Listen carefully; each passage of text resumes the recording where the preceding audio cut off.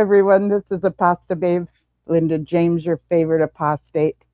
And I have came up with two new uh, videos. One's an intro, one's an outro. And I noticed I haven't put a background on them. So you, you get to see a little bit of the screen where I would be and where my guest would be. And fortunately, today that is Matthew. And I don't know if you guys get to see it, but Matthew just What's going rocks on out. here? It's so cool. I get to watch Matthew rock out, and I'm always so pleased at the way the man can groove. It's quite entertaining and That thing's got some serious satisfactory. bass on it, you know? It's like, Yes, yeah. I love the bass. I love the bass, and that is Article 18, which is something I really want us to remember, like how much a can of soda is. Like I want you to know it like the back of your hand. I want you to know you are entitled to the same human rights that are, um, well, my what I call the organization is my culture of origin. Um, I know more about the organization than I do my own, um, what would be my culture in being German and Italian and Irish, my my heritage of being white, right? I'm just like I'm a Heinz 57 honky, just all white. So um, the fact that I know more about the organization than I do about the cultures that are in my lineage is pretty amazing, I think. But the reason I like to keep track of things is because my biological mother and father and sister, who's married to an elder, and my two nieces and my nephew, who my nephew is at Bethel, they are all Jehovah's Witnesses. And I believe I am entitled to know what governs their lives. Okay. And there's a small part of me that wants to know if that Jonestown moment happens, I will know about it. And what I mean by that Jonestown moment is in 1978, November, when a congressperson from California came to inspect the area where Jim Jones had his congregation called the People's Temple in Guyana. He went and checked them out because he had gotten many reports of just how dangerous and abusive it was there. He went to go check it out. Um, and then he offered that if anybody wanted to leave, they could leave with him. Now, Jim Jones, like any other cult leader, are usually high on the scale of narcissism. Okay? The things around them are what makes them who they are. So if you begin to take any of those things around him or her, you are the you are the enemy and you will be treated as the enemy. Okay? So this congressman at the airplane that they were going to leave, he had a few people from People's Temple, the congregation name that of Jim Jones's church, with him, and but he also had a group of his followers show up in a truck with rifles. No, not rifles, machine guns. Okay, and literally killed the congressperson. I believe Ryan. I'm having a hard time remembering his name. So he was killed. Okay, and one of the followers who was sent to go with them on the plane, not as someone who was wanting to leave, but as someone to keep an eye on those who were wanting to leave and to actually sabotage this event when the plane went up in the air. He was supposed to shoot the pilot down to make the whole plane go down. That person ended up shooting another person in the gut. How they ended up at the hospital, I don't even know. Um, the congressman brought a few people with him, like people from the news. Hmm. So there was a camera person, and I don't know all the names. He had a group of people with him, and a Is this the airstrip survived. ambush with Leo Yes, Ryan? Leo Ryan. Thank you. Yes, Okay. that's exactly it. Yes. What do you recall about it? Well, this is People's Temple that we're talking about, which I was just tuning into what you were saying. After traveling to Guyana, that was where 1978, November Yes. 18. Yes. So Yes. what Wow. what was happening there?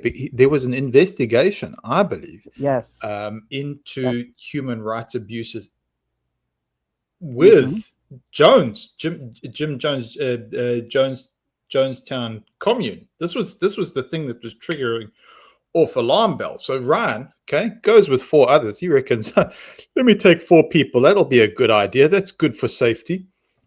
Yeah. He gets extreme medication in the form of a copper pill this big. Okay, When you all say right. who are you speaking of? Well, if it's moving real fast and you happen to be in the way, it can create some serious damage. Okay, so this was at Port Kaiatuma, Uh-huh. Kaitum. That was the airstrip. So you Yes. had, I'm going to say it on your channel, gunmen. All right. Yes. So Okay. these were, but it was the orders according to official story, and people can correct me, but as far as I can comprehend what was going on, this was under orders from Jones, because Yes. I mean he's got supremacy here. It's this whole, what is it? Yeah, I have sovereignty. Yes. This thing. Okay, right.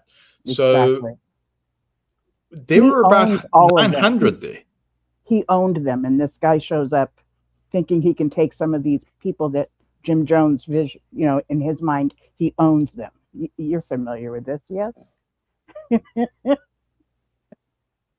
Sorry to interrupt. I just wanted to add that No, you how got it, the way 100%. a narcissist cult leader thinks. Yeah, please go on. Okay, so Ryan, here's the story, and Linda James, you just obviously butt in whenever you want to come in. Oh, thank He you. Cool. travels. He travels to. Well, we know each other here. So travels to Jonestown, right? Okay. Mm-hmm. Um, why? Because of the concerns that's been raised. There's already alarm bells going off. People are saying, "Hey, this ain't psychologically right, guys. This is not looking good." Which means they already had the map. If you're talking about Springmeyer saying, "Oh, there's patterns here," this is Mm-hmm. already set off alarm bells. Whether you say you agree with Springmeyer or not, there's a person that's into patterning. And let me tell you something, on JW circles, they take Springmeyer very seriously. And I've never heard branch committee say he's a quack. I've never heard that. Mm-hmm. Okay. I've heard that they take it very, very seriously. Now that's Okay. interesting. That's Yes, it is. very interesting. Yeah. They take it so seriously that they apply Springmeyer's information. Is Not that going, oh, right? this is not that they say this Oh, is a whole lot of junk. They go, no, we raise these concerns because we recognize the patterning that Springmeyer. This is why I say there's fracture going on. yes, yes. This It was is interesting earlier tonight when he was talking away. He mentioned that he was affiliated with Jehovah's Witnesses, but he was never baptized. which And I means he was was like, never a JW. It's that's like the your lot situation. exactly like mine. And think about how much studying he has done. So we don't have to have been baptized to have been really affected by this organization. That's all I wanted to share right there. So, Linda James, I don't know if you want to fire some questions here on the Jonestown incident, but that happened on the airstrip, and you had as casualties 3 journalists and 1 defecting cult member get taken out. When I say taken out, I mean that's it. The big fright. Yeah. Okay. Was that a woman? I think it might have been a Oh, woman. that's a good question. I don't know. I just know that there was a defector, but that's a very good question.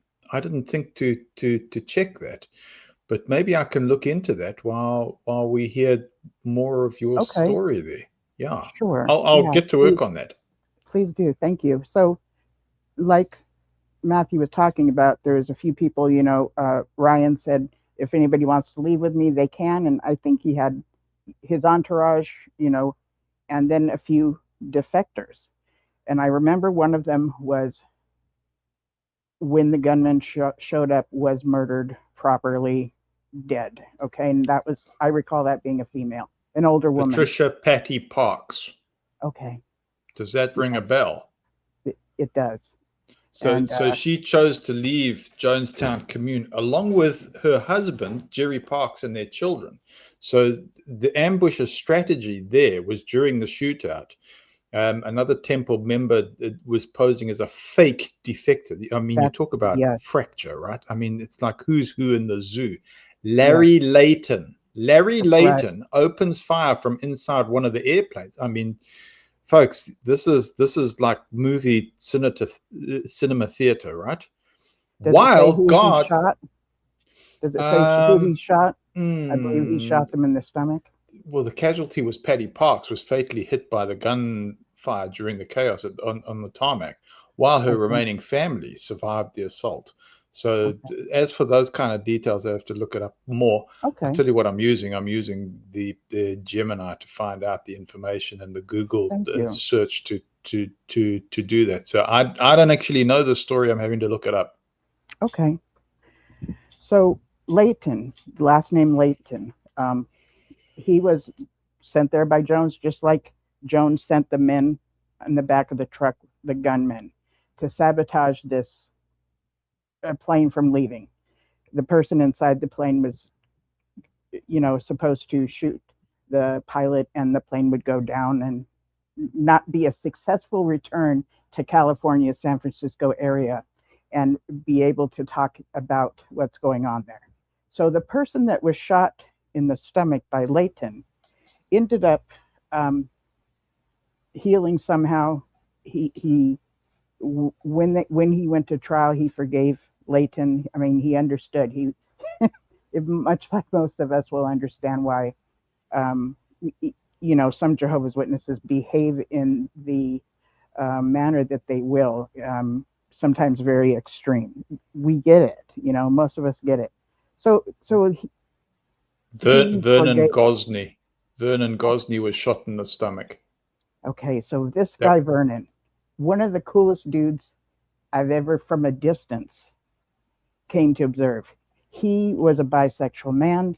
He had a black wife when he first was turned on to People's Temple in San Francisco, and it was one of those places where the church was very inclusive. So a couple that was black and white was welcome there. Anybody within the LGBTQ community was welcome there. Um, Jim Jones was helping the black community get benefits that they deserved, whether it was Social Security, or maybe some of them were entitled to welfare insurance, this kind of thing. He had people there helping those that attended that church get the benefits that they needed from the government. What most people don't realize is they had to hand those checks over to him. gee. That was really the reason. But it looked like he was there to help. So to be honest, if I, the attractive things about that group, I would have joined in a New York minute. I would have joined there. I would have loved it there. It was very attractive. As you find out more, you realize, just the deception that was used in recruiting, and that's what a high control, high demand, destructive cult will do. So back to, please tell me the gentleman's name again that was shot. Okay, so getting serious here. Vernon Gosney, okay, Vernon, yeah, he was the openly, did we say gay bisexual man who was married bisexual, yes. to Cheryl Wilson. Cheryl Wilson. She was a former member of the Black Panthers. Hello. Ah, wow. And, oh, Linda James, this story. There was family rejection because of the interracial marriage. They faced severe discrimination in the early 1970s. I mean, you can just imagine the kind of social climate. Both of their families disowned them.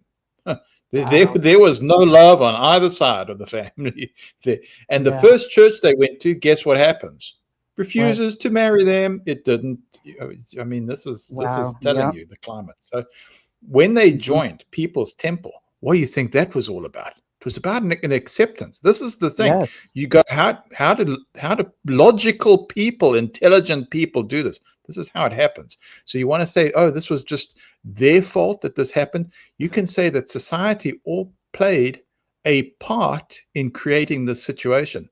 This is you say no one single citizen is innocent, Judge Dredd style. This is what happens. So for every bit of disowning, for every person that said, "Oh, this was just an abomination," this is what creates this kind of situation. So they were joining the People's Temple because it heavily promoted. Guess what? Racial integration. That was the Yes. good thing, the draw card, making them feel accepted and celebrated. Now, Yes. you Very turn the clock inclusive. back 1973, Cheryl suffers severe brain death due to an anesthesia overdose during a C-section to deliver their son, Mark. So she That's right. was, She died during childbirth. yeah, And this is not uncommon amongst black women. More black women die through childbirth than other nationalities. With this particular situation, they did not. They claimed it was because she was black that they could not realize the lack of oxygen she was experiencing. Anyway, Cheryl was, by the reports, because he was bisexual. So what happened there? What occurred? And so was Jim Jones, eh? hmm yes, Let's not forget, okay? yes, So you imagine what this was like in society for these persons. But she was described as this incredible beauty. yes. And this, yeah, You know, when you hear of the story of Abraham in the Bible, he goes to the city and she's looking at his wife going, listen, you got to tell him you're my sister, just to save him from being attacked because he's assuming people are going to want to kill him to get his wife. That's how stunningly beautiful she was, his wife, Abraham's wife. Sarah was her name. So back to Jim Jones, the guy that got shot in the plane. He forgave him. This person moved to Hawaii, became a police officer for like years upon years upon years. Okay. And he died like within the last 3 years. Steve Hassan has interviewed him. He has shown up at different places, kind of like, okay, what is it when people get together? Much like prisoners of war will get together and maybe speak to some people. Survivors of Jim Jones would kind of have these get togethers and audiences would ask them questions and they'd kind of explain what it was like to be involved in this cult. Some of them were Quakers, and so he'd show up to those things and explain what it was like. So he was very, very much into educating people about this group, and so that we don't forget. I can recall asking my middle daughter, "Do you know anything about Jim Jones?" And she said no. I started to kind of explain it to her, and then just kind of let it be. She later watched. I don't know if you guys are familiar with these shows. You can find them on YouTube where these usually it's women. They're putting on makeup and they're telling stories, crime stories, and they are oftentimes stories about people within cults or how cult leaders have behaved in the. So they're telling stories as they're putting their makeup on. It's really kind of cool. She ended up watching one of those, so she got informed, and I'm really glad that that goes on. That they're not that today people are not letting these stories die. These stories need to be told. The stories of our experiences, if you're comfortable sharing them, they need to be told, and because they're not considered from just the outside looking in as being abusive situations. And once somebody is oppressed in these groups, it's almost impossible to get out. The courts look at these situations much like if their body works and they can stand up and, walk themselves out of the room, then they can walk themselves out of a cult.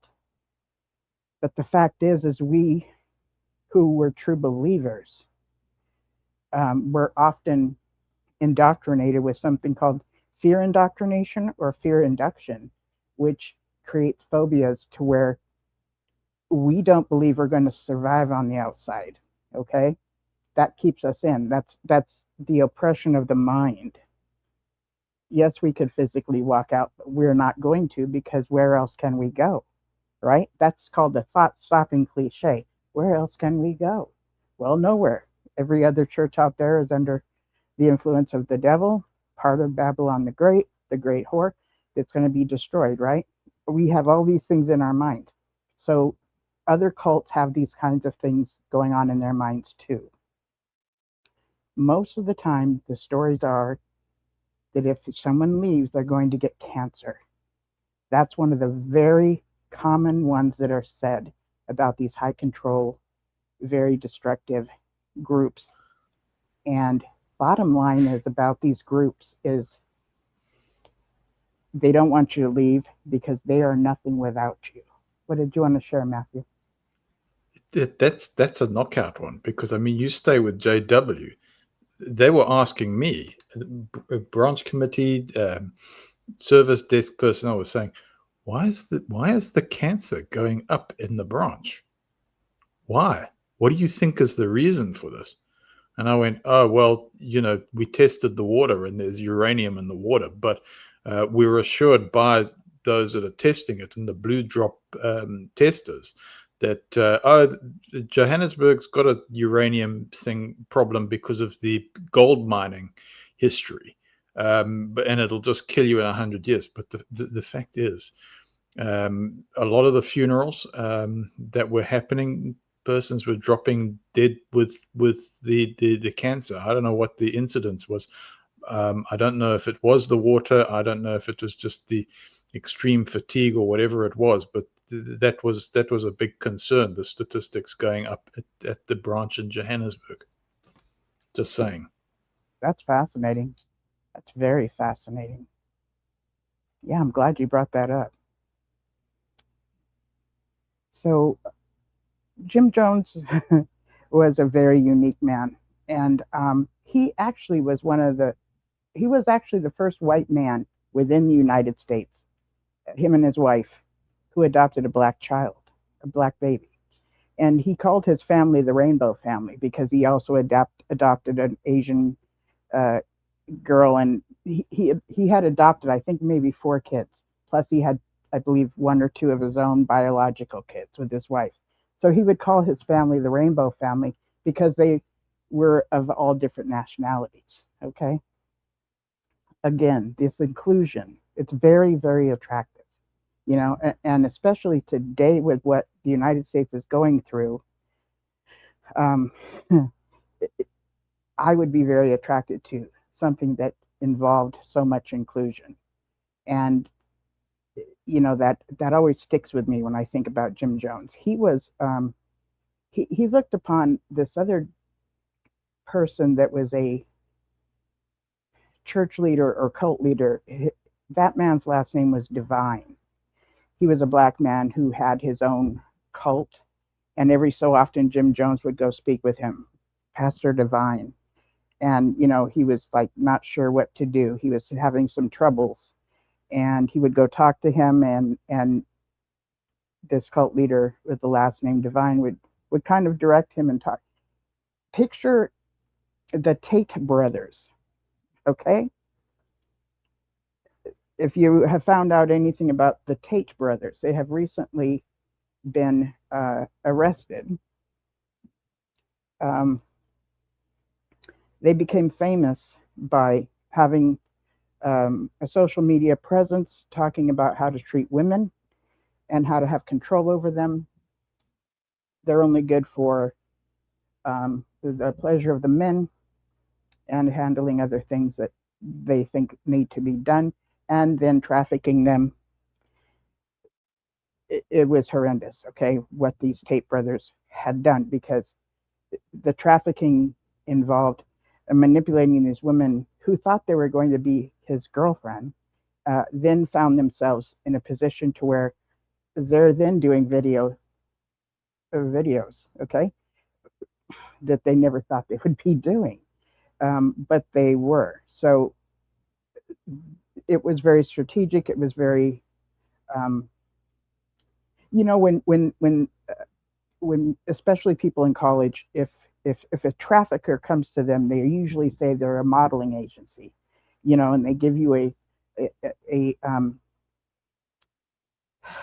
thing to fill out when you try to get a job. What's that called? Fill out an application. Okay. And a lot of times, if they're in college, they're going to put the home address rather than their address where they're staying on campus. Yes. So they fill out the application. The the, the trafficker has it, and one day out of the blue, they just beat the holy crap out of these women, rape them many times. And if the woman wants to rise up and think she's going to leave, he will remind her what he has access to. And it's her family members. Sure. And she has to hear what his intention is to do with these people. So she will have the sense of obligation that she cannot behave out of line of what he is expecting of her. This is very, very common within cults as well. So Divine had a bit of that going on. So when Jim Jones would come to him, he would be asking for, kind of spiritual advice. What's on your mind, Matthew? Well, Linda James, did you start off and say you're washing our brains here? Did we start off with this? Okay. Yes, Anyhow. yes. So for any who don't know, you may go back on the Linda James channel and take a look at that. But guess what else you sign in JW? I mean, there's certain non-disclosure agreement information. You're part of the family. But when they photograph you and record your voice, you hand over your image and your voice to the organization. Remember this, folks.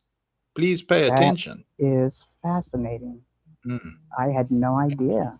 Why do they say this? They say, oh, because we can use you in the Watchtower magazine, or we can use you on the videos, right? I mean, the lines of people, you want to be on that, don't you? So you sign up for this. You put your signature on that. Yes. But it's like, can I use Corno? Okay, that's how I'm going to do it. Corno videos, corn on the cob. Yeah. So what do you do to sign up for that kind of thing? It's same kind of documents, and I mean some of that stuff is real abusive things going on in those videos. You get pretty beat up, and you get, I'm going to say it's bad sex, right? Yeah, that's right. What it is. It's not consensual at all. Well, I mean, biting and the stuff on these videos, if you've signed up for this, they go, oh, where's this? Where's the borderline? So as soon as you sign these documents, this is how easy it is to get. Now I hear that little hesitation you were doing there. Okay. So they did unknowingly do sign up for it. Okay. Wow. It becomes very, very difficult because they're going, oh, you were consenting at the time. We told you that it's, two's company, 3, 4, 5, 6, 7's a crowd. We told you, and you signed on. And normally what they do is they do preliminary videos. So it's like an induction. So there's several videos before you get to that stage, right? Okay. That desensitizes. Yeah. Sure. Okay. And this is why, yeah. I mean, if anybody wants to check it out, there's a lot on YouTube that is available. that it discusses this kind of thing, because you get persons who said we had to get out of it, it was just destroying us, and you find out about how destructive that industry is. But isn't it interesting that the same psychology in some ways is repurposed in a religious setting, but you're also Mm-hmm. getting the same kind of results? I know this because Yes. I was on a case here on the peninsula. Oh, it's sure, but actually this thing is huge. Because we've got such I can remember a there's case. major movies done here, folks. Okay. Major movies of all kinds. All right, there's all kinds going Yeah. on here. I got to stop there because it's getting hectic. But Sure. I was on these cases. Okay. And you can go to this point and drop it. Well, You don't have to go further, there were but witnesses that were doing this. I mean, if you're talking about the corn on the cob industry, hello, the right. peninsula was a production farm. That's very fascinating to find out. JW's doing this. Yes, I can recall in the States here, a home that was looked at, and there was a basement that was quite surprising. Okay, a basement that was set up in such a way that it was shocking to find out it even existed. So I was assuming that the kind of things you're talking about could have happened there as well. So a lot of us don't, we don't know about these things until we find ourselves actually being manipulated to be part of them, or on a need to know basis, um, for other reasons.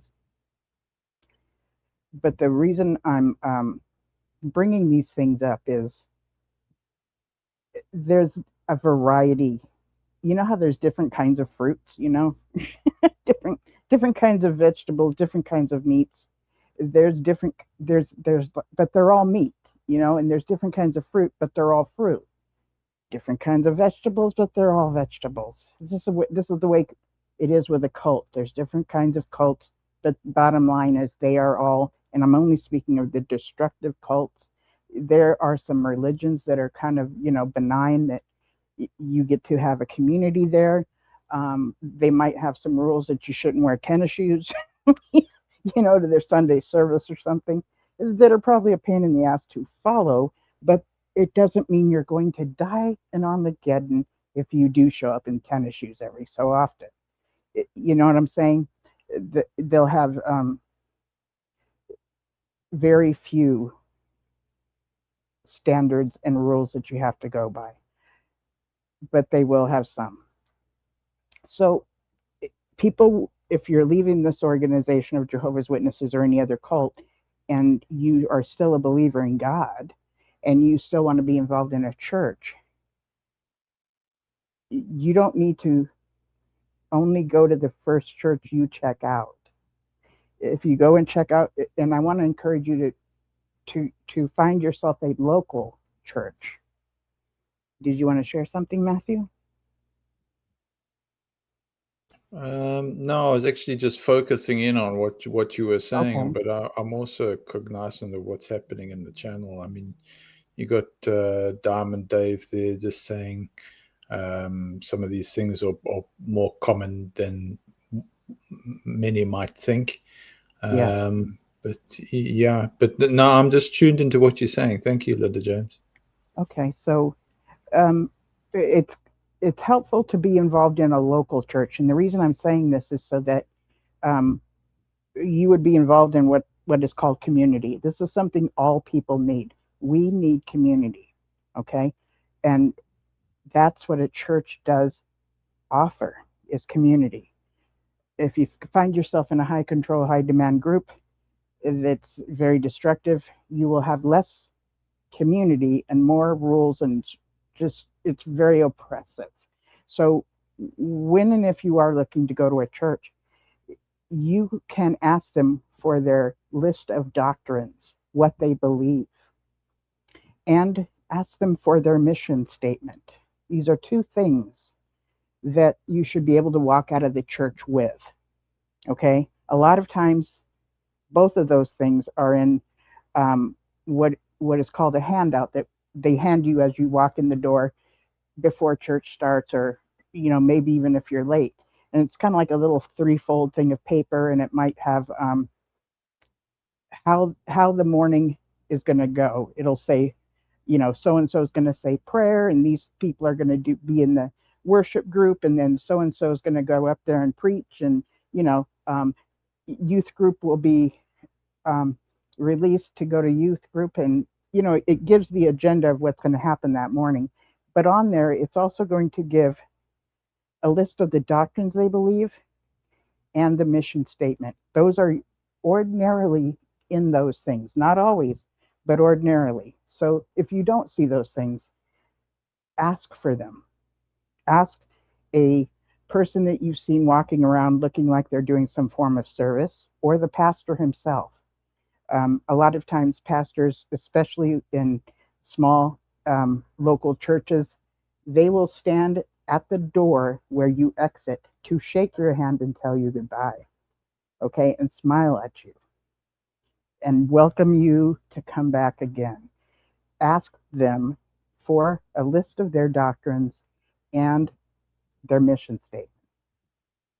Because if you're going to get involved in another group, what I don't want to have happen to you is that you sign up for something that you didn't know you were signing up for, okay?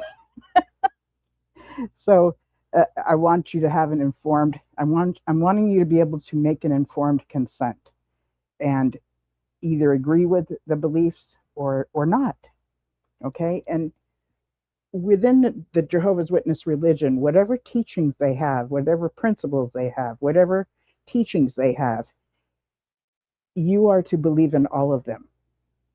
And they might change any day. As soon as they change, you have to believe in that new changed way of believing, okay? Did you want to share something, Matthew? I'm going to say, well, even if you believe, don't think that you're going to get some safety or security from them. As soon as there's a liability, this thing of freedom of religion also technically means that they can abuse you. Yeah. Remember how we started this thing off and we got onto the corn on the cob, remember?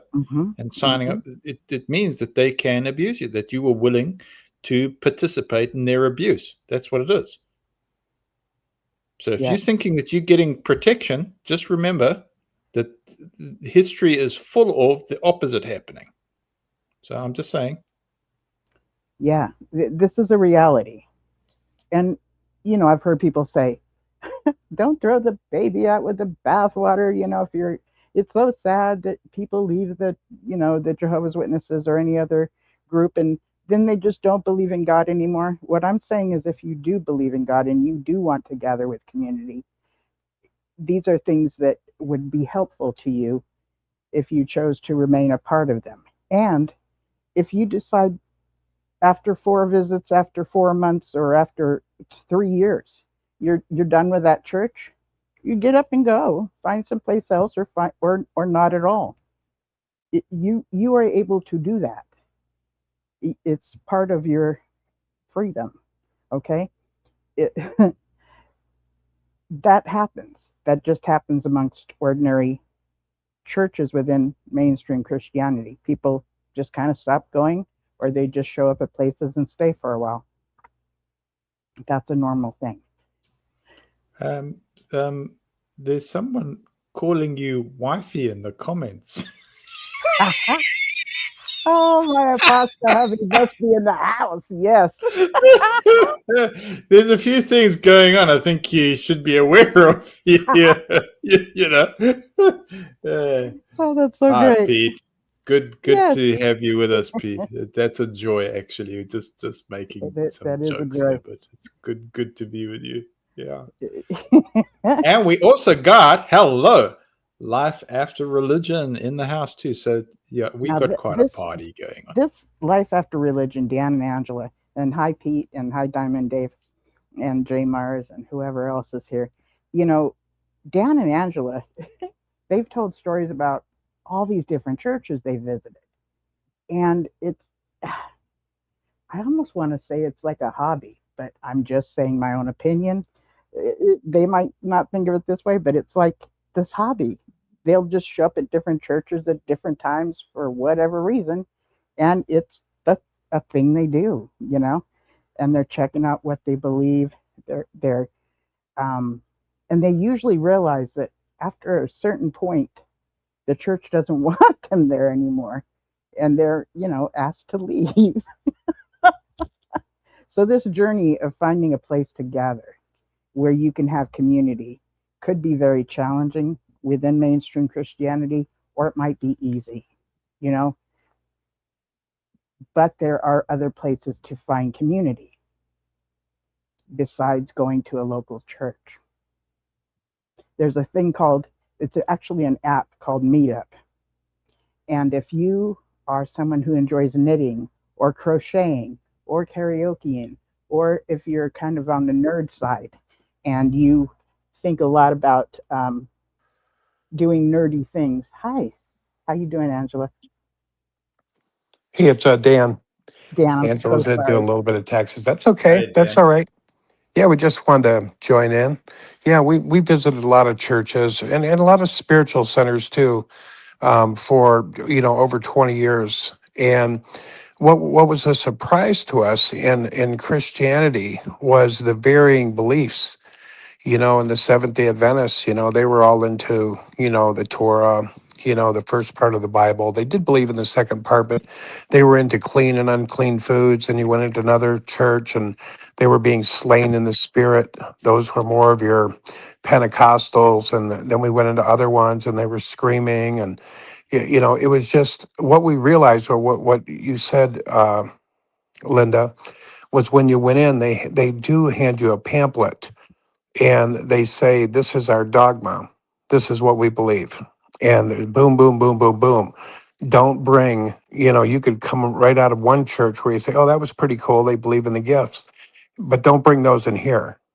And you're like, "Whoa, I thought this, you're under the illusion." They were all reading out of the same Bible, but there was over 200 sects of Hmm. Christianity.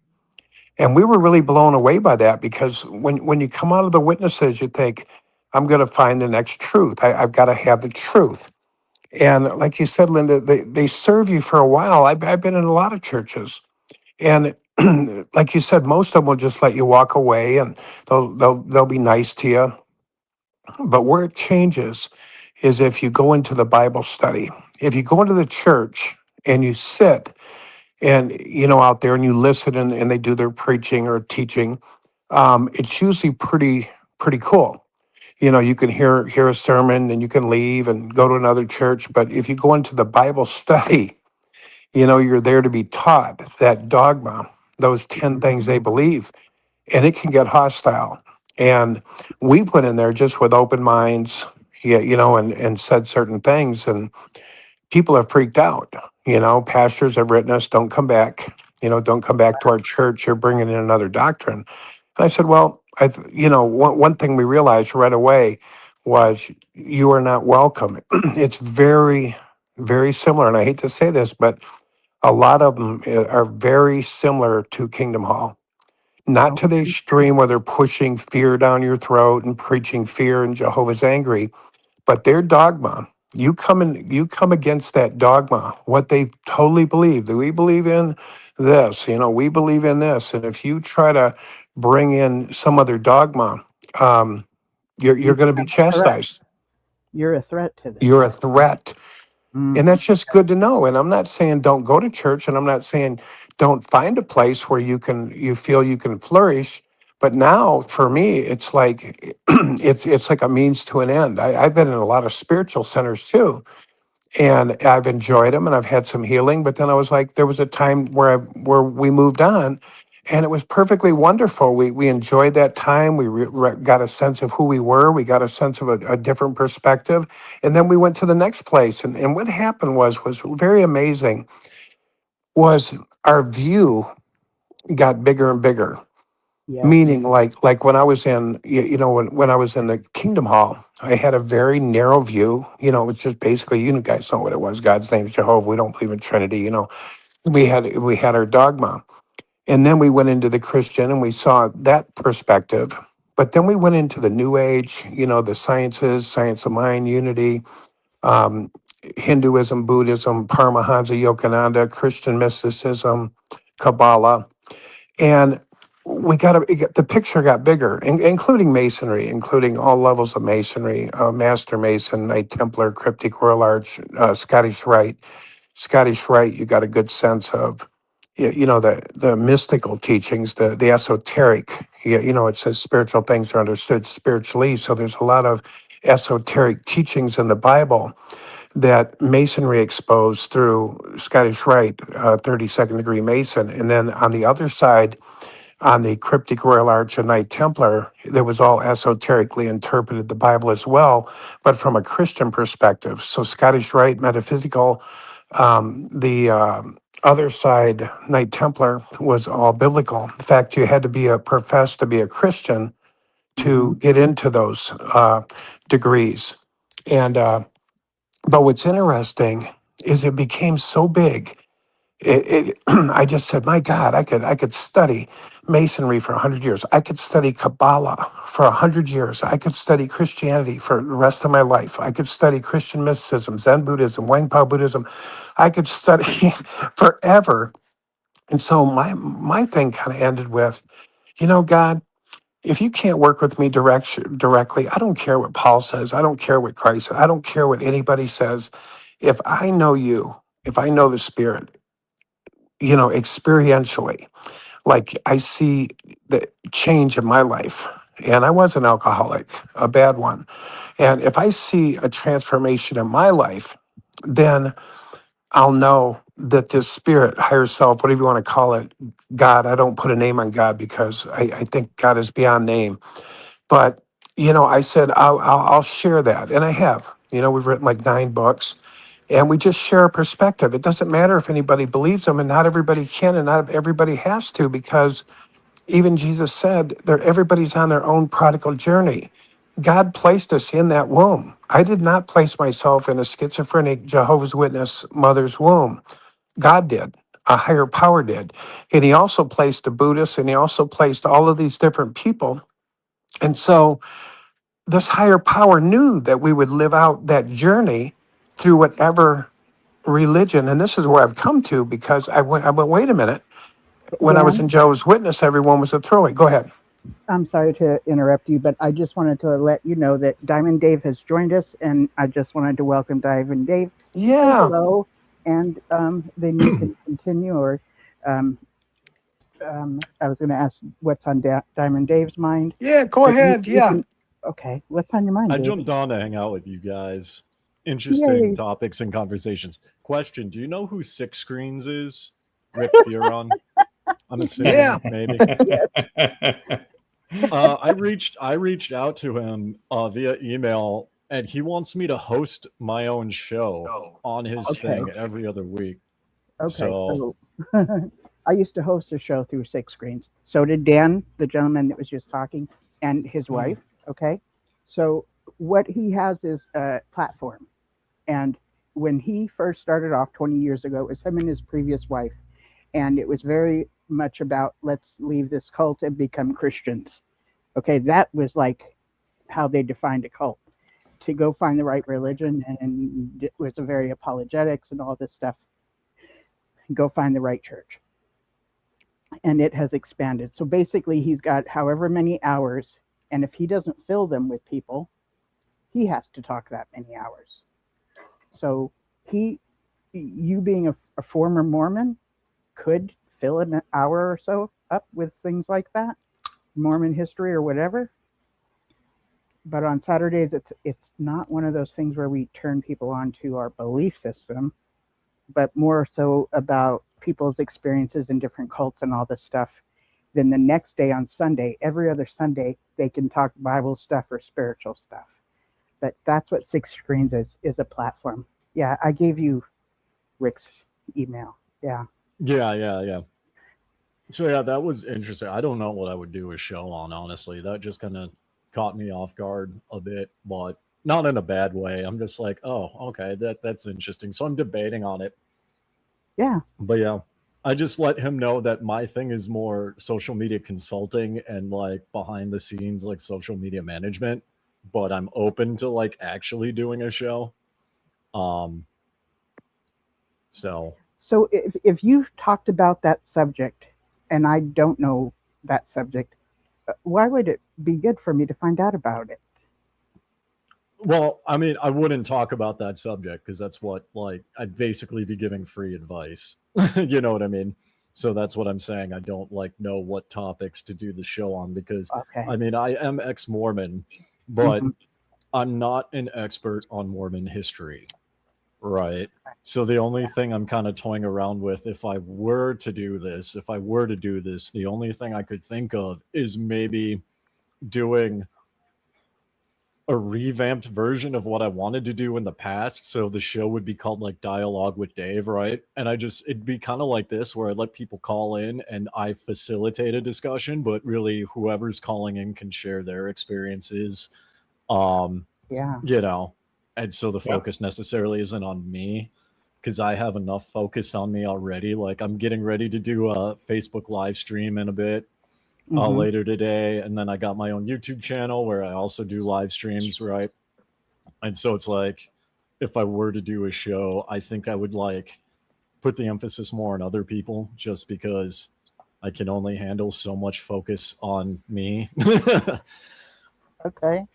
And people have I've seen people come and go through the platform of six screens. Some people will do a show for maybe 6 weeks and they say, I thought I was going to dig this and it's really just not my style. I'm not going to Yeah. not going to keep doing this, Rick. And it doesn't mean they've burnt a bridge or anything.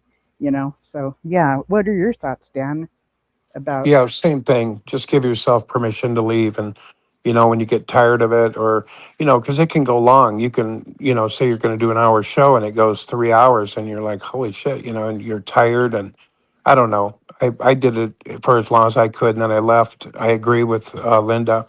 And I think what would be good, Diamond, would be, I mean, you probably don't want to talk about Mormonism, but Mormonism is identical in the sense Yep. of the brainwashing, the tapestry, covenants and doctrines, and we're the Church of the Latter Day Saints and the branding, and I think it would help the Mormon. I haven't seen a Mormon person on there yet, but what it's going to help with is helping the witnesses not become victim, because what happens with witnesses is they go into a lot of them go into poor me and my life's screwed and it's over and the witnesses did this to me and I did that too for a while.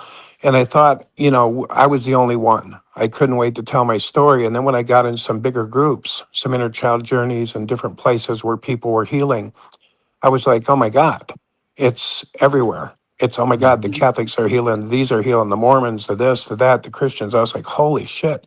And you know what? When I came out of there after 3 days out of an inner child journey, which is a healing place, I was like, I don't have a story anymore. I was no longer a victim. And I think if you brought some of those similarities, like, hey guys, they were under mind control. This is how they were mind control. And just that comparison, I think would help people because we don't want the witnesses to go into victim. We don't want anybody to go into victim. I mean, we do for a little while and we do feel like we've been raped and screwed and we're angry. But if the shorter we can make that happen, and that's why I had my wife on there because she would talk about Worldwide Church of God. And she said, oh, we had the plain truth, the good news, the world today, big radio shows and the same literature. And that helped a lot of people. They were like, oh my God, you guys had a Revelation book? You had kind of like a Wake magazine? And she's like, yeah, we had the same thing. Printing presses came out at the same time. So anyway, that's just my thought, Diamond Dave. I hope, Well, I mean, it makes sense, and I mean, I was kind of thinking about that because I mean, I have talked about Mormonism on here and on Six Screens and things like that, right? yep. I kind of want to go down the angle of there is a life after Yes. you leave it, and the Yes. reason why I want to go down that angle is like I wasn't born into Mormonism. I was like the golden investigator. I reached out to them and I converted on my own volition as an adult with like a banking job at Wells Fargo, right? Dan You is know, laughing. May I just guess you were thinking, who does this? Yes. yeah. Well, I mean, I We could were go, born in, yeah, so and we're I've talked a bit listening to about you and why going, that, oh wow. Yeah. yeah, I mean, I've talked a bit about why people convert and like the reasons behind it. But I think too, like something that like my roommate was telling me, and he's a believing Mormon before I moved here to Mongolia. Because I Mhm. told him like, I'm not doing the church thing anymore. I'm just dropping off. And we talked a little bit about like the difference between someone who's born in and a convert, right? Yeah. Because people who Yes. are born in high control groups, um, when they leave the high control and when they leave that community, like Linda was saying, and they leave that structure of life, typically they do what you said. They kind of implode, they crash and burn because there's nothing there. Whereas someone who joined, right? I mean, we just go back to like doing what we were doing before, Yeah. right? And I think I want to kind of go down the angle of helping people learn how to do that. And how to like maybe create their own systems and their own structures. Because some people, I'm one of those people where I actually thrive in high control environments. I got Mhm. promoted 5 times in 3 years in a corporate, in banking, right? I'm just one of those people. You give me a Yes, structure and you there give are me a people. checklist Yes. and I will go ham, And they right? do so well, like within the organization of Jehovah's Witnesses, and I can only imagine your success as a Mormon. You know. Oh yeah, like for me it wasn't bad because this is something that John Dehlin was saying, but Mormonism is made for straight white corporate males. Hmm. Hi, I'm Dave, right? Yeah. That's like me, Exactly. right? And I mean, I already grew up in a very conservative household anyway. I grew up in conservative cultures, you know. Mhm. So just that to me was just like, okay, I thrive here, right? Yeah. And so Yeah. it's a wiring thing, right? So That's so yeah, fascinating you're saying this because within the organization of Jehovah's Witnesses, they have this term called putting on the new personality. And I often say that it's a one size fits all. And most of us don't fit in it, but there is a group of people that do. And you're one of those types of people that do mhm. fit into putting on that new personality that, everything you've just talked about. And people like yourself will thrive and it feels like home and it feels like the planets are all aligned and everything is wonderful with the world, you know. No. Well, It's there's just Yeah. also You, favoritism. There's favoritism, and elitism. I don't know to what extent it is in Jehovah's Witnesses, but like if you look at Mormons, there's the one size fits all unless you're doing something to like benefit the church, right? So you have the garments, right? The magic underwear you have to wear, you have to pay tithing, you have to do X, Y, and Z. But like if you're one of these Mormon influencers, yeah, you can wear a bikini on Instagram if you're promoting the church and have 2 million followers, right? The bishops kind of overlook that, right? And I mean, in my case, I had 120,000 followers. I was a family friendly Minecraft streamer. I was promoting the church. I have a following Africa, Southeast Asia, right? And they were just like, oh, yeah, Dave doesn't come to church all the time, but he pays time. Let him do his thing. That's his calling. That's his yes, calling. yes. And so, there's that one size fits all you know, with you the asterisk of if you're bringing money to the church or bringing people to the church, then they'll just kind of overlook things. What was the name of the gentleman you were talking about a few minutes ago? John Dehlin. Yeah, can you explain who he is? So John Dehlin is the founder of Mormon Stories podcast and the Open Stories Foundation, right? He started his podcast on YouTube in 2005, right? And initially it started off as him just addressing things in the church from a faithful perspective, and this is how it usually starts, right? You know, he has questions, people have questions, and he's trying to keep it faithful. But over the course of time, he became questioning, he started questioning the church, right? And I believe it was in 2015 he was excommunicated for his podcast. And then now he's being sued by the LDS church. Yeah. Um, He's which I also think is kind of funny. he's also a therapist, a licensed therapist, correct? I think yeah, something like that. I can't remember if it's like a family marriage therapy or what it is, but I know he used to work at Microsoft and then went into like psychology and therapy. Okay. But Thank to you the for sharing best of who my he is. knowledge, he and Margie don't really do that as much anymore. Okay. And Margie, that's his wife, yes? That's his wife. Yep. Okay. I just wanted to let the listeners know who you were talking about and who he is within the Mormon or previous Mormon community. Yeah. Yeah. Thank you. So And yeah, to answer, I think giving it some thought, is a good idea, and then present what your idea is to Rick. Get the Mhm. okay from Rick, and if you go along and think you want to modify it, then bring that to him and say, "I'm thinking about doing this," and Mhm. get his approval and go forward. Just out Mhm. of respect, if you're going to switch things up, kind of just touch bases with him and let him know. Oh yeah, for sure, for sure. Yeah, I If totally. anything, I want to help him like build his channel and expand. Mm-hmm. Because he was There's, asking me about like Twitch, which I know, and he was asking me about like other avenues. And I like his system. It's a great system. My only concern is like how outdated it could become with the way mhm, technology is going, right?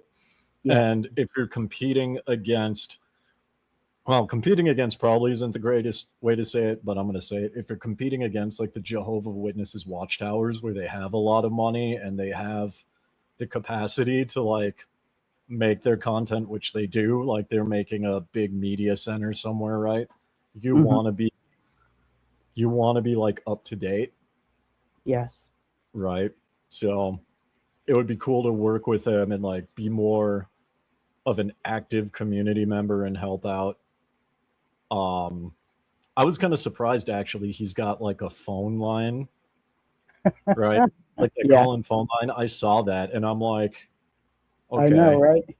That's one of the reasons why I stuck around, partially because like when I stumbled upon it, I was curious about obviously Jehovah's Witnesses, but also the other half of why I stuck around is like, wait a minute, this guy's using a phone line, right? And he's like, people are calling in on phones and he's running this phone line. And I'm like, how does that work in like 2026? I don't understand. So I Yep. wanted to, yeah, it's interesting. It's kind of cool that he's got that, but I I've just, watched him have people offer to teach him things, and he'll get stuck kind of, and then not want to go any further.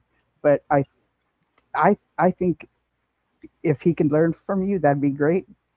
I'm learning from Matthew stuff you that know, is just like I can't figure out, and he's super patient with me, and I have a need for it. Rick has a need for it. And I just think that, if he welcomes it, I think it'd be really amazing. Really yeah. amazing. He's a really cool guy. I'm another thing that I'm kind of curious about is like what happens when he like retires, right? Like what happens to Six Screens? Who like and Hmm. I mean I don't know like does like Matt take over, right? Who's gonna, Right? you know, So well his dad's that like 101 or two. So there's yeah, longevity happening, and he's in his 70s. mhm. Yeah. So But he could yeah, go that for makes a sense. while, but again, he doesn't take the whole 6 hours to talk. He has other people, with him, and he can call upon any of us if he needs to fill a spot. And a lot of times we do want to do that. None of us are Mhm. paid. It's just because we want to be there. We sort of get the vibes of like William Shatner. I mean, how old is William Shatner going up in Amazon rockets and living Yeah, Yeah, life to the full? We get that kind of feeling. So yeah, it's yeah, so well said. Yeah. that's true. I also the reason why I think that is because like somebody brought up earlier that the like there's a lot of similarities, which is true between Mormonism and Jehovah's Witnesses, right? There's Mhm. also I'm seeing a lot of similarities between like ex-Mormons and ex-Jehovah's Witnesses where um the majority of like the big names, the majority of them are like in older generations, right? which brings a question kind of like, okay, at some point there needs to be like a change of face. How does that work, right? Yeah. And it would be cool, like on YouTube, to see more younger ex Jehovah's Witnesses go and start their channels. I Yeah, agree. they're doing it on TikTok quite a bit. There's I don't know how many XJW channels on TikTok, and they're growing. They got big groups, hundreds of people talking, and it's a big movement right now. But I think you know, Dave, I think what Rick Farron's show needs is variety.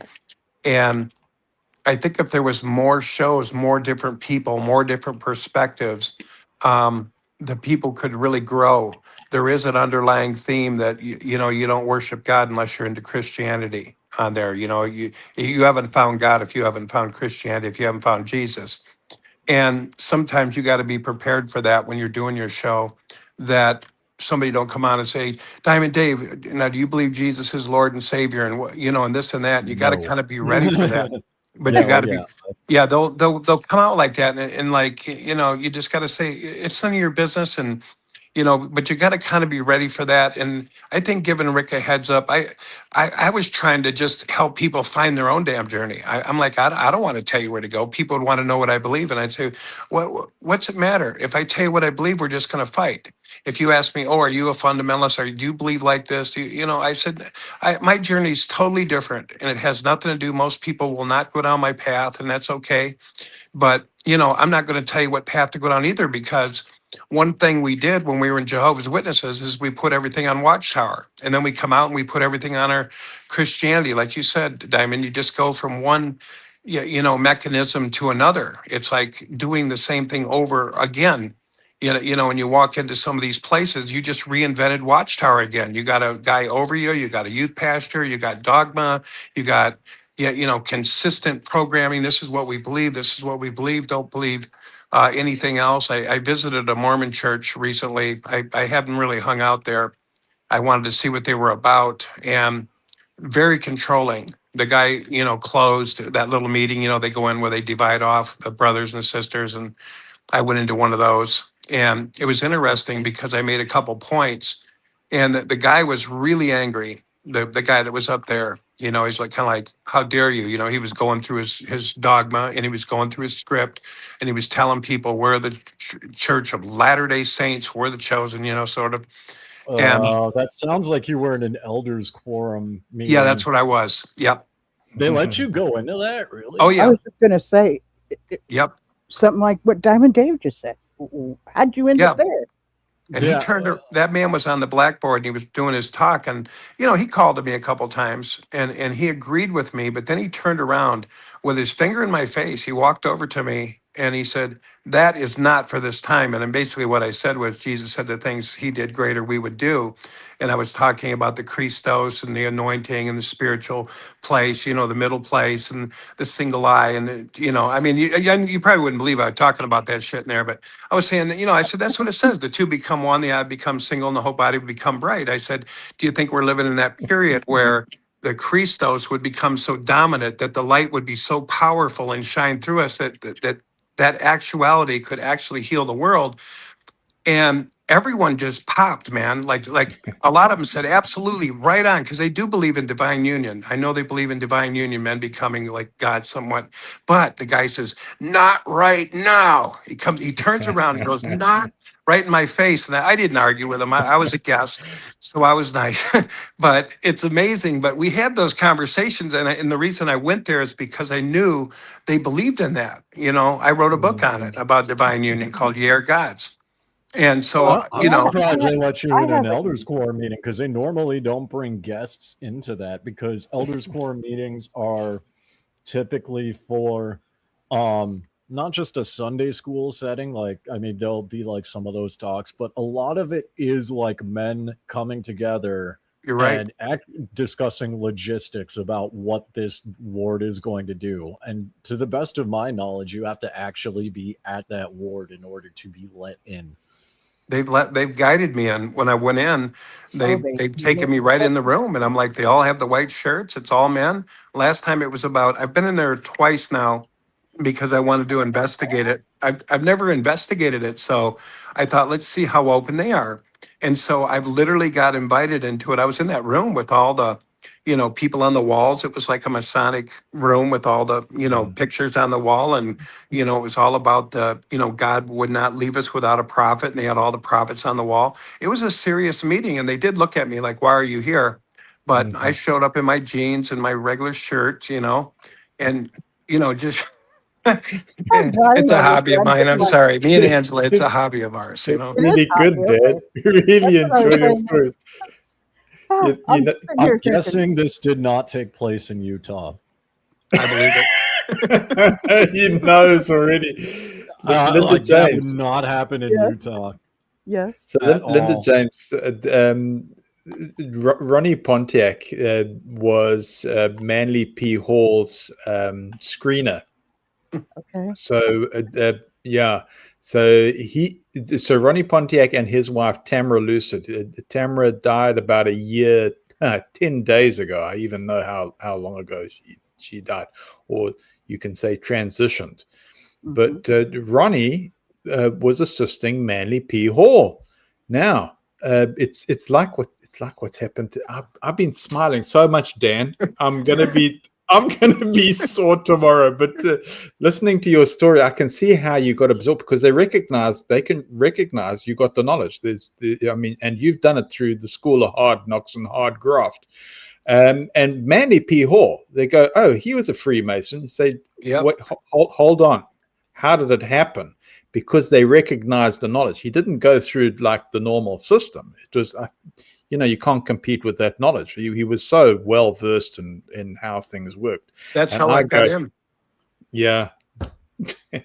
Manly P. Hall, Max Heindel, 33rd degree Mason, Franz Hartmann.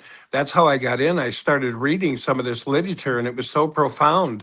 One of the most profound books I ever read was Black and White Magic by Franz Hartmann, and it was powerful. And I thought, who the hell are these Freemasons? So I went down to the lodge, and the next thing you know, they came out and did an investigation. The next thing you know, they were like, come on down to the lodge. And then it was like there was no turning back from there, because if you refuse to go through the initiations at that point, which you don't know you're going into, hopefully you've got clean underwear, but they're like, yeah, there's no going back if you walk out now. So I went through all that, and you know what? I learned so much. It put the pieces together of 22 years of esoteric studies. The Scottish Rite 32nd degree was all esoteric Kabbalah. It was all the mysticism, and then the other side was esoteric Christianity, and that was the cryptic Royal Arch and the Knight Templar. It was beautiful. I cried. I knew exactly what they were talking about. Most people were there for the degrees and for the status and the things like that. But I was there learning, man, and I spent years in the silent monasteries out in Snowmass, out learning Christian mysticism. And I tell you, it's been the best journey of my life, because I have a big picture, and I can understand why people go into these other places. It's interesting. The path to more awareness is there's a path called death, resurrection, and ascension, as you guys probably have heard of, where and then you don't know, and you're entombed, and you're in the dark for a while, then the tomb rolls away, and then you come out, and then you ascend to a greater understanding. That understanding gets so big where you lose having to know. You accept God as a mystery. You accept God as God is a mystery beyond comprehension. And the books sort of die down. You want to know it experientially after a while. You don't want to hear it through somebody else. You want to know it for yourself. So that's where I ended up anyway. But thank you guys for letting me share tonight. It's really fun. No, you are fun, Dan. It's sorry, Linda James. I'm like a fly in milk here, But Yep. Dan, if I can just address Dan, and depending on your comfort level, how extensive is the book that you wrote, Dan? Because I love this stuff, and I think it's really great. I wrote, basically what I did, guys, was I wrote my journey. I wrote Eyewitness, the shocking insider story of Jehovah's Witnesses. And that was a really good book. It got Kirkus reviews, it got New York Times reviews, and got a lot of exposure. But then I wrote another book because I had a massive surrender where I just said, God, take over. And I wrote a book called Surrender, Your Key to the Kingdom Within. And that was huge. And then as I read Max Heindel's book of Ancient Modern Initiation, I wrote an esoteric book called, what the heck was it? Oh, geez. My mind went blank. Angela. she'll Hey, know. Angela, what was the book that I wrote after Surrender? Oh, Ancient and Divine, the Divine Order of Alchemy, the Ancient Secret to Union with God. And it was an esoteric walk through the tabernacle in the wilderness. So the tabernacle in the wilderness, you guys know what that was, the portable tent where they went and they gave their goats, and then the priests would go in and go to the Holy Holies. This is Mormonism too, by the way. I know Diamond Dave knows this. They're real big on the temple, and they're very big on masonry. And so the esoteric version of the tabernacle in the wilderness is all about what happens on the interior. So when you come to the door and knock, masonry, you come to the door and knock. When the door is open, you lie yourself on the altar, not placing a goat, but you place yourself on the altar to be altered.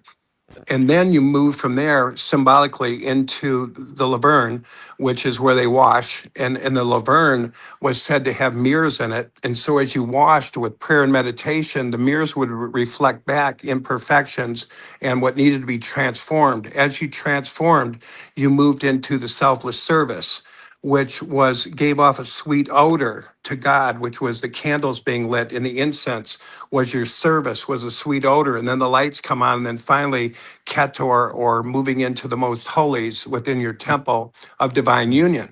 So I started seeing this tapestry of divine union. And then we wrote Ye Are Gods. That it's not, Ye Are Gods is interesting. It does go into a lot of myth and allegory in the beginning, but there's other things in there. There's stuff about transformation and affirmations and things like that in there. And then we wrote How to Heal the World. And then right after that, we wrote Whispers of Wisdom. And then the last one I'm doing now, my most favorite, is called Becoming Love Itself. Mm. Because you know what? If God allows us all to believe what we want, God is big, right? He allows you to live your whole life as a Mormon, a whole life as Jehovah's Witness, whole life is whatever, atheist, it doesn't matter. If God allows that, then what am I to become? What is being right? What is right? That guy thinks he's right his whole life. Just ask him. I thought I was right. Just ask me. So what's bigger than being right? Love. Love is bigger than knowing. And it says it all through the scriptures. So I thought, oh my God, what if we became just love itself? And let love, and is that the point where the divinity can shine through? And is that where the power comes from? Because Jesus said, I don't do anything of my own initiative, but only by my Father. So the divine union, or entering the kingdom of God within, is connecting with that divinity, with that love, and becoming love itself. I don't know. It's an interesting book. I just wrote it, and I'm combining it with I the book. think you do know, Dan, because look, your joy is contagious, and that's the important factor. You know, we can separate this joy factor, and it just becomes, oh man, it's just such it's a chore and a bore. But I can hear not just love here, and with principle, supreme ethics here. But you're going, no, I've got a spirit of curiosity, and the spirit of curiosity is very much tied into the joy factor, and that's what's bringing the resonance and the attraction factor that's going on. Very, very important. Linda James, if I may, and again, Dan, I don't want to put you on the spot. Have you come across Christopher Laprath? Is it a name that rings a bell? I haven't yet. No. Phenomenal interview. I can talk about it now. I promised that I would just let it happen organically. But Christopher was very concerned. He was going, look, the JW is very litigious. But he's also had a phenomenal journey, written books, and he's repurposed, some of the old outlines from like the 80s era, because he was Gilead 1986, if I'm not mistaken. It was published in one of the Awakes, and you just listen to his journey. I mean, Wow. yes, he came listen to him. Yeah, but what's nice here is it's the same. You know how you were giving advice to Diamond Dave now about what's the actual needs, and what do you do if you get somebody pulling you into binary thinking or whatever, and you're going, look, be on guard against this, otherwise you lose your effectiveness as soon as you start taking sides again. This is none of your business. That's a boundary, folks. This is a boundary here. And it's very, very important for healing community, the advice that you're giving, Dave. And I'm taking it in myself and going, Dan, 100%. This is again school of hard knocks, but the best of the best advice. Leprath comes in and he's going, no, I'm not interested in litigation. I'm not interested in trying to bring the house down. He comes in and he says, have you got a genuine spirit of inquiry? Great. That's the curiosity. That's the joy factor. Fine. I'll let you have the information. And I said, okay, well, this is the organic approach. I've got to respect how you're doing things here. I'm not saying agree with him, but we've learned that we can respectfully disagree and still absorb or still enjoy somebody's journey. And so Leprath, there's two parts to his story. And as you listen to him, you can hear how he's taken talks, Dan. Dan, you know these outlines. If you've been an elder for X, I know these things like the back of my hand. But he's repurposed them in beautiful ways, really. And you're going, it's not a waste. It's so healing, Okay, that's it. Thank you very much. Yeah, so if Diamond Dave's true to himself, he'll be powerful, and people need the real you to step forth. That's the main thing. They need Diamond Dave's perspective. That's all you ever get from me. Awesome. And promoting that in others who their whole identity is or was being one of Jehovah's Witnesses, being part of this culture, being part of, that group of people. So if they leave and they've been born in, you were talking about how you could go back to your previous self, right? Previous life, not even self, because like myself, I created, but someone who's born in, their self has been created for them. Correct. So now I never changed anything. I just I'm just going to do my thing now. Exactly. So creating ourselves hadn't happened yet when we leave. And that could be something you can support people or support others in doing, developing who they authentically are. That could be natural. I love that. That could be a thing. Who knows? Yeah. Yeah, it's a healthy community doesn't need ideological gatekeepers. That's what I get from Dan. I'd go, Dan, you put it in an eloquent way because you've gone through the whole process. People can hold deep convictions, Christian, atheist, Buddhist, agnostic, Jewish, Muslim, or something else, and still participate respectfully. And the measure of a person becomes how they engage with others, not whether they can recite the correct beliefs or pass the right kind of test there. Because people here, or in the, I say, healing communities, hold many different beliefs. And you're welcome to share your own perspective, but we don't require anyone to affirm or reject a particular doctrine to participate. It's very, very important. Otherwise, how are we going to heal? I love that. Jay Mars has a question. The current president is over 90. All other past presidents were much younger. What is going on? Are you missing something? So there's different theories behind that. There's different theories behind that. Mine is President Nelson kind of screwed it up because he died at 101, right? And you don't become there's not a new prophet or new quote unquote president until the old one croaks.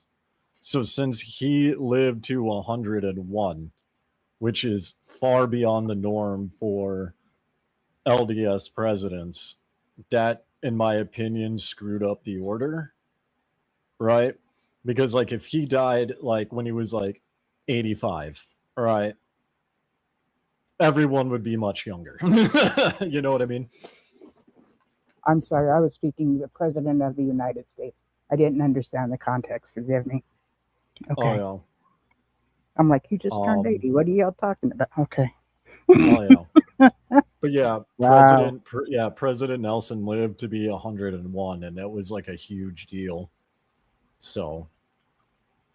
Yeah, that is a huge deal. I mean, if he died, say when he was I don't know, 80, well, then the current LDS president would be over 70 because of that same difference.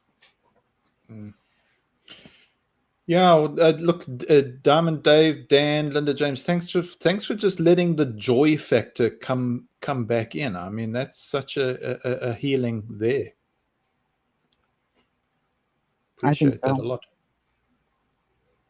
I've learned a lot from Dan and Angela talking about their journeys and stuff.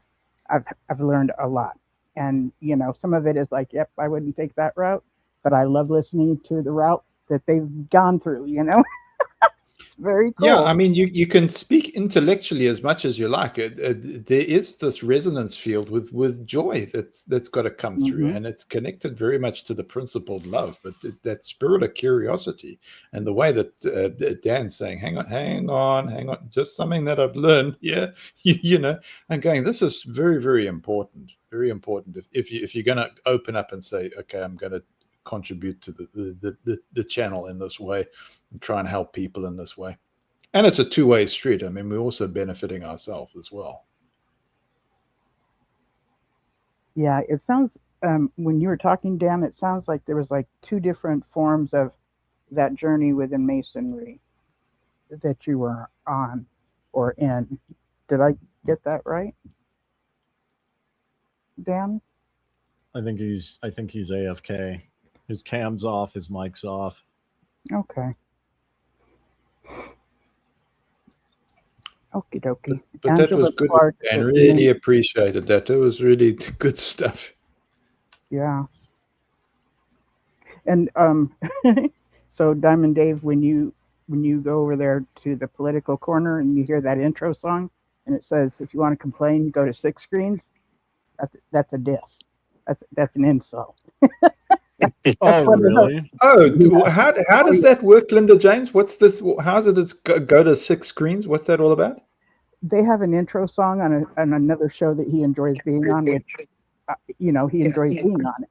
And I'm letting, and earlier in the show he's like, what's 6 screens? So I'm bringing some info to him on the intro song of this other show he's usually on and what it means. And they say, if you want to complain, go tell 6 screens. You know, like we don't want to hear that shit here. Okay, six You screens. can go take that to 6 screens. Oh, that doesn't sound like a diss to me. That doesn't Okay. sound like a diss to me. Because you're an enlightened soul. That's why, Dave. I haven't been on that podcast in a while. I just haven't had time with the Nodam festival that was going on here in Mongolia, and we had other life stuff happen. So I'm just now starting to get back. I haven't recorded like an actual video in like almost a week. My shorts are like floating, right? I need to get back on that. Oh, okay. Linda James, were you asking me something? I had a coffee making, so. Oh, okay. I was asking you that when you were talking about your journey within Masonry, that it sounded like you were talking about 2 different forms of Masonry that you were involved in. Am I right about that? Yeah. Okay.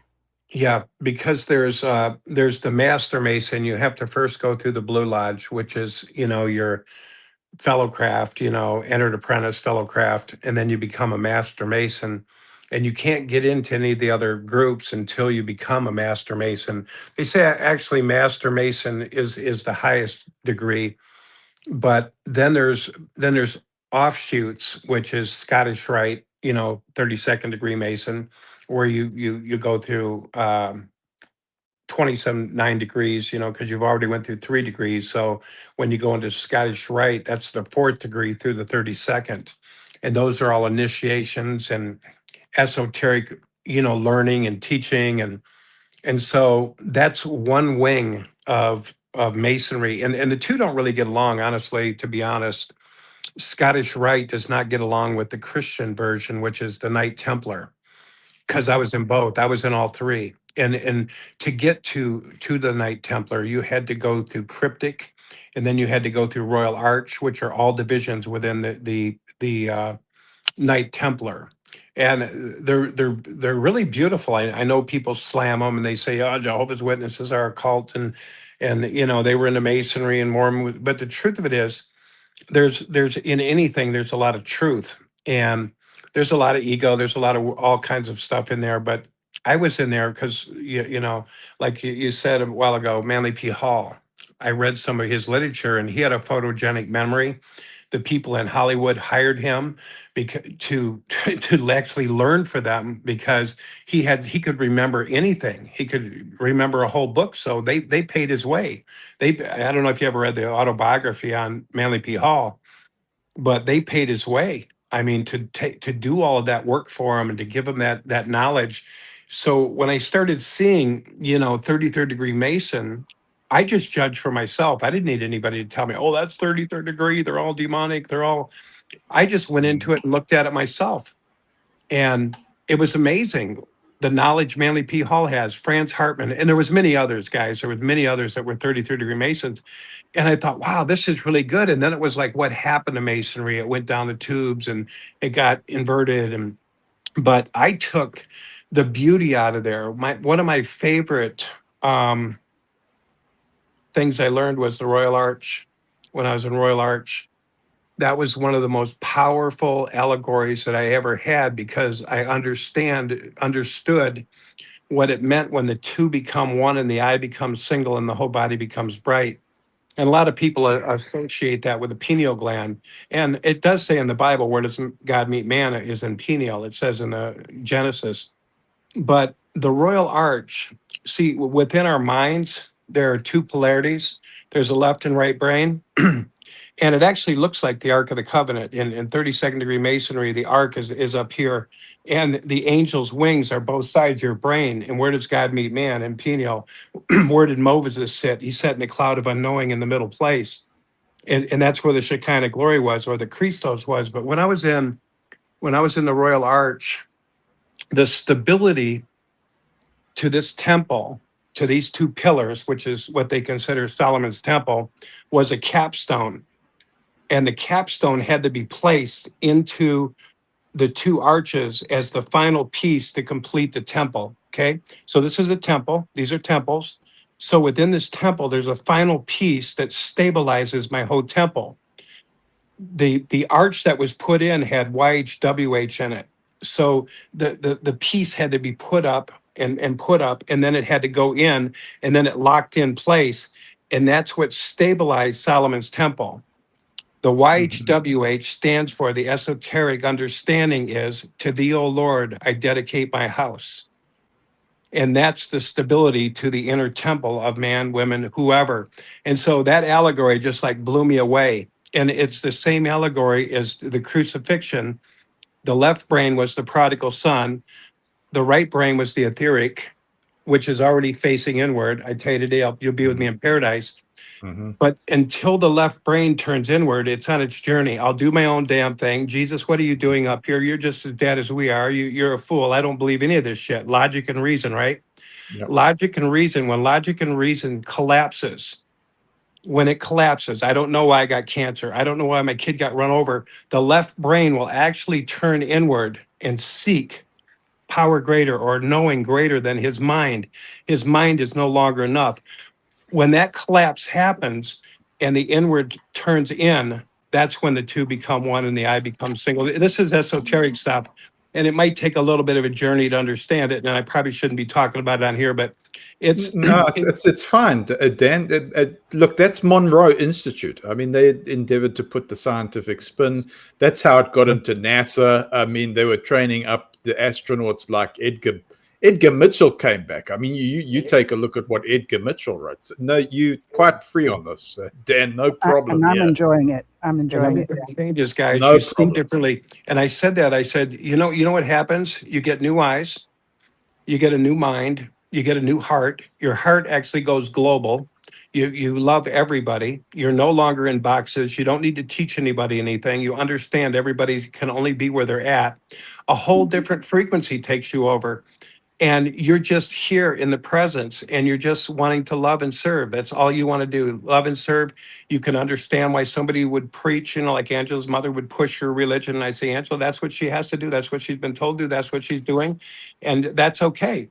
And so you move into this okay acceptance, which is a very high attractor field, allowing other people to be who they are, and then understanding they can only be as far on the journey as they are. And there really is, the only journey that they've got to be concerned about is their own journey. It's none of my business, but it's a beautiful place to be. You're not running around saving. You're not telling everybody to believe like you. You're not trying to twist anybody's arms. You really have a big perspective.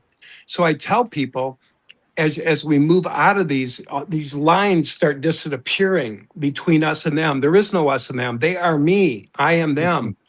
Who built us? Who built this? I'll say this, and I said it on Rick's show one day. I said, who put everybody in the womb? Now, if you ask a Christian, they'll say, their eyes will start batting like this, and they'll be like, what do you mean them? It's biblical that all the people in Gaza be killed and wiped off the map, and all those people just be genocided. It's all biblical. And it's like, whoa, whoa, whoa. No, they must go. And I said, yeah, isn't that true? They all had to go as Jehovah's Witness. Jesus was coming back with a machete. I don't know how he goes from, Matthew to machete in Revelation. I don't get that. And then I said, but then I said, but you go into Christianity and every Neil Ben or Jesus is going to kill you there. And then you go over to Allah and everybody's going to die, worshiping the mediator, Jesus, because Allah's God. And Demiurge style, yeah. So anyway, you start getting past that and you go on, wait a minute, there's something bigger. And that's the thing I kept doing. I kept saying, shit, it gets bigger and bigger and bigger. And then I realized, you know what I realized? I was a speck of effing sand on the seashore. I'm a weave in a rug, and I don't see the big picture. And I love Father Keating. I don't know if you've ever heard of him. He's a mystic that was out at St. Benedict's Monastery, and he wrote a book called Accepting God as God Is, a mystery. And he was 90 some years old, and that was his conclusion. And he dialected with Buddhists. He traveled all over the world. He's some of the most fascinating books. His name was Father Keating with St. Benedict's Monastery. And I love that. Yeah, there's just been a release of Betty Kovacs. She was doing the was it the Rosicrucian order, Rosicrucian enlightenment, right? So she was describing the esoteric culture in Bohemia, right, during the 17th century. For about 20 years with this mixture, very, very tolerant of Protestants, philosophers, troubadours, all of that, right? So it was a contribution of humanity's authentic, life-giving tradition. I mean, you listen to Betty Kovacs. I mean, you're triggering all kinds of things. So it ended with the beginning of the 30 Years' War, right? But it was also a seed for the Germanic Romanic movement. And I go, this is Anderson's work. She comes onto 6 screens, and you can hear that with her studies, she's gone into that, and you can see all of that unfolding, and that's what we're getting here. Dan, I hope there's another book coming if you've got the power in you. Yeah, there is, and that's the main one. They all got touches of it in it, all 6, 7, 8 books, but the last one, I don't know. I've come to the conclusion that God is a mystery, and I can't put that in a box, that energy, wherever we came from. And I can understand fully why people believe what they do. And I do believe love, and that we're all connected. We're all made by the same hand. We're all breathe the same breath. We all eat the same food. And we've been programmed. And I thought, boy, like the Beatles said, what if there wasn't religion? What if there wasn't that type of programming? What if there wasn't religious or political programming and all these things? I know it's way out there and that may never happen, but I'm of that mind. That's where I'm at now. I don't have to be right anymore. That's a big shift, not having to be right. There's a lot of respect for Agreed. theosophy there, Dan. I mean, they've got it. You talk about the Beatles? It's on the cover of their albums. I mean, Thelema, but also theosophy. I mean, Blavatsky and Alcott, that whole movement. That was mid 1800s, right? That was mid to late 1800s. I mean, it affected Gurdjieff and Ouspensky's Fourth Way, and in Paris, Fontainebleau, right? All of that eccentric institute stuff. So what you're talking about here, that's what shaped all of these societies, or the institutions, JW, the whole lot, Mormonism, yeah. Our country used to be in God we trust. There was no, you could come in here and worship as you will. I mean, even some of the ones the founders said, no, I'm not a Christian. I won't be a Christian because that's going to put us in a box. You know what I mean? It's in Masonry, you can take up whatever you want. You can bring your Quran, you can bring your whatever, Bhagavad Gita. They don't care, as long as you have to believe in God to be a Mason. You do have to believe in God. In a Knight Templar, you have to say you'll die for Christianity, which I wrote it out. I wrote my own degree in there and said, no, I'll die for truth's sake. I won't die for Christianity, and they accepted me. I said, I'm here for truth's sake, as well as I know it. You know what I mean? But that was, go ahead. Sorry, Dan. I didn't problem. mean to derail. I'm like a fly, Mark. I'm very enthused listening to you. Did you? It sound like you made the Eisenhower connection. In God we trust. When that. This isn't a mystery. We know about this, right? Yes.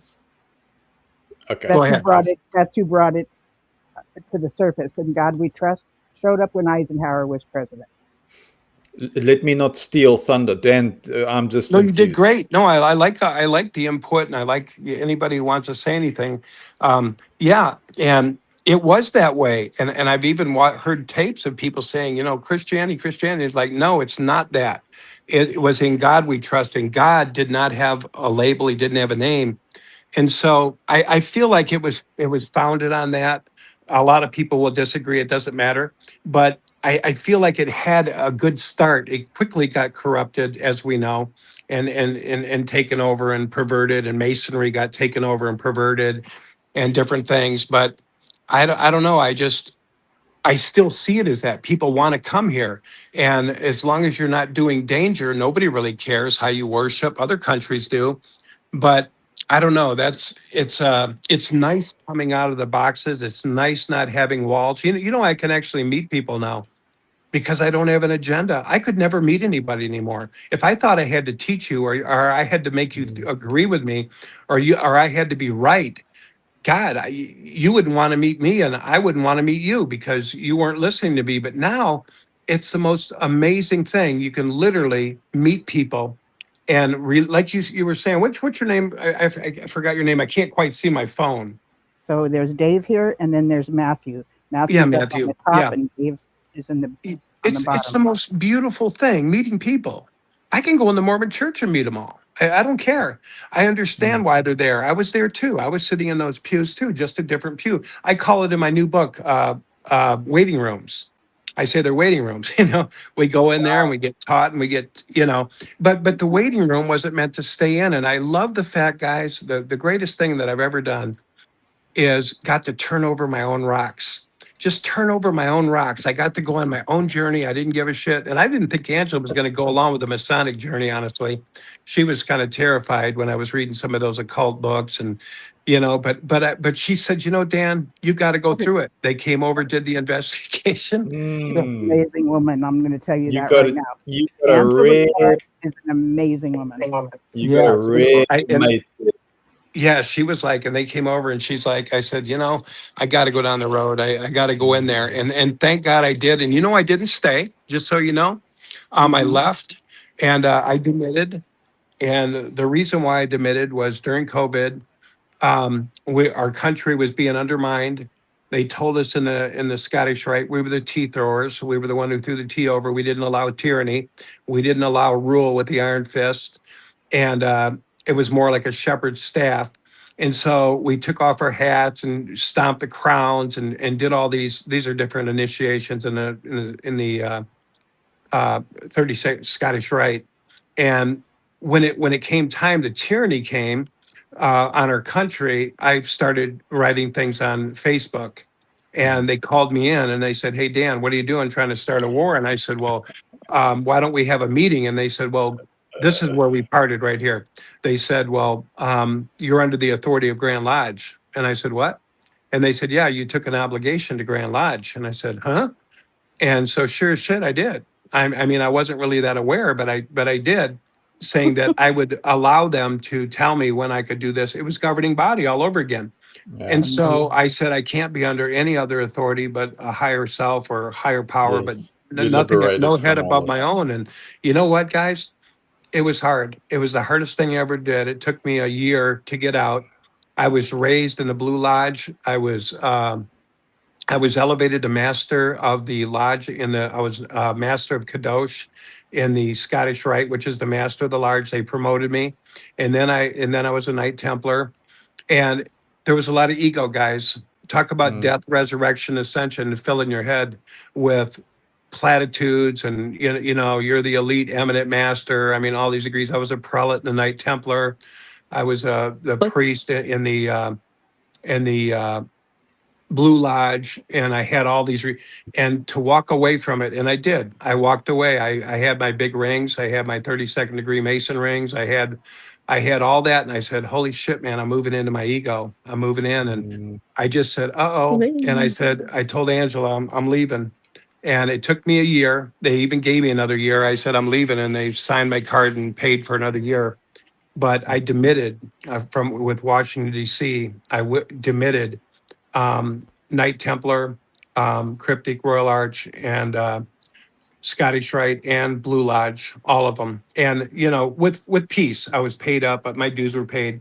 But I just said, "Thank you, God bless you, thank you for that part of my journey." And it was mainly my journey, but it can easily lead to narcissism, being right, being special, being elite, being above everybody, having knowledge other people don't have. It breeds that. And so to die to that is big. For me, that was huge. And I said, I want truth at all costs. I want truth, whatever. So that led me so far. And like the witnesses, like so many other traditions and things I was into, they served and then they came to an end. And you guys know where I'm at today.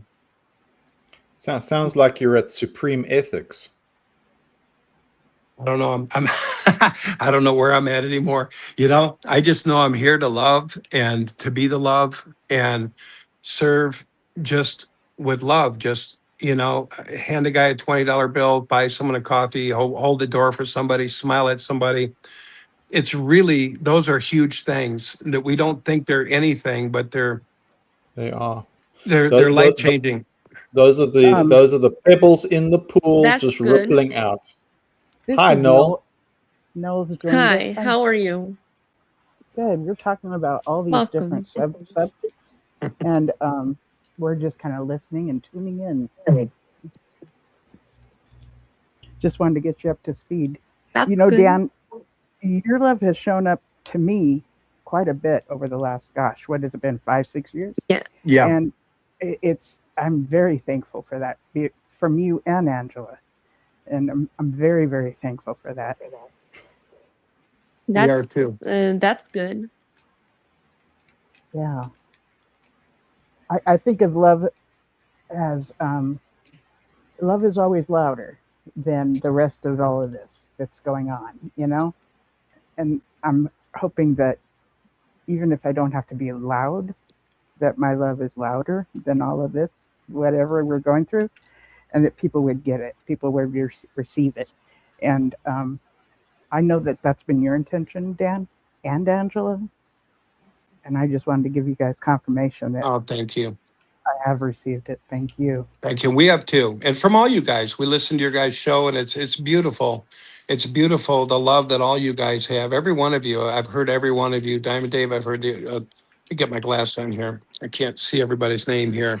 We got Matthew. We got Nava. Is that what it is? Noel. Oh, Noble.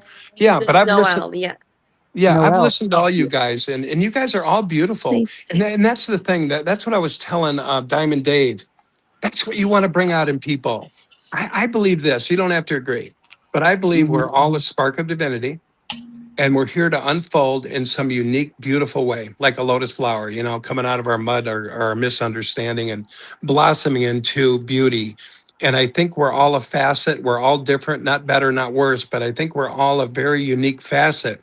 So I love what everyone's saying. Let me get my glass on here. God, I don't know why this is so hard to read, Matthew and everybody's saying, but to allow somebody to unfold their potentiality, their beauty, to see someone's beauty, to reflect back that beauty, and to allow them to unfold into that beauty, that divinity. That's what I say divine union is. The book Year Gods is about divine union, about unfolding into this idea that a higher power had when it birthed us here. God Almighty, think about that. To bless somebody, say, God, you're awesome. This is a gift you have. I can see all your gifts.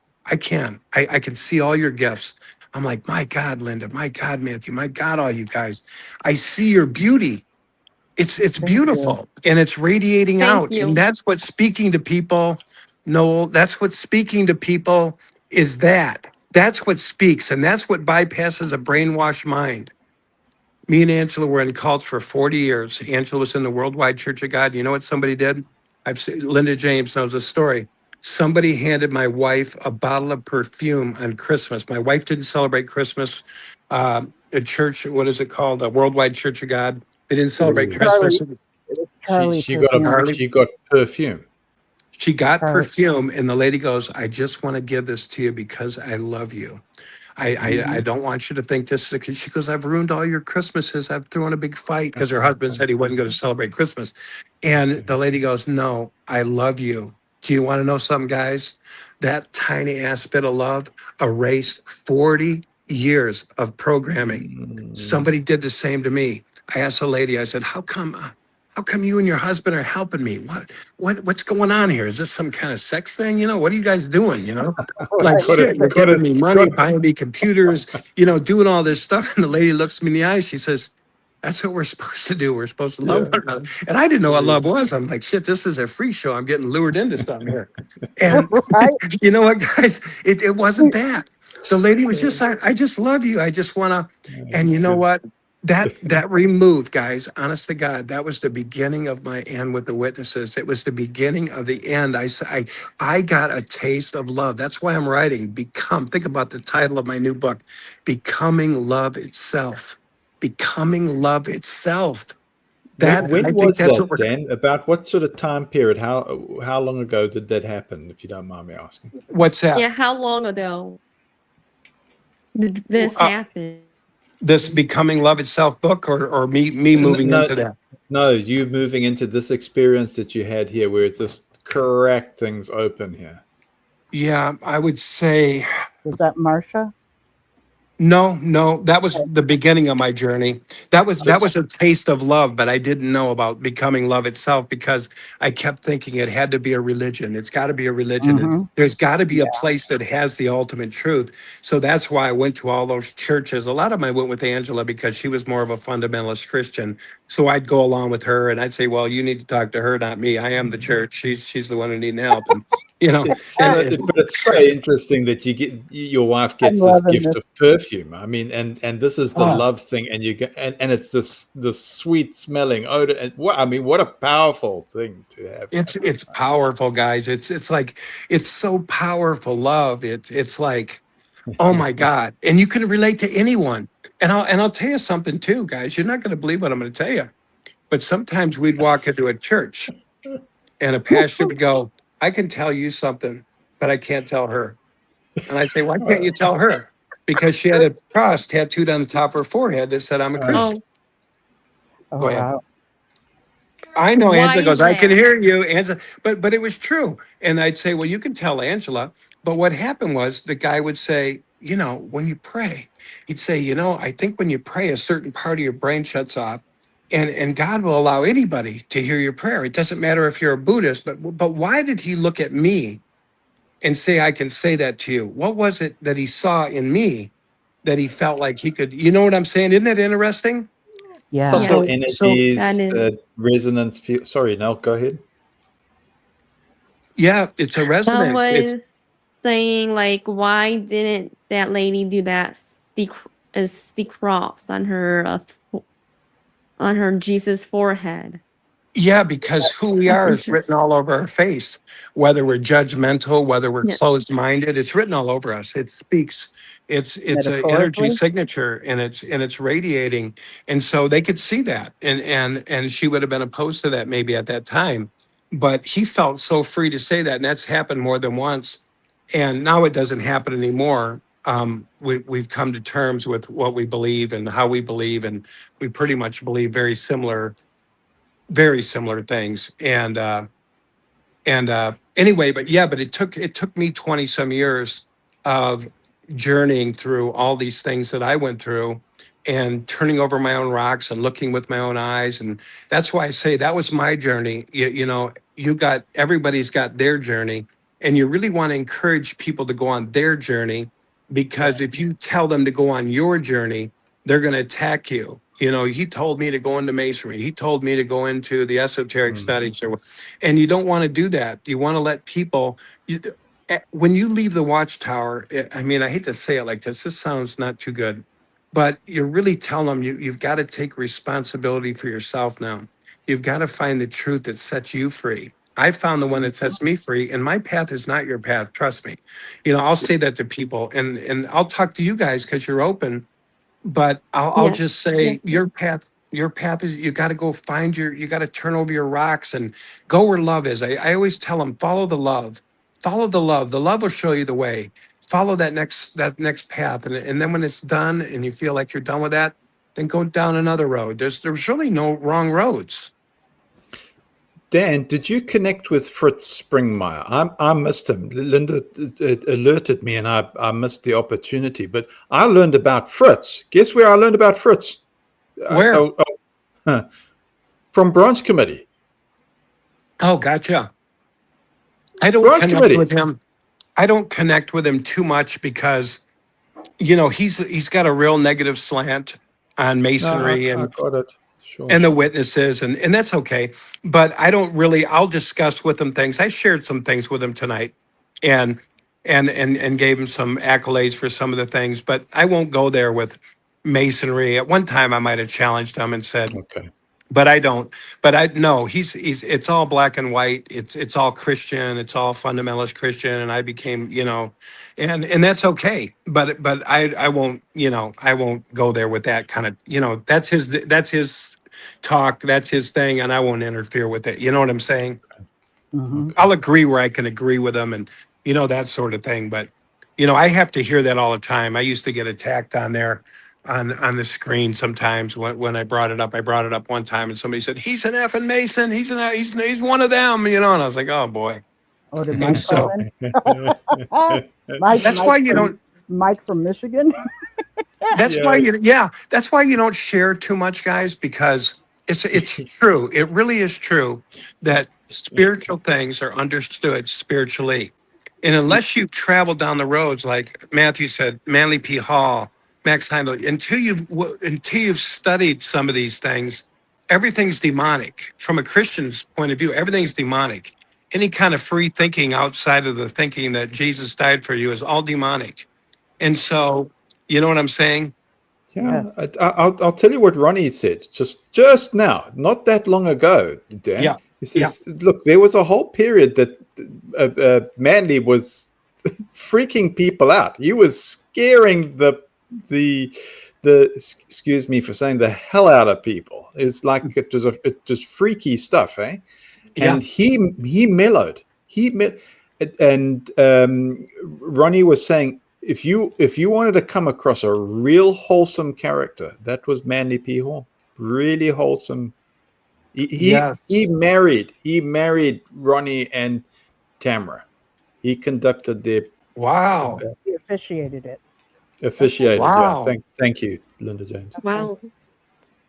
I am an officiator. He Here in wrote about California. He wrote Hello. about when masonry went to hell. I mean, he wrote the keys of masonry and how they were lost. I mean, I was like, I saw it as one of the most integral things I've ever been in my life.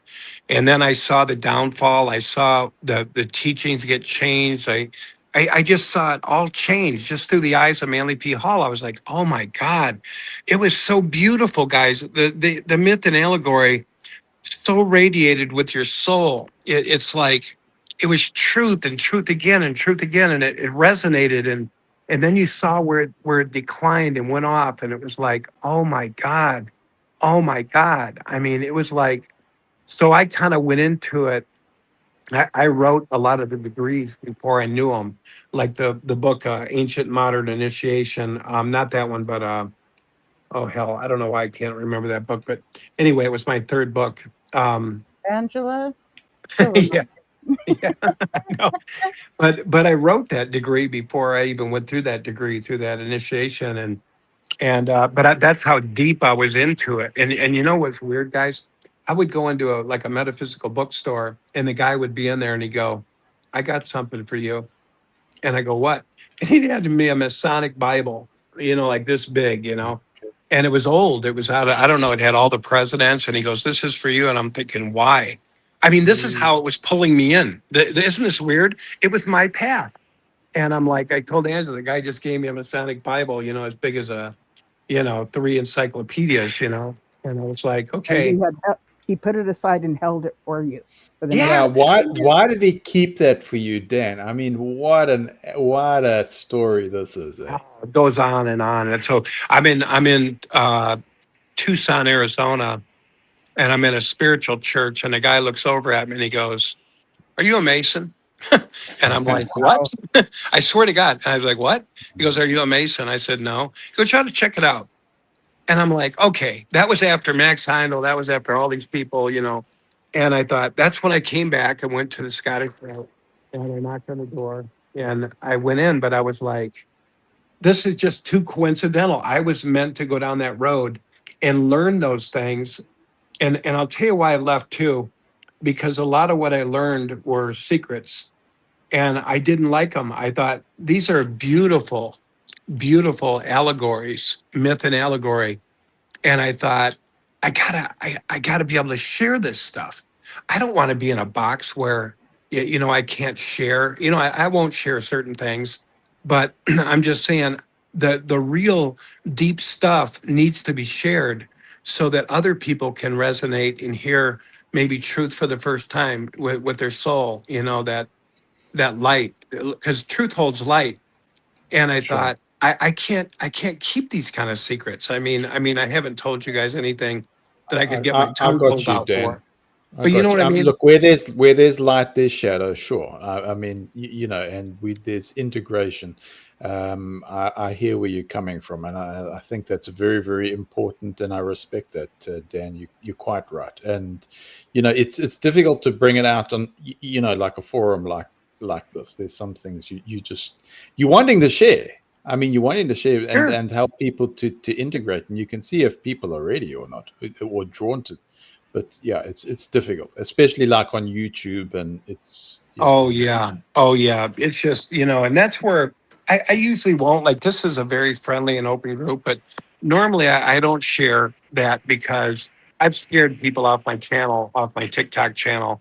I said one thing about a secret I learned or something, or okay. in a society or something, and everyone's like, oh my God, he's, and so Hmm. it's kind of like, honestly, guys, you'll be drawn to the people you're supposed to share it. Obviously, I was I supposed to agree with share, and that. you guys share them with me too. You guys created the invitation. You guys aren't attacking me, and because I'm not trying to teach, I'm just sharing a perspective.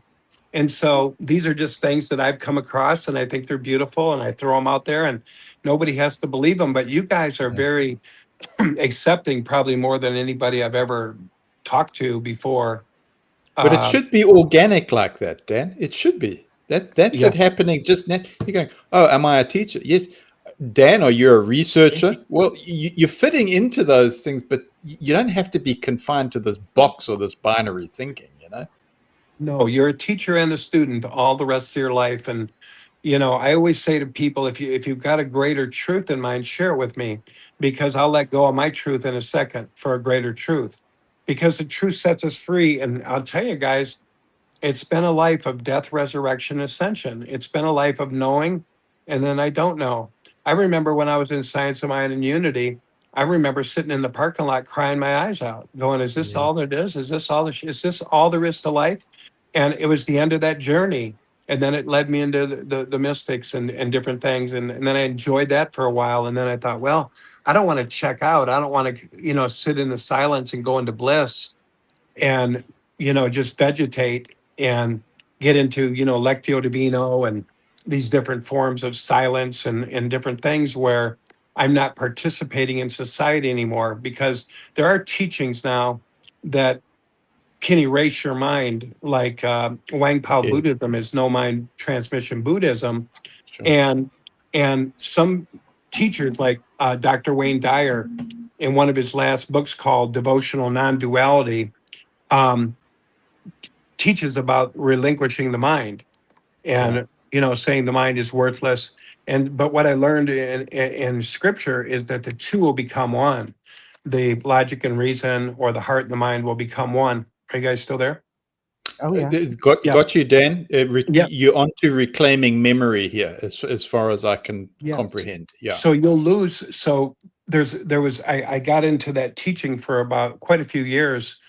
Dr. Hawkins' work and the scales of consciousness and things. And I loved it. I did a lot of healing, but also I got into Angela just came in. Hi, She said Angela. hi. Hello, Angela. Hello. She'll be back in a minute. But you know what, guys? That when he started going into devotional non-duality, I was like, uh-oh. And then you guys probably heard of who's the other guy, Angela, that came out with Hawkins? Eckhart Tolle. Eckhart Tolle. Yeah. Yeah. And I learned from him. I went through all his stuff in '08, and I even got his teaching series and everything. But when I saw him in when he went on these retreats, he always looked like he was sleeping. He was always like, "Hi, hi, we're in the presence now." And I'm like, bullshit. The presence is, you're going to go out into life and get your foot up your ass. You're not going to be sleeping, going on retreats and having Oprah promote you. You know what I mean? I And so, remember when Oprah was promoting him. Yeah. so I went, so I'm like, holy shit, Tolle is checking out. And then I went, so is Hawkins. And when you start relinquishing the mind and saying it's just see, and why they relinquished the mind was because when you go into like Wang Pao Buddhism, he claimed that was at a 900 in consciousness scale, where you are operating from pure awareness, meaning when you climbed out of the 200s, which was fundamentalist religion, New Age religion 400, it was still mind, science of mind, unity. Then when you transcended that, you hit the 500s, and that was moving into no mind. That was moving into what was that? That was the mystics realm, where you were in total faith, and you were moving out of left brain logic and reason and moving into faith. And he said that's where the mystics came in. That's where the healing arts came in, 560, and then 600. You were moving more into bliss. And I just sort of said to myself along my journey, I said, this is where I'm going to step off the train, because I'm going to participate in life, and there's many things that I want to do. And if this stuff is boring, guys, and too much, just tell me, because it's not at all, pretty Dan. crazy. Enjoying it. It's good. So I got off the train. I said, I'm not checking out. I'm not going to sit in a monastery and meditate. And it was another waiting room. And I wrote about it in my book, that the new age, the ascension, is a waiting room. We got to wait. We're going to ascend. We're going to go. We're going to get enlightenment. You know what I mean? And Jesus said the kingdom of God is within, and the kingdom of God is at hand. Mhm. It's at hand. Your one book is referring to Psalms 82:6, right, Dan? We are gods. Did I catch that correctly? Okay. Yeah. There's lots of scriptures. There's another one that says, I made you gods. It's in Deuteronomy. It says, get up and lead the nations. I made you God. And it was Tetragrammaton. It was YHWH. And there's another one. There's an even better one that said Jesus didn't. What was it? How's it said? He didn't consider it. What was it? Angela's helping me. robbery. He says he didn't consider it robbery to be Equal. equal with God. Sure. Mhm. He said, oh, it said this. Here it is. Let this mind be in you that was also in Christ Jesus. Although he was made in the image of God, did not consider it robbery to be equal with God. You know what I mean? And so, anyway, to be considered equal with God, which means he came into that union. Go ahead. Yes. Do you have a channel? Do you guys have a channel? These two? We're just on this one. This is pretty much the only one we'll talk on like this. You know, we have TikTok channels, Life After Oh, Religion. can I subscribe it? TikTok Yeah. channel? Oh yeah. Oh yeah. Yeah. Angela's got one too. What's yours, Angela? Let me go sit next to Mine Angela. is. What's Is it yours? Angela's? What's yours, Angela? Oh, mine's called Life After Religion. Here's Angela. Well, we should. The boss is here. The boss is here. I have to stop talking. Mine is there. That's my Oh TikTok. my God, that's hilarious. No, in I've the put it in the live chat, and yours, Noel. You like to give your I did. okay. Good. I basically do like these impromptus, like we're doing right now, with Did the you put them- just coming out. Just it's autonomous. Oh, here's Angela. Are you Dan, I going have on? a question for you. Gonna say my Did you- name on my TikTok. Um, So my TikTok channel is called A Woman's Voice. A Woman's My Voice. TikTok channel is And Noel the Dab and me. Yeah. Can you type that? I'm I sorry. did. It's in the live chat, Angela. Oh, Angela, okay. can I ask you? By the way, hello, Angela. Good to Hi hear you. there. This is Matthew. Matthew, this Is a Angela. woman's voice? Is it all one word, or is there spaces? Well, I don't I don't know. It says Angela Clark, and then that bar that separates, and then separated A Woman's Voice. Okay.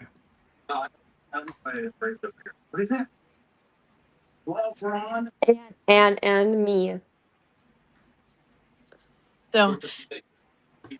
So my station's really different. I love the Life After Religion. Dan, did you want the other one to be given out too, Dan? The one that you've more been using lately. We got the Life After Religion, and we've got a woman's voice, Angela. Okay, and Dan's got one more that he uses, which let's see if he can get it for me. That's my phone.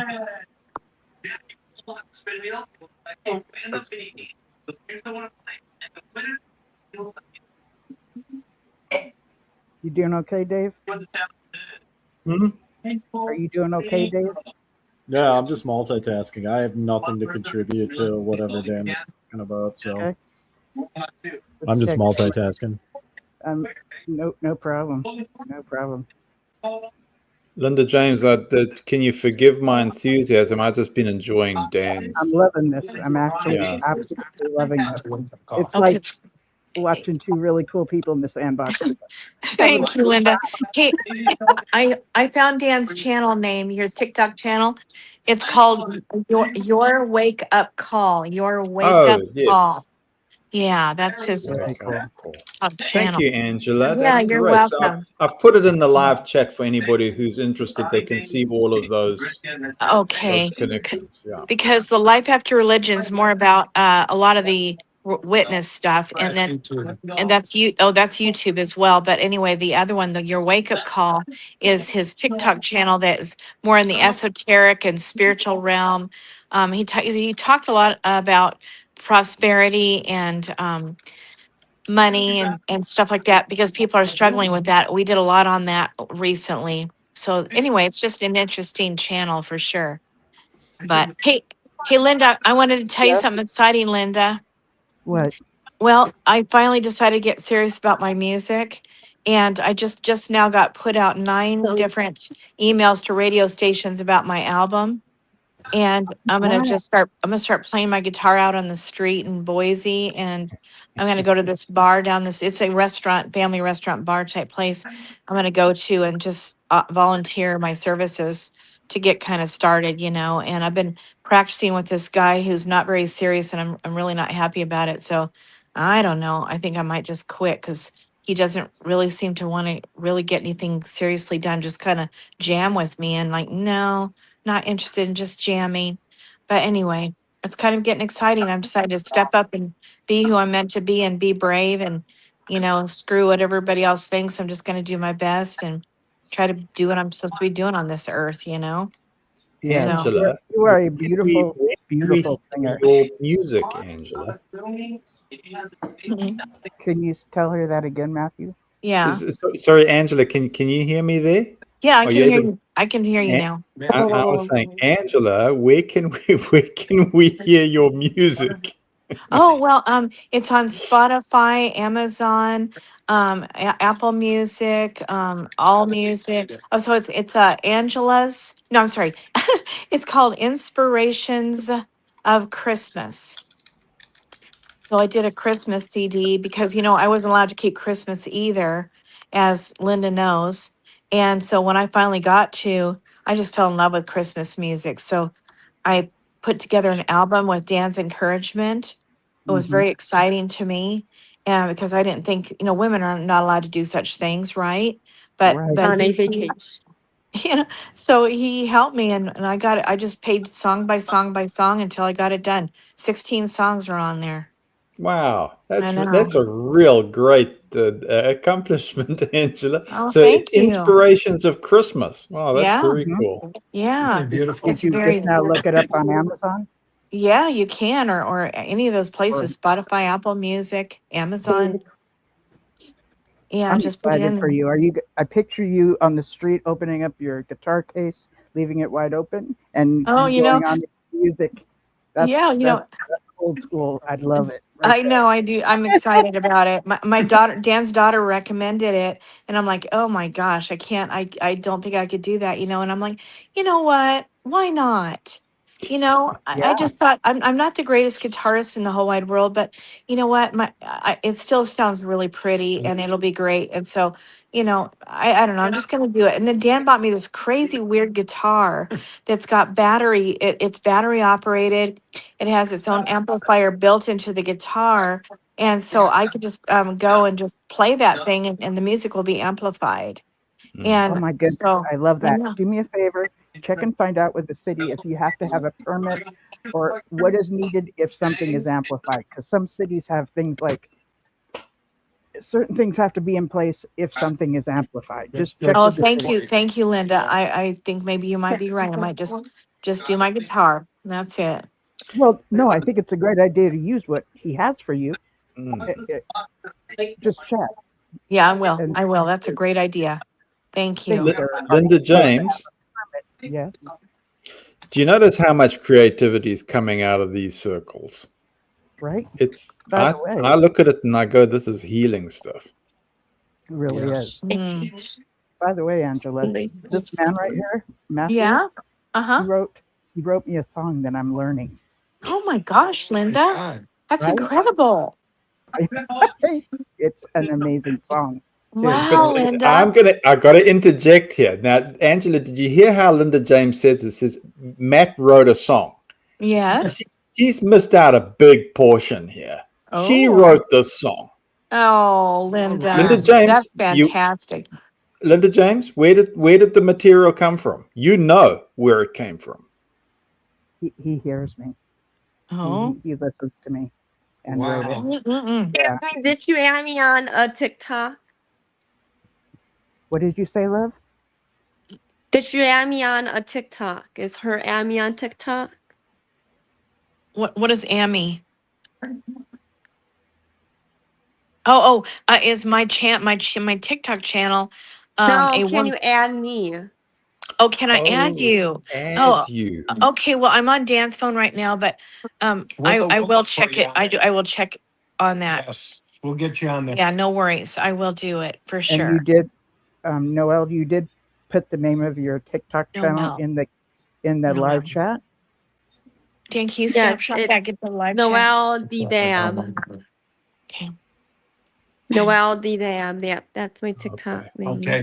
Hey, Yeah, Linda. if you see our channel, leave a comment and I respond to all the comments. So when I see your comment, I will look you up and then I will follow you and you can follow me too. That sounds good. Okay. Hey, Linda, I was going to Yes. just tell you, just in case you want a little bit of help, but I'm great at making up the harmony without any effort whatsoever. And I love doing that too. So if you need any help with harmony, you can send the track to a recording studio that I can give you, and then I can just go in and record another track, and then they'll send it back to you, and you can give that to your recording studio. So Matthew I've turned me done. on to a recording studio app where it could be done there. Oh, yeah. That's exciting too, Linda. Linda Angela's James, good in the Linda recording James, studio. let's Yeah. Yeah. I'm She's with right. Angela on this. She's right. She does harmony like with ease. And She knows what she's talking about here, Linda James, you know? Yeah. Yeah. Let's, She's a true musician. Yes. that's it's very one of those generous. things. It's And in she'll her, make it and perfect if you're in the studio. Oh, man. She loves the Mhm. studio. I man. love to be in the studio, and I have got such an ear for I've got such an ear for the music, so that it's perfect. You know, like a lot of people don't hear what I can hear, and that's where I shine. I shine a lot in the studio. So- Linda James, with your permission, please, let's connect you and Angela, please. oh yeah. Yeah. Yeah, we'll have a together well. blast, you know? Thank you, Matt. Yeah, the voices would go together. Yeah, they well. would I go could to- tell. oh, yeah, they would be Churches, great. Wouldn't they be great? Yes, together Okay. we would be lethal together, and Linda, we would. So I got a suggestion. So we've already got the lyrics going. We've already got the tune going. There's the backing track. It's all separated in the various stems. All right, good. We're already there. So all Oh, it has to yeah. be done is just belt out the lyrics as you Oh, interpret yeah. them. Oh, That's it. yeah. That's awesome.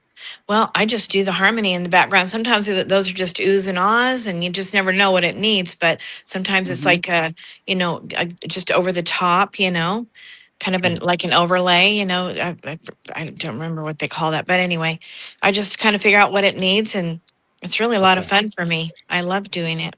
Can I be a little bit technical here? Yeah. Do you record your layers as WAVs or MP3? Do you compress it Yeah. to an MP3? Okay. Yeah, when the studio guy gets done with me, he sends me an MP3 so that I can share it with Dan or anybody I want, or work on it, practice with it, that kind of thing. So that's how it gets sent to me. And Oh, brilliant. Okay. Oh, Linda James, it happened here. Yes, it did. it's Yes, it exciting, you did. guys. I'm so excited. I hope I do get to honestly be a part of this wonderful project.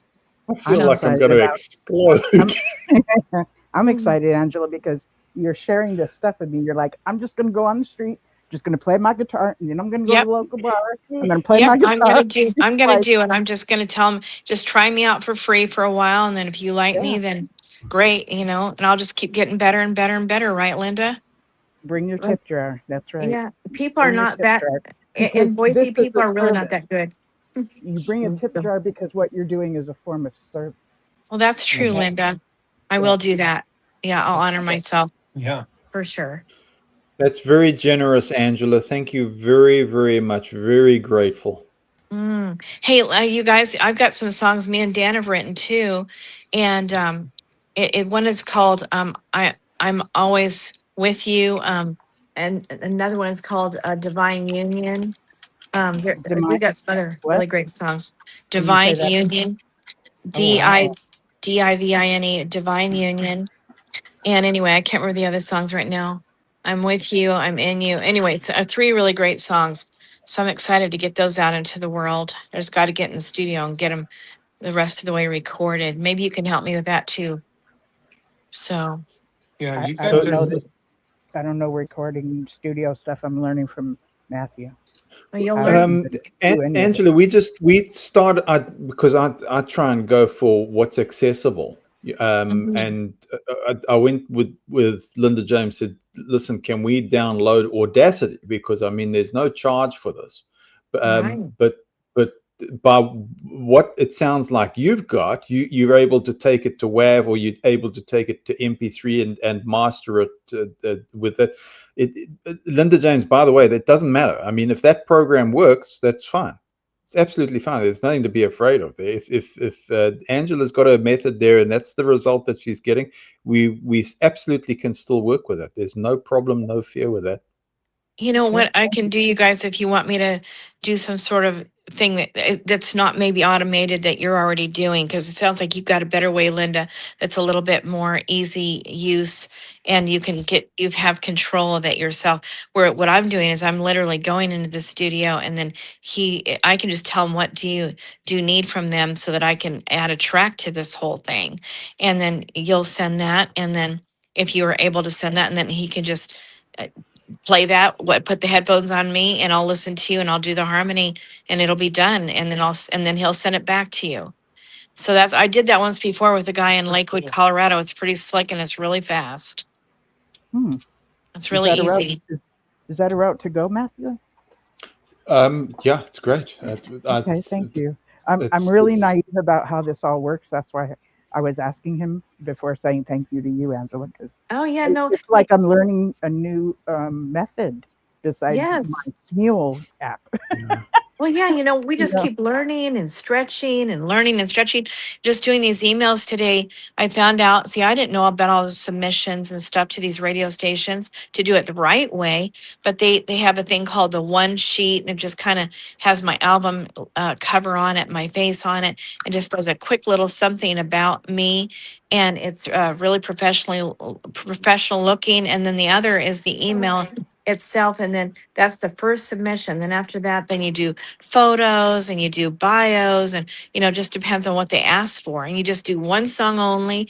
And anyway, I've been kind of working on learning how you do all of this, because I didn't know how before. But who's helping me? Who's helping me in developing all these materials is Chat GPT. And I'm telling you, it is so crazy. You can't believe it, how exciting. But I mean, they really drag it out and they make it really hard, but I'm patient and I just keep plugging along, getting it done, and oh man, do they drag me through the mud trying to get me the information. I just have to keep pushing them and pushing them till I finally get it, But as soon as you've got something, sorry, Linda James, I beg your pardon. You're pushing chat and the directions or guidance they're giving you. Is that what you're stating? Yeah. So here's what I did. Here's how it actually started. It's the craziest thing, Linda. I went into Chat GPT and I said, you guys, I need a list as best that you could give me of radio stations that I can send my individual MP3 songs to for Christmas coming up, because they purchase these things. For some of the stations, it's as early as July. They plan it all out, what they're going to put out in December. They all what they're going to put out, they plan in July. And then the not so big stations are more like September, October. So I started on it and I said, I just need a list of those stations. So they said, well, you're going to need this and this and that and this and that. And oh my God, I'm like, oh my God. And so I said, okay, well, fine, let's start developing it then. What do you need? So I just started spitting them this and spitting them that and every kind of thing, and hours and hours of work. And then finally, I'm like, come on, just give me the list. I mean, we spent like 8 hours together. Come on, give me the list. So they finally gave me 8 places to email. And then we made up the first initial email. It's just a kind of a taster thing. And then from there, I follow up. And they tell me exactly how to do everything. They tell me this is what you need to do. This is what you need to send. Here's what you say. I mean, it's just, it's meticulous. And I'm like, oh my gosh. I've hired people in the past, but they didn't know what they were doing because they were from another country. And, they did the best they knew how to do, but it didn't pan out, And, but with chat, they know how it's done right. So they've been developing my media kit. Electronic, electronic, oh shoot, EK, it sounds like EKG, but it's not that. Anyway, EPK, that's what it is.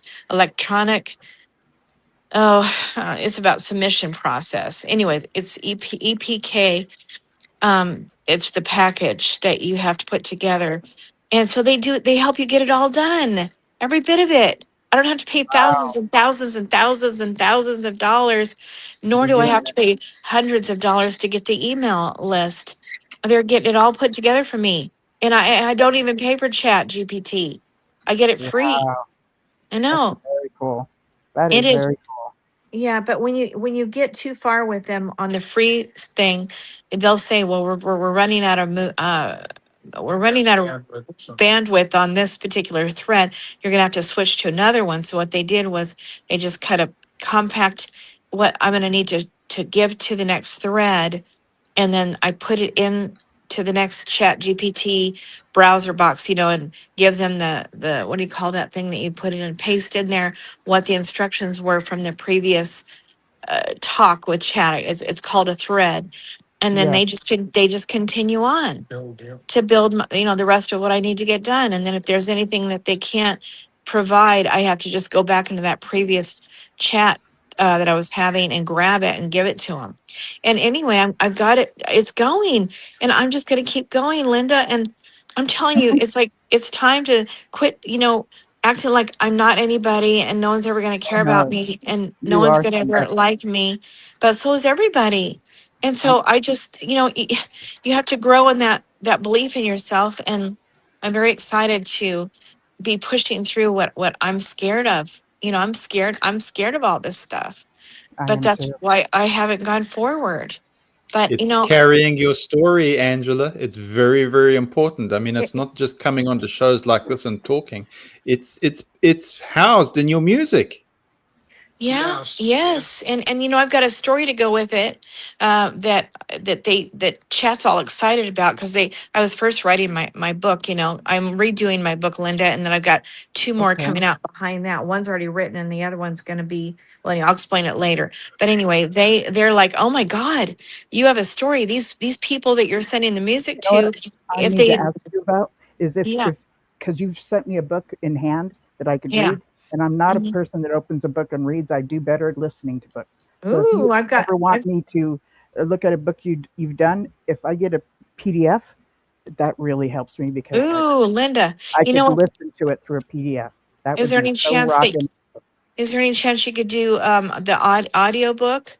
Because I got one of that book. It's cheap. It's like $2.99, I think, Oh, on okay. Amazon Music, Amazon Audible. It's Audible. Yeah, it's an Audible of that same book. But listen, don't even bother reading that right now. I mean, I'm redoing it, and I don't know. You can if you want to, but it would be interesting to you because of what I went through with a cult, and Yeah, yeah. you can handle it. But honestly, my book's a little bit too much for most people, so I've decided that I am going to really put it out there. I'm doing a memoir first, and I'm dividing that book up in two. So one's a memoir, and then the other is going to be the awakening from unconscious resentment. So what I learned, and then that way I just tell them, if you want to learn more about my story, then go to my memoir, and then that way I don't have to go into so many details trying to prove to them that I have a right to talk about unconscious resentment. Is because people will say to me, why do you think you have the right to talk about unconscious resentment? Oh, Who are hell no. you? And so I'm like, Oh, okay, fine. hell no. I'll write the You've memoir, and then you've you lived can, it. You've I lived know. it, and you are entitled to. Exactly. But, That's why.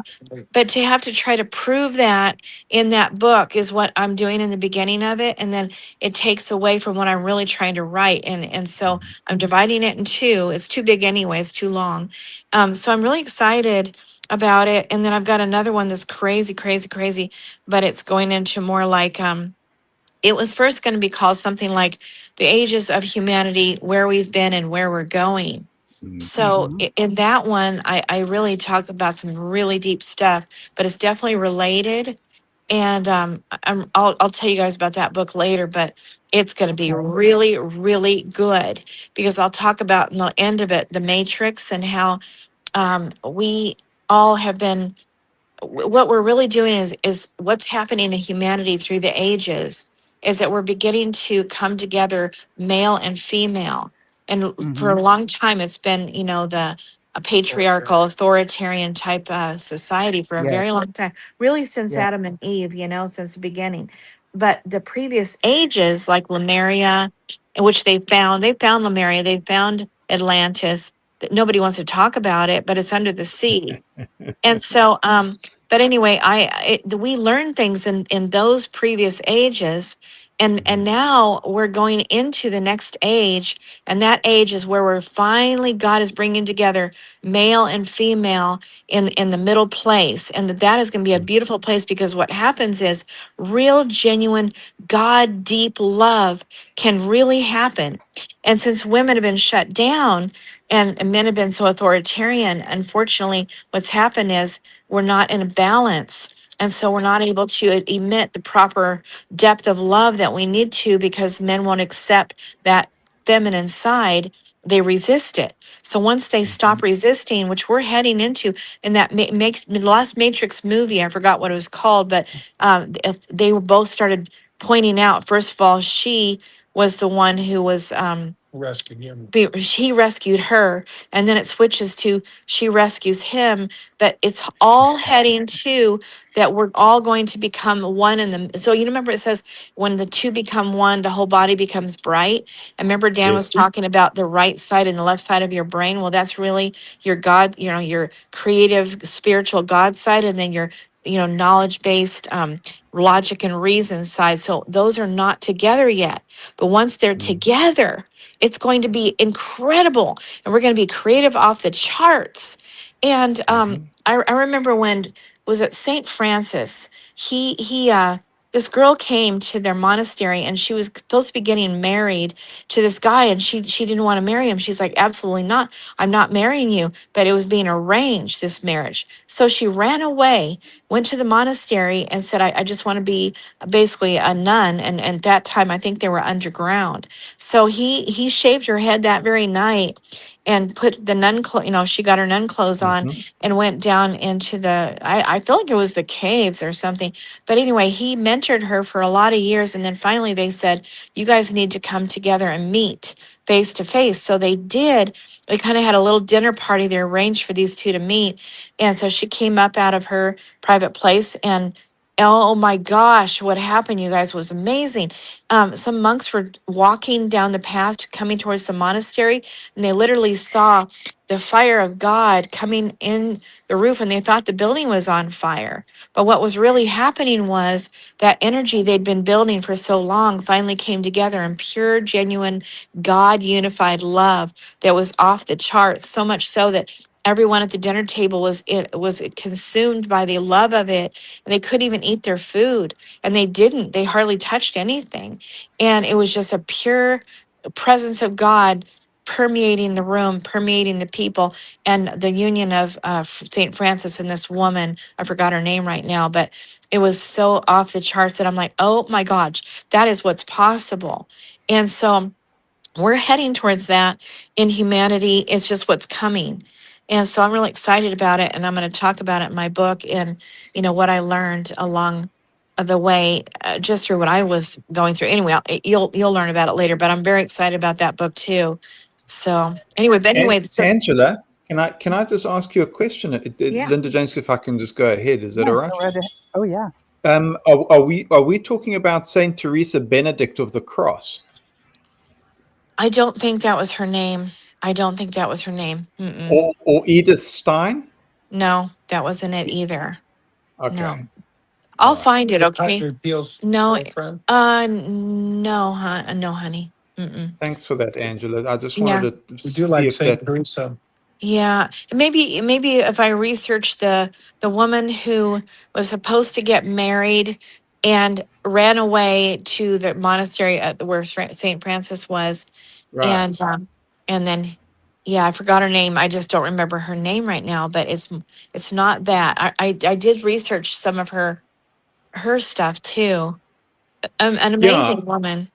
Yeah, it's just I think I was picking up on certain parallels, because I was thinking of James Tunney, who went into Edith Stein, and I mean, it's a phenomenal. She was phenomenal philosopher. She became Saint Teresa Benedict of the Cross, Wow. and the research. Yeah, so she went from Judaism through atheism. I'm listening to Dan and his stories. Yeah, and she went through atheism to Catholic mysticism, So Wow. she was suffering, but empathy that came, and just the nature of the soul. So there's a huge examination with her philosophical legacy, and while I'm listening to you, I'm going, oh, this sounds like her martyrdom at Auschwitz, and her Mm. relevance in our modern world now, shaped by this thing called scientism, folks, which is like a religion. Hello. And your technological abstraction. This is what's happening. It's got tremendous religious overtones. I mean, you go to Silicon Valley, that's how it sounds like, right? I mean, yeah. Wow, that's incredible. Yeah, I was raised kind of Jehovah's Witness Jewish and definitely combined. And so I know a lot about Judaism and the law and, all that kind of thing, Sabbath keeping and the food. We ate the clean and, didn't eat the unclean foods and didn't celebrate Christmas, Easter, all of that. What religion were you in, Matt? Did you say Mormon? Yeah. Did they? Yeah. Hanukkah, the Shema Yisrael, Adonai Eloheinu, Adonai Echad. Oh, We did all Jewish. of this. I mean, it came from Oh Jewish my back, yeah. gosh. But also, Wow. I mean, Bismillah Chavana Nirachem Achalan Wasachalan. So we've also got the other polarity, because I mean, if you invert Jehovah, right? Yeah. You get the Arabic Allah, right? It's an inversion. You turn it the other way and you put it upwards, you get Allah, correct? Yeah. But you Oh. divide it up. And I was just listening to what you were saying about the sexes and of course patriarchy and Sophia. I mean, even the Tetragrammaton's got it embedded. If you take a look at the Paleo Hebrew and you start tracing to Paleo Sumerian, and I get told, Matt, you're a big reductionist. I said, yeah, but look at the symbols, like they were emojis. Yod ha vav ha. I said, you take a look and you take a look at the H and you say, well, that's a symbol of the arms and legs. And they said, no, that's a scholarly mistake, Matt. I said, no, I'm just seeing it from imagery, like an emoji. It's Wow. basically got the sexes. It's one's masculine, one's feminine. Wow. And you go to the Sumerian, and Dan was talking about, well, Solomon, Sol, sun, mon, moon. One's feminine, one's masculine energies. You're seeing this in the Tetragrammaton. Wow. And this was information that was sent through the priesthood. I mean, this is Dan's Kabbalah. This you didn't see this in text. It was transmitted orally in the secret schools. Right. Yes, mouth to ear. Yep. Right. I know. I went and saw that movie. What was that movie we just saw, Dan? The Odyssey. The Odyssey. Boy, that was an interesting movie. Oh my gosh, was it ever interesting? And boy, going all the way back to the beginning, probably right after Adam and Eve, and oh man, what a movie that was. I got so much out of it just because it's so deep, just the different ways that we've been in humanity and what we've been through. It's just different than how we live now, very different. It sounds like you've reclaimed memory, Angela. Dan too. I mean, when this happens, and then you go, well, this is a memory war.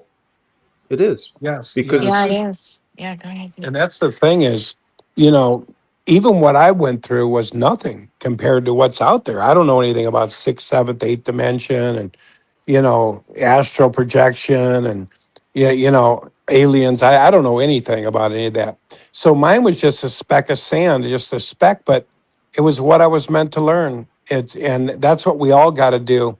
We all got to go down those roads and just, sort of figure it out. You know what I mean? Because like I said, I still don't know nothing. I only know what it is that I know up to this point and what I've studied, but I know there's trillions and trillions of things I don't know. But I'm just glad I know what I know for my own sake. You know what I mean? The only one I'm trying to convince of anything is myself anyway, right? You are the reason we are here. Wow. All of us. Yeah. One book you guys might really like. I don't know if you like mysticism, but we love Saint Teresa of Avila, the 12 Castles, because those are all the inner places that we dwell. It talks about, she was in hell. I forget when I think she wrote that book when she was in confinement, when they kicked her out of the church. Most people who become mystics get kicked out of the church. Meister Eckhart, Padre Pio, Yes, because exactly. they start realizing they can have this union without, the Yes. dogma and, all that stuff. But Saint Teresa of Avila talks about the inner castles that we dwell in. And a lot of people, you'll meet them, they're in hell on earth, and they just have anxieties and many things. But as you move into these inner other castles, she calls them the demons. She uses more of a biblical language, but they become less and less prevalent, where you're not interfered with at all. You have some peace. And I think that's a journey we go on as we come out of the witnesses. We go through those castles, the inner castles, inner dimensions, Well, you'd already given us those gems with the sacred biology. I mean, going into the skull and the cranial, what's it, 12 cranial nerves. I mean, the pineal, pituitary, the piezoelectric current between the two. Essentially, it's a spark plug. And I'm listening to you talking about the angel wings in the suprachiasmatic system in the brain. And I'm going, Dan, yeah, yep, you got well, it. yeah. And when you take off, like a lot of people say, Kabbalah is demonic. There's a million forms of Kabbalah or Kabbalah or whatever you want to call it. But there's a million forms of it, and a lot of it's inverted. But some of the stuff I looked into was the fall, that we fell from a higher dimension, call it Yeah. seventh, eighth dimension. We fell into the earth dimension, which is full of darkness, and we play with demons. But when you look at the Kabbalah tree, the tree of life, if you remove the orbs, it's a cross. And so when you surrender to the, oh Lord, I give you my house, you place in the what do you call it? The royal arch, if you will, the connecting point between Yes. your temple, you place yourself on a tree of life. And Yes. so the Holy Spirit begins to work through your chakras, through your system. It's a big elaborate thing, but basically Jesus said, as I was crucified, you will be crucified also. Yes. Your lower nature will be crucified by the Spirit. I don't know if you call it Holy Spirit, but you're surrendering into crucifixion. And Yes. so until finally Ketor, it's the same thing as the tabernacle till divine union, until you meet God in Ketor. Well, that's what Angela's saying with the masculine Yes. and the feminine, because Yes, there was this same whole thing. thing of you've got to raise the chrism. And oh, by the way, Dan, whatever you do, don't expend your masculine energies through your seminal fluids, because oh my goodness, now you've ruined the whole. But hang on a second, if you've got a great love connection, I don't mean to get personal, but if you've got a great love connection with your mate, it's cyclic, folks. It's completely cyclic. She's got Amrita. It's a cyclic unity. If you've got your love, you've got your resonance. So it's not just, oh, I'm in my base chakra. What's it? Yeah. Glowing red. No, folks, you can Right. you can be indigo, because it's completely cyclic. You what did Angela, you said it beautifully just now. You said, oh, the men are afraid of the women because as soon as it gets all lovey it's like, oh, I want to be sick. Right? You're right. It can be Yeah. true, yes. Yeah. Yeah. Well, no, you You're put right. it very beautifully. Yeah, good. You don't have to be afraid of these things. This is where we're supposed to be, and you can see it in the ancient temples. You absolutely see it. I mean, even in Egypt, I mean, you would have, what's it, the male black, the female a white, and it would be interchangeable. It would be completely interchangeable, this thing. So yeah, That's right. and you see these patterns, you can't unsee it. Once that happens, you that's start seeing. And that's why they didn't talk about it. A lot of people say, oh, masonry, they'll cut your tongue out. Oh, they'll, the body will be severed in twain and your head will be smited, and they say, Yeah. oh my God. But the truth of it is, you'll be slain for speaking these truths. At certain times in history, during Constantine or the Inquisitions, you were dead. Right. In fact, if you Yes. didn't say Jesus was God, I always tell Christians that. That whole movement came in, Jesus was God. they would stretch you, drill holes in your head, and torture you until you said Jesus was God. Right. You know what I'm saying? And But so but you anyway, lost your fear of death, Dan. I mean, I can oh see that. yeah, I mean, you yeah, go yeah. when as soon as that happens, you cross over. I mean, ego death or You going, do. well, You're right. can I? You're exactly right. You're just here for that. That's all you're here for, is to be what you're just saying. It's like you don't care anymore what people believe. And you're not trying to force. Like I said, I've never shared as much as I've shared tonight. And it's because you guys are accepting, which is a high attractor field, accepting and open and sharing and kind. And I wouldn't have never said anything. I would never say nothing like this on Rick Farron's show or on YouTube or anything. But you guys just have a certain beauty about you that you feel safe, and we're just sharing. We're not trying to convince anybody. We're just saying, hey, this is the beauty I experienced in my life, and tell me about the beauty that you experienced in your life. And we learn and we pick up things. And I can tell you too, I got to tell you too, guys, this kind of stuff that we're talking about, it lends itself. I won't go into things, but it will lead to supernatural things Sure, happening sure, that are beyond your absolutely. comprehensions. I forget what Dr. Hawkins called them. I think he called them the siddhas or something. And he Yes, said, don't pay attention to him. He said, because the ego will grab hold and say, I'm somebody now because magic is happening, or clairvoyancy, or clairaudience, or other things than that even I won't go into, sure. but things happen like that. And you're going, holy Yes, shit, like what just happened? Hi, Angela. Yeah, like maybe but people will think they're so special, right? Yeah, you don't want to yeah. get back into that. And It I'm creates a right. psychosis, sure. But I mean, that I would say that, Dave, forgive me if I'm volunteering you here. This is why Hinduism is very, very important. I mean, I go, how many times have I drawn from Hinduism? I go, that was my father's background. I'm very, very grateful for that. I mean, I'm going Yes. back to the warnings that were coming from the Swamis and the gurus when they were saying, you sure about this path with JW? I mean, we hear. I mean, if you can kind of convince us on a few things here, we'll let you go. Maybe that's the path you've got to go. We accept it. Well, But I mean, and I mean, this to that point, like, it's interesting. I wanted to touch on this earlier, but we kind of circled back to it because I think Linda was talking about how Jim Jones's spiritual advisor was like Pastor Divine, right? Yes.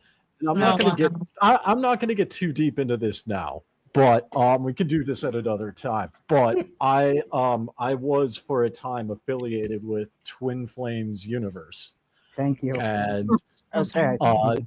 and Jeff and Shalia, they changed their last name to Divine, and that's why Yeah, I put that in the comment. I'm like, that is so ironic for me because I didn't know that, and I'm like, oh. deep. But to the point about Hinduism, it's like the gurus and the swamis, they will tell you they know nothing, Yes. right?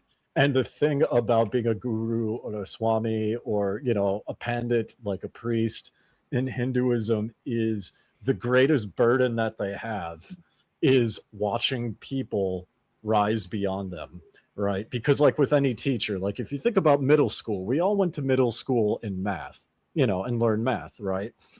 And that's the burden and challenge of knowing what you do know, because I mean, now someone like myself, I'm good with numbers. I have degrees in finance and accounting. That middle school math is obsolete. I no longer need that teacher, right? Yeah. That's right. But you get a lot of people, like my experience with Twin Flame, like TFU and like Jehovah's Witnesses and Mormonism, and it's, you need these spiritual leaders to survive. Yep. You never, like, you can't grow beyond it. You're dependent on them. That's what Right. they need. They need Yeah. you to be dependent on it more than they try to Yes. convince you. And even you- like going back to what Dan was saying, it's like that's part of why I started my business, is because I think you should share these things on YouTube because people need to hear these stories, right? So that's like why I made my business the way I did, to like help serve others, empower others. And sure, you'll get monetized, make money on the side, and that's well and good. But the main point is to help you get your message out there, because people not just need an outlet, but people need community, and people need to hear other people's experience. And I'm gonna say this, like, for my business, like, people can work with me, but I want it to come to a point where you never have to like talk to me again. Right? That's probably not the greatest business model, but I think that if I were to have a good business, right, I think a good business, any good coaching business, is at some point you no longer need that coach. Like, yeah, the coach is there if you want to brush up or you have new ideas or something. I love that. I Well, love that so much. My spiritual but teacher like, said the same thing. He yeah. said when the most greatest moment he said that he'd have is when a student would say something that he never taught him that was a very unbelievable truth, and he'd say, "You got it, go, go." They didn't want him following him. He's like, "Go." Wow. Yeah, and that's my thing, because I have like recurring monthly options, but it's like there comes, and like I do spiritual things as well, like tarot readings, and I've done sigils for people, and it's like at some point it's like, okay, I want you to like go and do it. You know what I mean? I don't want you to be dependent on me, because that's it comes to a point where I go from becoming like a YouTube coach to like, your channel is now dependent on me, and I Yeah. don't want that burden. You know what I mean? I I'll help get do. you started, and I'll help you maintain it. And if someone is busy, yeah, if there's a reasonable agreement, sure, I'll help you manage it for a time. But I also don't want to be the guy where I have someone that's so dependent on me that they can't, their channel and their brand can't function without my existence. Because, like, for instance, like Nottingham Festival happened. It's like a week-long festival. And that's why my YouTube channel has like nothing new on it, with the exception of some You were talking streams about I've done. going there Yeah, lately, it's like right? we were in the countryside. I posted some pictures on Facebook. We were in the Mongolian countryside. So if someone is so dependent on me for like my business coaching, how are you going to function if I go on vacation for a week? You know what I Right. mean? Exactly. You need to have your own foundation. Yes. Wow. That's really good. I love that. It Dan, takes humility to have that kind of attitude. it too. really does. Dan and I, we had a really, really pretty amazing chiropractor he took care of the New England Patriots on the field and got them back in the game immediately. And he was just so amazing, but he thought he was so great for a while. He literally acted like he was God, and he just bugged the heck out of me. But now, something happened. I don't know what exactly, but he had some health challenges, and now he's a whole new man. And he's definitely at his point where he's at the retirement spot. His son's pretty much taking over everything, but he is He's a genius. divinely connected to God. And he was working on me. I had this terrible pain from moving boxes in my chest. It was so bad. And I kept going to the chiropractor over and over. And it was just like, you guys, you're killing me. And so I finally said, you know what? I know this guy thinks he's God and all that, but Dan says, I think you should go to him. So I went to him, and he literally he does these incredible tests to figure out what's going on. And then he finally, if he can't quite figure it out, he literally takes a break for a minute, and he literally waits for God to download what's going on with that person, like intuition like that. And all of a sudden he goes, okay, I know what to do. And he called in the nurse. He had to go up under my bra.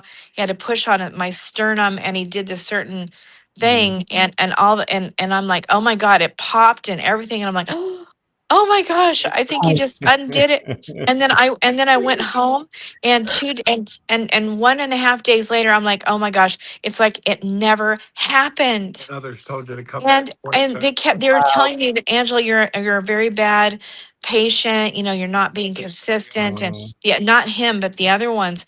And they said, well, you need to be committing to every other day for about 3 weeks and things like that. And I'm like, oh my God, you guys, you're literally killing me. And so it was just every time they did it, it was like I thought I was going to die.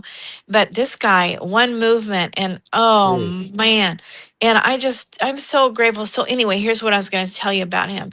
So he doesn't say to you, okay, you're going to have to come back for, 10 more visits and I think we'll have it. No, his response every single time is, okay, come back if you need me. I love And it. I can't even believe it because he could make a lot of money, but no, he doesn't. He's so humble and he just, I don't know, he does what God tells him to do and he does the whole thing you need done and he gets it done and then he's done. And I'm like, man, I just love that, where he just doesn't, no pride, no ego, no, I got to make money like all the other chiropractors who have to make a lot of money. Yeah, you go looking for him. You're like, where'd he go? He does his thing and he's gone. And you're like, what's his name? Dr. Herring, are you around? And he's in the other room drinking coffee. And he goes, yes. And I go, when do you want me to come back? He goes, when you got pain, I'll see ya. He's like this, He's Right like, on. Well, he's like a well, you had genius. me you had me laughing, Angela, because on the one side you've got those calling it the sternum, and then now with this person, it's the solar plexus. You see, so already it's telling you something, right? I mean, Yeah. Oh. one's blocking knowledge, one's freeing it. Oh, Well, wow. so do you think that my accident, because I was lifting some really heavy boxes at an angle, and that's what made it go out like a big humongous pop, and then it just had to get put back in. But do you think that's still related to that, the solar plexus and all that? Well, I'm gonna do a play on words and a pun. I'm gonna say, well, Angela, the way you're talking, the answer's within. You've already got your answer. You're asking the question, but you've Yeah. got it. Why? Why? What was Dan talking about now with the chakras? What was he talking about with the hero's journey, with the Sophorim and the Sephirot in the what's it the shields of Solomon in the Kabbalah, the tree of life? Mhm. What's just happened? You've already got that information. The fact And that I you're mean, asking that question, or What did you say, Dave? oh, I was just gonna say, like physical things that happen, even like popping things out of place, they do have like a spiritual aspect to it, yes, right? correct. When it Yeah, comes to like right. your It's feet or your true. knees, for instance, like because like I've had issues with my knees and I was in a bad car accident, right? And it's like, so I don't walk flat footed always. Sometimes I walk kind of like on my tiptoes and things like that. But I realize like we have a book here and I forget the name of it. It's an amazing book, but it's like it lists like all the health issues that you have and the spiritual aspect that's like Ah, connected to it, either with chakras or whatever, right? So if it's like the stomach, if you have stomach issues, like there's the dynamic of like insecurity or like fear of the future, right? And if you think about it, if you're anxious or worried about something, what's the first thing that happens? Well, your stomach acts weird, right? Yes. Yeah, and so in my case, what I've been working on is like the feet, the foundation, right? mm, The support with the knees, right? Because I do have some like knee issues, and that's been getting a lot better, right? So it's not like an either or. They're not mutually exclusive. There's always a connection both ways, right? I think that's so Now, on interesting. the on the flip side, I don't want to over spiritualize this because I mean, like, if you have a dislocated knee, obviously you should go to a doctor, right? It's not all Right. spiritual, right? Same thing when it comes to like I saw several studies that were done where people who have rage and aggression from their past, and that's something I'm working on, they're more predisposed to cancer, right? And yes, you can do spiritual techniques to, become at peace. But if you have cancer, you should still get that cancer treated through a medical professional, right? And that's Mhm. something I really want to emphasize because I see a lot of people that will say, "Don't go to doctors, don't," you know. It's like a healthy combination of you address the spiritual, you don't ignore that, but you also address the physical. And Isn't it so people speaking try to amazing? either I, or. I speaking just so think it's so responsibly. amazing. Sorry. Sorry, Linda. I was I just saying, think, Dave, yeah, go thank ahead. you for speaking so responsibly. That's what I Yeah. want. Go ahead, Angela. Yes. No, just that isn't it funny how we'll want to deny that my little accident with my my chest that when moving boxes had anything to do with spirituality. You just think, no, it's just a little, mishap, but no, I do know that every person I know that's had this, that, and the other, I was like, yeah, I know what the spiritual problem that is. But when it comes to me, I want to deny that little accident has anything to do with spirituality, but it does. Yeah, So I'll tell them one too. I'll tell you an Yeah, example. What you can't separate. It's so interwoven: physical, spiritual, mental, emotional. I mean, where do you stop on this? I understand Dave's being responsible, and That's I think right. we should, for just for the fact that we're doing broadcast on YouTube. It's very, very important. Yeah. But I mean, as soon as you start going into persons who've looked very, very deeply, I look at Russell Targ, laser physicist. I look at Pamela Eakins. I mean, you were talking about tarot just now. Well, she does street tarot.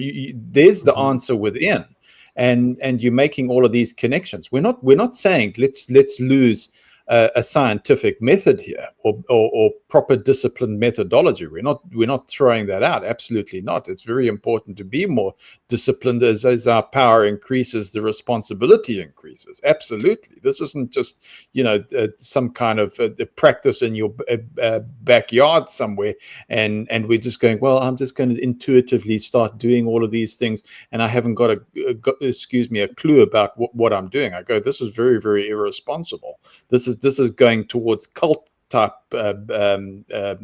things, and people do this, and they get into a hell of a lot of trouble. And they go, well, throw out your medication and throw this out. And hey, Dave, come around to my place. I'm going to lay hands on you, and we're going to fix those knees, and just forget those scans that you took. I mean, that's something in my case, because it's like when I was with TFU, there was spiritual things that I would do to address anxiety and health issues and things like that. And then I ended up seeing a dietitian who's also very spiritually inclined. And I'm on a whole, I'm eating 4 to 5 times a day now because I'm underweight. Right. So I started that 6 days ago, 6 days ago. It's within a week, and I've already gained 6 pounds, 6-7 pounds, which is How does it feel? like 3 to 4 kilos. And I feel better, right? Because that helps with the Okay. foundation and things like that. Right. And so one of the things I realized, and this is what Matthew's talking about, it's if someone were to come, and this is a thing in Mormonism too. It's people go and lay hands and do blessings for people in hospitals and people with cancer all the time. And there are a lot of Mormons who are I'll just get the blessing and I'm good. And it's well, I remember there was a case of someone who left the church, and I can't remember. I think they were on John Dolin a few years ago, but one of the things that broke their shelf was one of their relatives had stage 4 cancer. Right, is one of their elderly relatives, stage 4 cancer. I think it was bone cancer, which is very, very lethal. And they were just yeah, we're going to get this blessing, and I'm going, and I'll be healed. They were not healed. Okay. And, that started the whole question of why didn't the blessing work? And it's well, I don't want to be too hard on people because they're in the cult mindset. But on the other hand, it's your elderly relative had stage 4 bone cancer.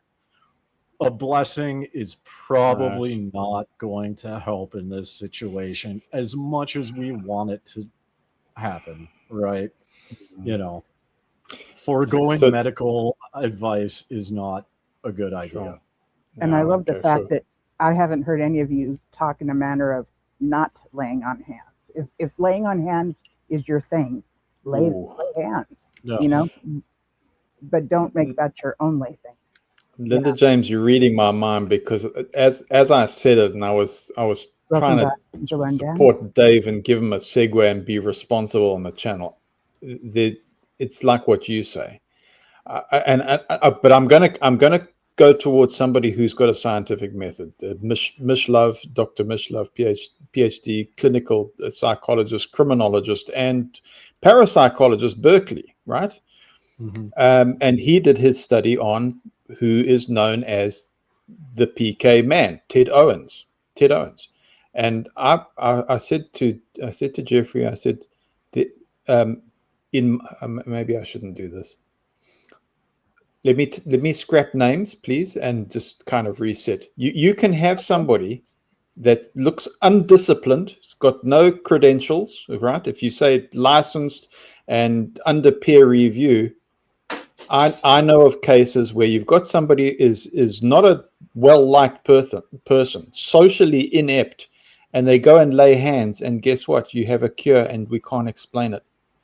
And that happened. That happened with Russell Targ. There was Ted Owens, and they were granted money from Congress for SRI for Stargate, and Ted Owens rocks up, and Russell said to Jeffrey Mishloff, can you take Ted Owens off our hands because he's reckless? Yes, we see the success rate, we see it, but he's putting this whole thing into jeopardy because he's a showman, and he gets angry and he gets irate, and the problem is it doesn't fit into our society, and it certainly doesn't fit into being responsible. And especially if he's trying to prove himself, when he's under pressure, guess what? You have a disaster that's happening. It just becomes disastrous, and they're saying, please, can you take him off our hands? So what am I saying there? When Jeffrey took him and said, right, I'm going to challenge you now. I'm going to put you into a controlled situation, and I'm going to challenge you. It's admittable that there was this incredible success rate, but you've also got these terrible disasters that happened as well. So what am I saying? I'm saying that there are some cases where it's right out there that you do get a cure, and we can't explain why. But you still got, you can't just throw discipline to the wind here. Yeah, you can't throw the baby out of the bathwater. Because like I've read some pretty insane stories. Like there was, what was it?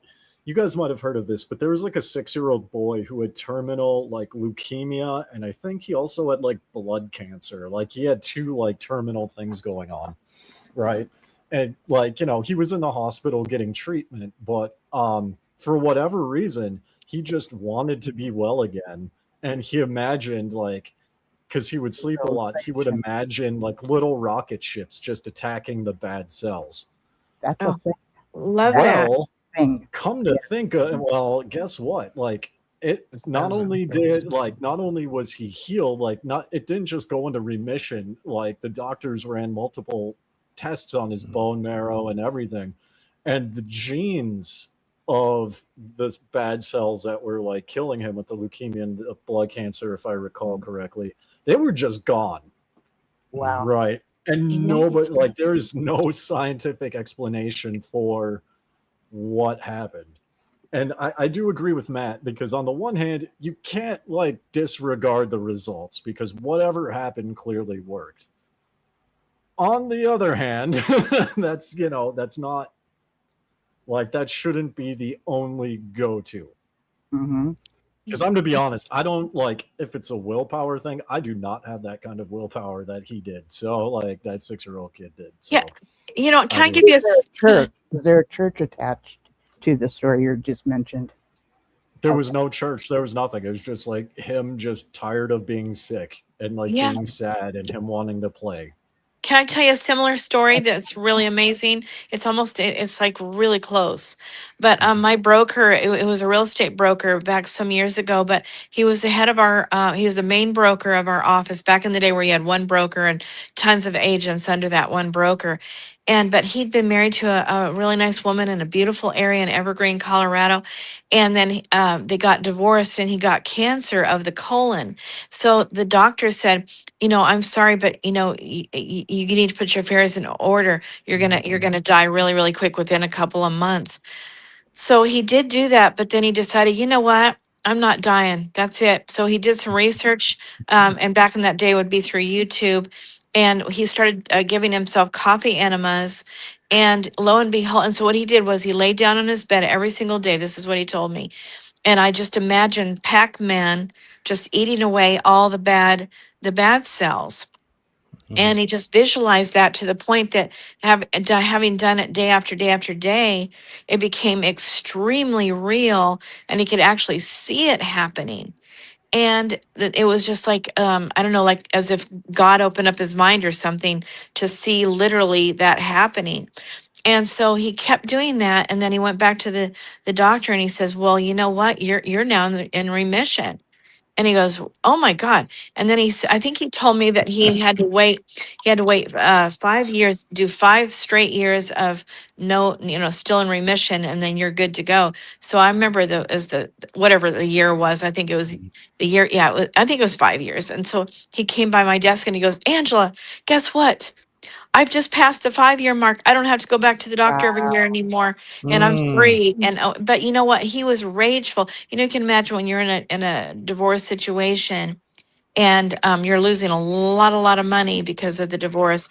And he was enraged, and so it literally was eating him up alive in his colon. And so, but he did that visualization, and he was not Christian. It says in the Bible, according to your faith, be it unto you. It didn't say according to your faith, so long as you believe in the Bible and you accept Jesus as your Lord and Savior. It doesn't say that. It just says according to your faith, your belief, so be it. It's very simple. It's no big rules to the whole thing. And so him not being Christian, I don't think he really exactly even believed in God. I don't think he did, but he just believed that if he would just do this work and believe, that he would get well, and he did, just like that. And then I'll tell you one more real quick. Bruce Lipton recently, he realized through God's giving him awareness, he decided that Darwin's theory about what's it called, Dan? That's a dog. Yeah, Darwin. No, not so, not with the Evolution. actual belief system. I know. It was to do with um the dog eat dog. I can't remember the Oh, exact so state. I know it's social Darwinism. Yeah, well, anyway, it was a certain belief that he had that was, the survival of the fittest. That's Fittest. the belief, Okay. the survival of the fittest. And God That would, showed Bruce that would Lipton. work with dog eat dog. Yeah. Yeah, so Mm. he literally said God showed him how that was dead wrong, and Yes. he wanted it fixed. And so anyway, Bruce Lipton for years he wrote the Biology of Belief, that book Biology Mm. of Belief, and but then he all of a sudden he got tongue cancer. He got a tumor on his tongue and his throat, and the doctor said, "I'm so sorry, but this is so bad. We have to cut out your tongue." And he's like, "What? I'm a speaker all around the world. That cannot happen." And he goes, "Well, I'm Mm. sorry, but this has to be done." And he goes, "Oh my God!" So he starts to decide he's gonna, I don't know, whatever he was deciding to do. This one lady who read his book Biology of Belief just came ballistic, and she put it all over the internet. Just furious with him because you're not even living up to your book Biology of Mm. Belief. So he heard that, and she really loved the guy. But anyway, he thought, she's right. So he started literally following God's direction on go to this lady and she's going to help you with this. Go to that guy, he's going to help you with that. Go to this, it's kind of like, all the different aspects of healing that you could, imagine, all natural, not using any kind of drugs. And next thing you know, he's in remission. And the next thing you know, I think it was 2 years later, no cancer, no tumors, no nothing. And so he has now just come out with a book, Beyond Darwin. And Yes. I think it's about ready to be released any day if it hasn't already, but it's coming up here pretty quick, I think is what it is. But anyway, but what the whole lesson in it was that because he refused to speak when God asked him to, and he was holding this information in, and he would not expose it because he didn't want to be rejected. So then he got somehow it's like, okay, fine, then I guess your tongue's going to go then. That's how everybody's looked at it.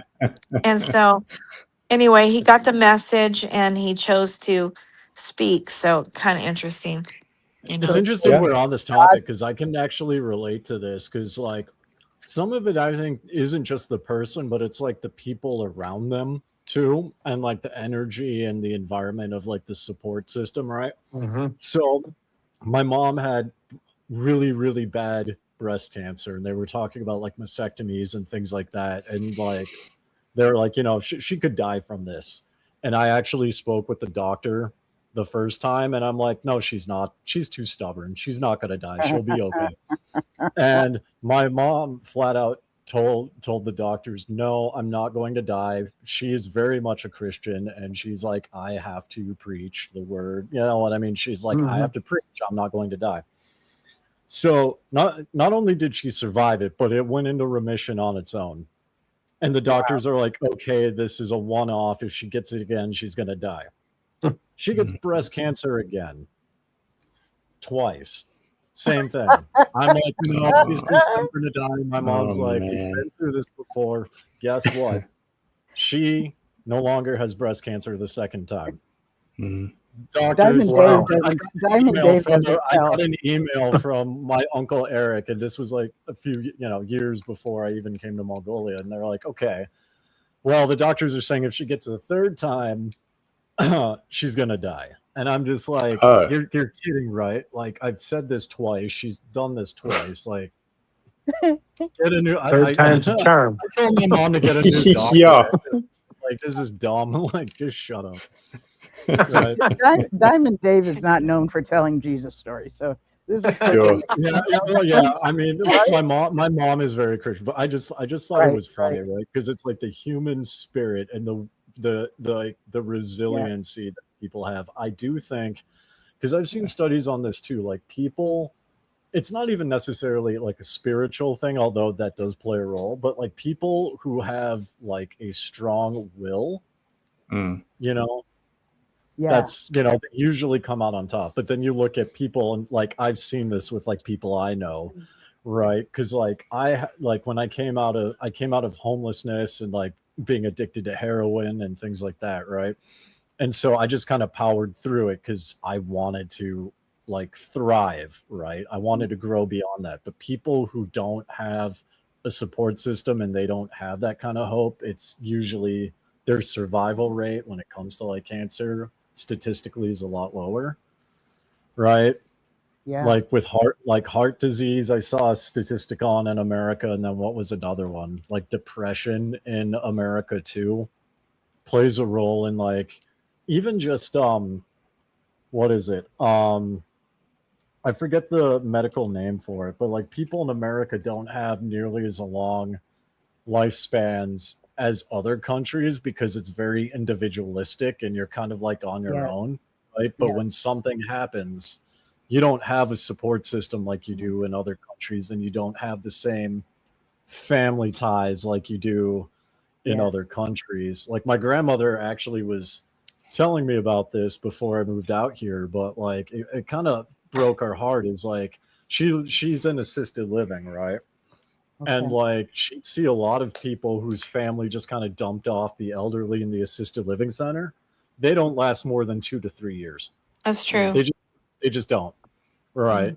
And it kind of broke our heart because these are good people, but because they don't like I do my best to like get out there, and my mom visits her like every week, and like my uncle drives up. I guess he's still doing trucking. We video called them a few months ago, right? But like he drove up from like Florida to Wisconsin just to visit her, right? So it's like things like that. It's important to have like a good support system, which I think helps. Hey, you guys, can I tell you something? I just want to offer something. First of all, is your mother still alive? Mine, yeah. Oh, she's still good. She's gonna outlive us all. Okay, well, listen, I want to just tell you to tell her something for me. Okay, this is really important. Well, there's this guy named Henry Wright. I think it's Dr. Henry Wright, and he died a few years ago, but he has a place. It's still in existence called Be in Health. BEIN in health, HEALTH. And so he researched for years and years and years with psychologists, scientists, doctors, and what, Dan? And studying ancient texts, all kinds of things to get to the root issue of each and every disease. And they really worked hard. And they did this big, huge, fat, really fat book. It was like an encyclopedia, only bigger and fatter than that, of all the research and everything. So you could go to this book and open it up and look up the exact name of that disease, and you could see exactly the pathology and exactly what happened. So, like for example, a guy The had a name of the tumor. book. Is it a red and white book by chance? Is it a white book with red? No, Dan, what's the Okay. name of his big book that he's got about all of that stuff? Because we have a book that sounds B, just like that. It's like this thick. yeah, really thick book, yeah. Something magnificent. Let's see, Dan, A was more it Dan? excellent way. Yes, a more excellent way. Great. Yes, that's the Right. book. So anyway, but this big fat book but that's not the book that has all that in it. Okay, it's not published. But I went to his facility in Georgia, Thomaston, Georgia, and I was there a week. And so people would go there. A lot of people with multiple chemical sensitivity disorder, but tumors and all kinds of things. But here's one I want to get to the bottom of. So we would go in this one room. We got divided into 7 people or so in each group, and there was probably, I don't know, 350 or more of us. And when we would address the issues each of us was having, one person would go to that book, look it up, and then they'd write down what they found out about it, and then give it to the person, and then we would all talk about it, maybe pray about it. I don't know. We would do whatever was feeling necessary, discuss it. But anyway, basically about breast cancer, that's what I want to get down to, is that they discovered in all the scientific work, so much of it on breast cancer, that I think I've got this right. But if you got breast cancer on the left side, it was always a woman that you were angry, not letting go of some sort of unforgiveness, some anger, some bitterness. And it was always a woman and always a family bloodline. If it was on the right side, it could be, it could be someone you're married to, kind of a thing, and it could be man or woman, but it's not blood relative. So that's where you get you get the cancer on the right side, and it all had to do with unforgiveness or bitterness or something you would not let go of. And so the minute you would let go of it, they proved this, that it would immediately, that tumor or cancer would just go of its own accord, because you let that thing go. But the minute you took it back again, it could come on like a vengeance. And so it behooves you to try hard not to get bitter again about that thing, that person that you're angry at. So I'm like, man, a lot of us women going through divorce, right? We're gonna harbor, or the vice versa, harbor that stuff because you're angry with that person. And but that's how you get the breast cancer. And the way, so I was there, and the very last day of the event, we all met every morning in this cafeteria type place they had there. And I go in the morning at the tail end of everybody meeting together, because we're packing up, getting ready to go. And so all of a sudden I hear everybody in a big commotion. This lady is just screaming with joy and excitement. And she's with her husband. And we're like, what is going on? And she says, it's gone. It's gone. Her tumor was gone. But we'd done all this forgiveness work, and I don't know. We did a lot of work studying our family history. Like I discovered, like, for example, that my family was in the Trail of Tears. And so we had a family history of being all depressed and sad and woe is me and victim and all this kind of stuff. And so you have to repent of it. So we repented of, the different family stuff that we've all been brought down. And for everybody in our family, including ourselves, before Almighty God. So anyway, we did all this work, and anyway, in multiple chemical sensitivity, I saw all these people get healed. It was just really mindset problems and fears and angers. One lady, she was a main speaker there. She got thrown down the stairs by her brothers with a bag over her head. They threw her down the stairs, and immediately she got multiple chemical sensitivity disorder Damn. from from being a young girl because this is what she discovered, because she was so enraged by her at her brothers that she literally let in a buttload of demons all in one Yeah. big shebang. And so then every kind of fear was upon her, and then these people had to overcome these things. So anyway, it's amazing. But if you want to go there, I think what you can still do, you can still call down there, and just you could pay them a little bit of money, and then they'll have the guy look the stuff up in the book for you, and then they'll pray with you and work with you to help you get through it. But just to know the root of it. So here's one example that was so cool. This one guy had a brain tumor, and it was a specific name of the kind that he had. So I wrote it all down, called because I was a member, so I stayed there that week. So I got to call and say, here's what he said it was, and can you tell me what it says about it? So you know what it says? It said that in the book that every single person that ever had that particular brain tumor, this is what was going on with him. And it had to do with being rejected, it had to do with the workplace, and being rejected in the workplace. And I can't remember all the details now, but that was basically the gist of it. And every person that had ever had it, that was the root issue. See what I mean by the root issue? And so they researched this as every single person who ever had that, this is the common denominator. So that's what's in this book, some of that stuff. And so sure enough, that he'd gotten rejected by work. He was out of work. Yeah, he was devastated by it. Yeah, he wanted to die. He wanted out of here. So Mm. anyway, it's really interesting.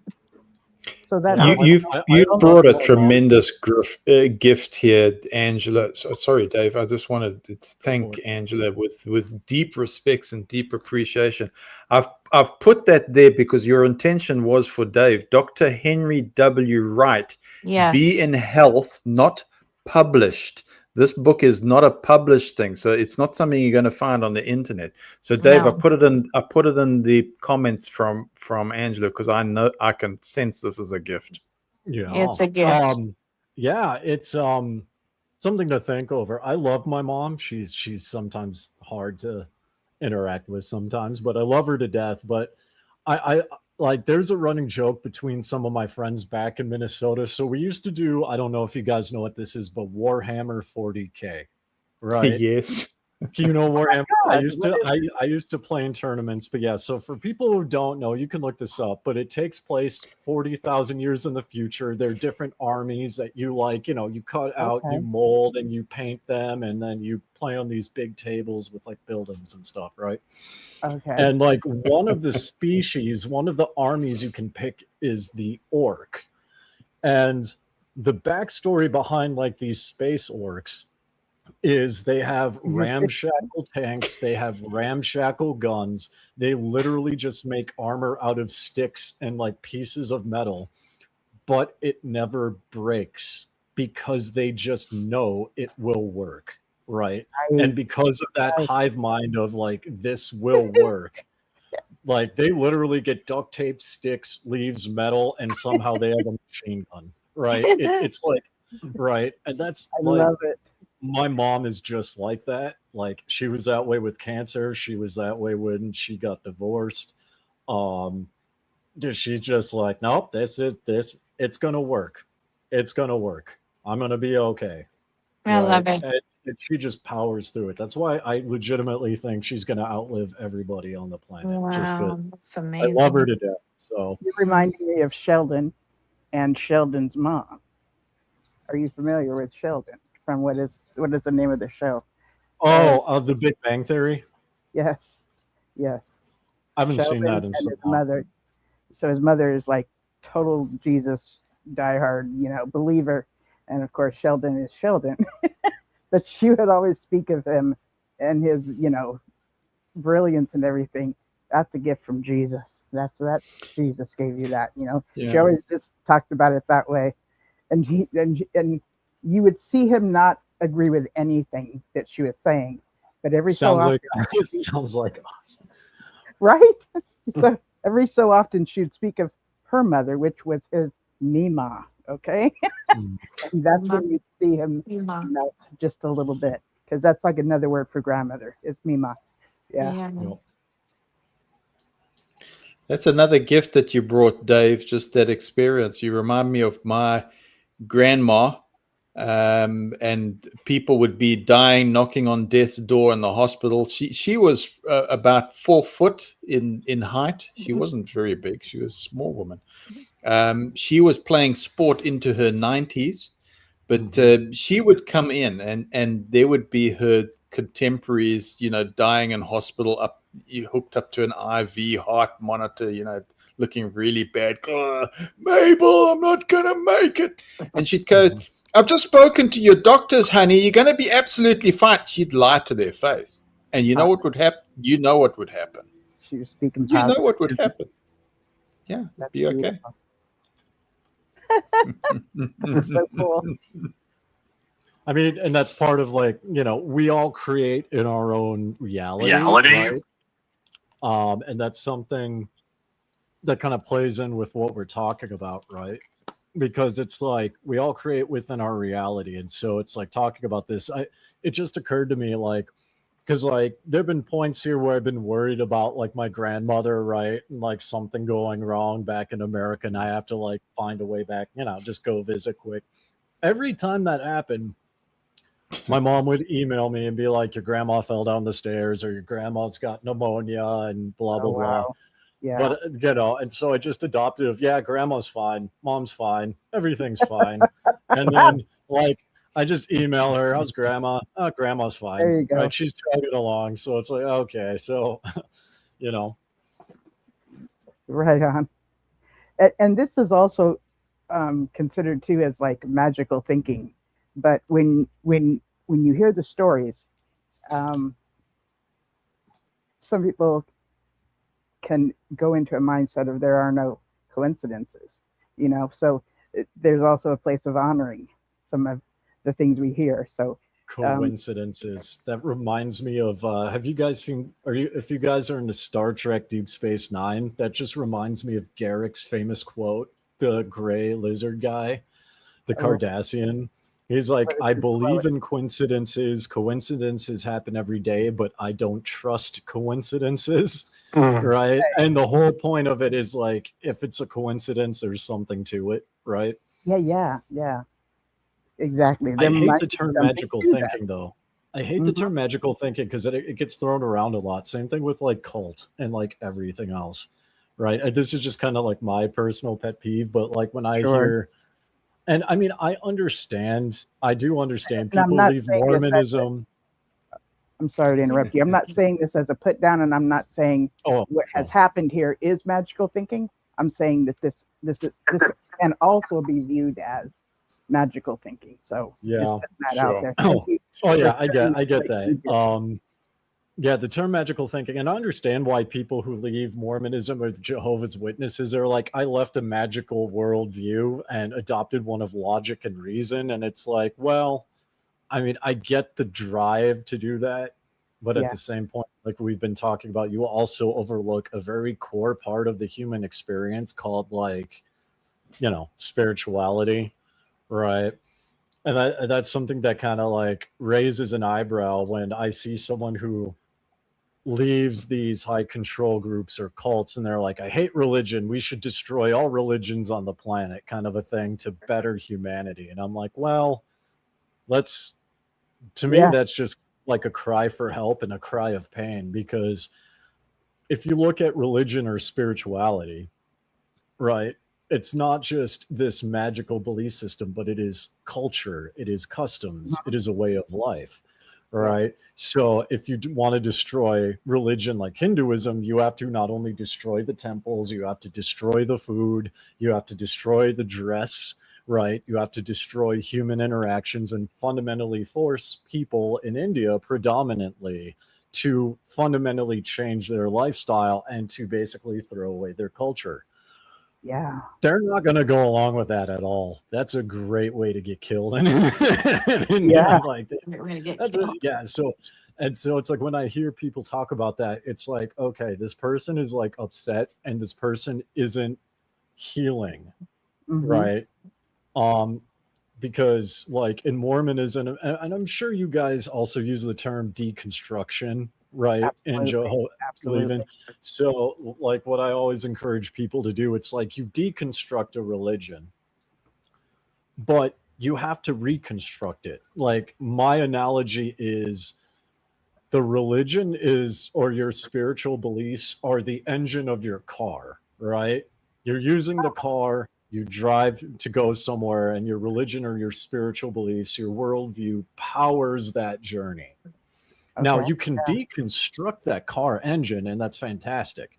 But if you don't reconstruct it, you don't have a functional car, right? And a Hmm. lot of people I see, at least in Mormonism, they deconstruct and then they implode because they don't reconstruct like their identity. They deconstructed their Mormon identity. They deconstructed their worldview in Mormonism. They deconstructed their family thing. They now know the intricacies of how that works. Fantastic. But Noel. but on the flip side, because they don't actually like restore themselves, they don't like heal, they don't fix the broken parts, Yeah. they crash and burn. And you see it, like I'm watching a couple people and it's really sad, but now like they're making really bizarre borderline unaliving posts on like Facebook, you Right. know, Right. and it's Right. just like, There is a and I'm like, and I met, I'm not going to name names, but I mean, one of them's a really cool dude and he's trying to do a bunch of stuff and he talks about deconstruction. And he was one of the people that pointed out that many people don't reconstruct. They don't, you know, they don't heal. They don't address their misogyny. They don't address all these things. And and that was before I moved here to Mongolia. And that same guy is like making really concerning posts on Facebook. And I'm like, might want to take a step back here and do some introspection. And I think that's not just him. That's like me. That's like we all have to do introspection, if that makes sense. Because what's the point? And I think Linda brought this up and Matt brought this up too. But like, what's the point of leaving a high control group or changing your life if you're just going to do the same thing? Because I even on like Six Screens, I see some people who left Jehovah's Witnesses, except now that they're excuse me, now they're Christian, and they're acting like Jehovah's Witnesses towards me and other people about their Christian religion. It's like, okay, well, did you actually learn anything here? Right, that's my question. Did you like what have you that you've noticed this?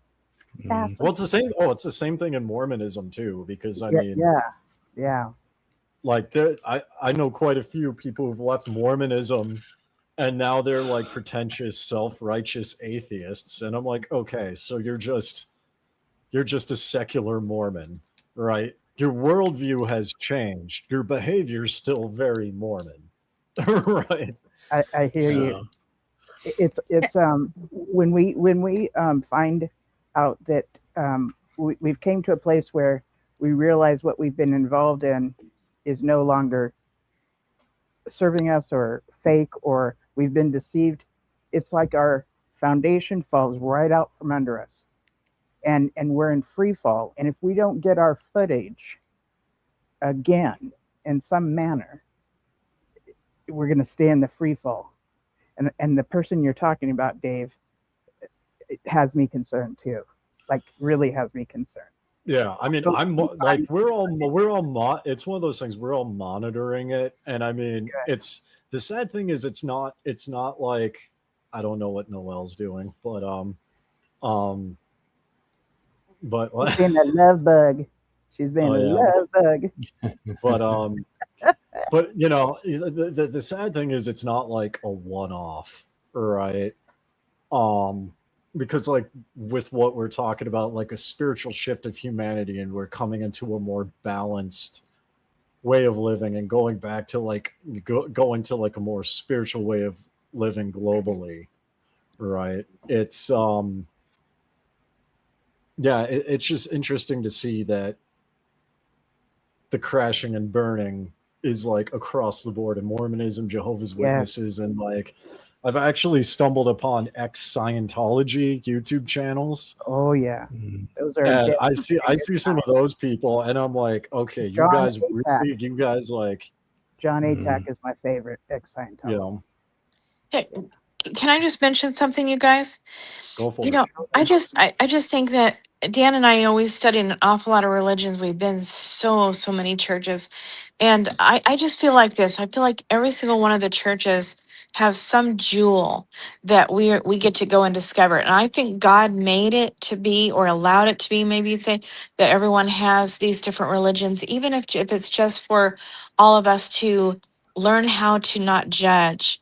Because truthfully, I realize we all have the same God. You know why?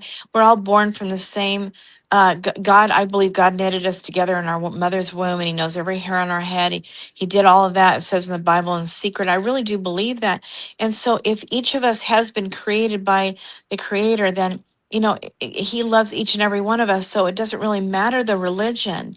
It really doesn't. We just need to realize that, and also too, the secondary problem in the world is that we gave our power over to these different leaders or gurus or priests, or whatever you want to call them, in the different religions. Instead of having your own connection with God, you gave over your power to these people, that these men that pretend like they're better than you when they're not. No one's better than anyone else.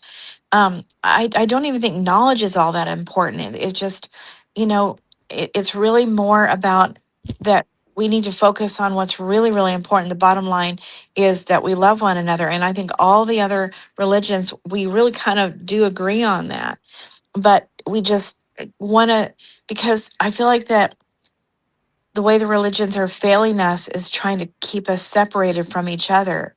It's like, Mm. even in the Bible, it talks about how that there are many gifts, but you can't say to the foot who's in the body of God, you can't say to that foot, you don't belong to me. You don't act like me, or you don't look like me, so you're not one of me, and you reject that foot. But everybody is part of this big huge thing. Let's call it a body, and we need each other.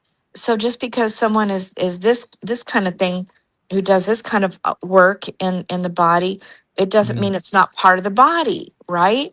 And so here Yep. we've been doing this thing of separation and hating on the part of our body because it doesn't look or act like us, or how we think it ought to be, and we reject it outright. And if we can all come to the realization that whatever we've all learned, it's beautiful. There is something, there's a piece of gold in each and every one that we all get to experience if we're just willing to take a look at their view and really understand them from a deep level. There's a jewel. And I think God set it up that way. And if we're willing to be brave and not look at them like they're lesser than me, or they're messed up and I'm not, and I've got the truth and they don't, if we can just forego that, and we realize the beauty in each and every one, and we don't have to have this feeling of separation, because that is what's tearing us all apart, and that is not love. And judge not lest you be judged, this kind of thing. And I don't know.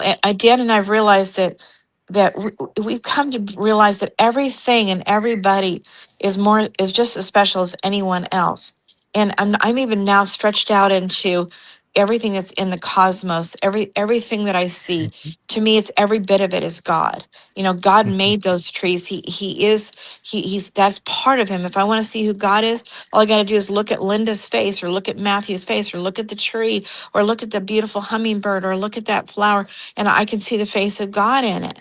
Everything is God in my way of looking at it now. And every person, every religion. So do I agree with everything each and every one of them believes in? Well, no, I can't fully embrace that right now, but I can see the beautiful jewel that I can see just from taking my time to really see what it is they do actually believe. And I love something about every one of the religions. I honestly really do. And I don't know. I just think that fascinating. we need to let go of the separation. And I think that God, personally, I believe with all my heart, God is trying to get that done right now. In this, where I feel like the light is coming in really strong, and I feel like God is burning out that division and burning out our desire to want to trust another man with our very soul and our very lifeline to what we think is God, and get that out of the way, and so we can go direct. We don't have to have the middleman, and Mm, it's not necessary. It's not real. It's fake. And so I yeah, feel like all of us that are is sick fake. and tired. We're sick and tired of Beautiful.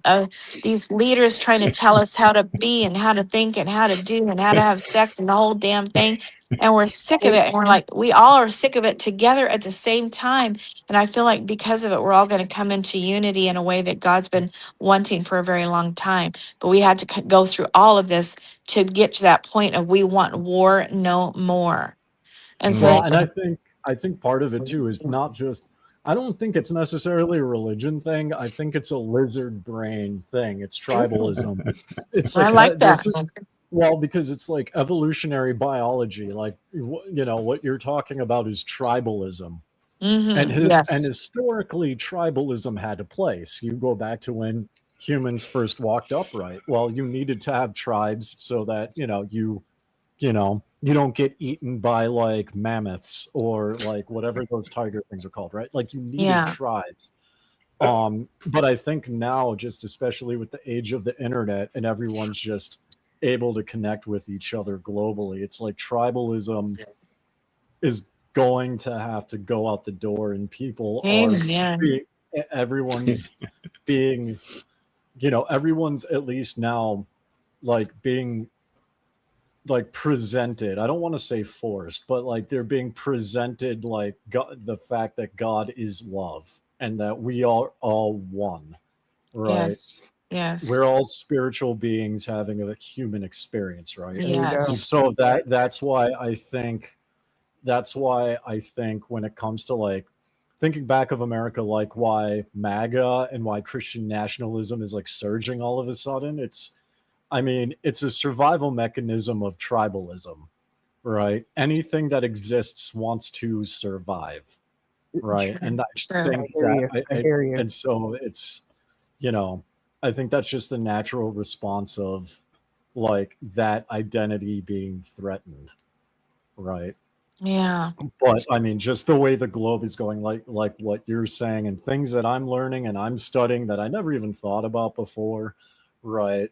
Like, my wife brought up to me, it's like, hey, you should look into like, feminism and look at these things from like just to get an understanding. Yeah. Because my experience with like social justice and things in America is like kind of more of an extreme, right? And being someone who just didn't want to be around that kind of extremes, I'm just like, not my thing. But that's the way the world is heading, right? Is just that unity, that balance, that equality. um and I think it's just a sign that it's like growth pains, right? It's going to be It painful is. for a while I as the agree. human species grows. It's like I puberty, know. and that sucked. Yes. So Yes. Yes. but you So move through right. it. Puberty is a You tough time. move through it, and then it gets better. So You know, here's my question, guys. It's really confusing to me. Well, the barbarian days, way back when in the barbarian days. Well, then so they say that what happened was, I don't know, probably an angel brought down these emerald tablets that were alive and real, and apparently they're still available today somewhere. But it's almost as if it was the book of life put in a tablet form and put on earth, and what was written in it is available, but it's basically just God reaching out with a wonderful message that literally began to change them back from barbarianism into being humans again. But it took a very long time, like thousands, if not billions of years before, I don't know how long in real time, but there's no such thing as time anyway, but it took a while. And then we finally got back to human again. But I feel like we're going back into barbarianism right now. And I'm Yeah. wondering, how are we going to go from the barbarianism this time into oneness? That's what's confusing to me. Well, I think it's just Yeah. like when we have channels like this, like people interact around the world. Like I'm in Mongolia right now, right? Like if Right. we were to go back to like the 60s, actually no, 80s. I remember seeing a Facebook, it's like a reel on No. Facebook yesterday where they interviewed people. It was like a video from the 80s and everyone had big hair. And they're like, hey, they're saying that, you can video call people and see their You're face right. as you Right. call them. And they're like, nah, who would want that? That's too much, Right. But that's where we are now. And it's like going into oneness, right?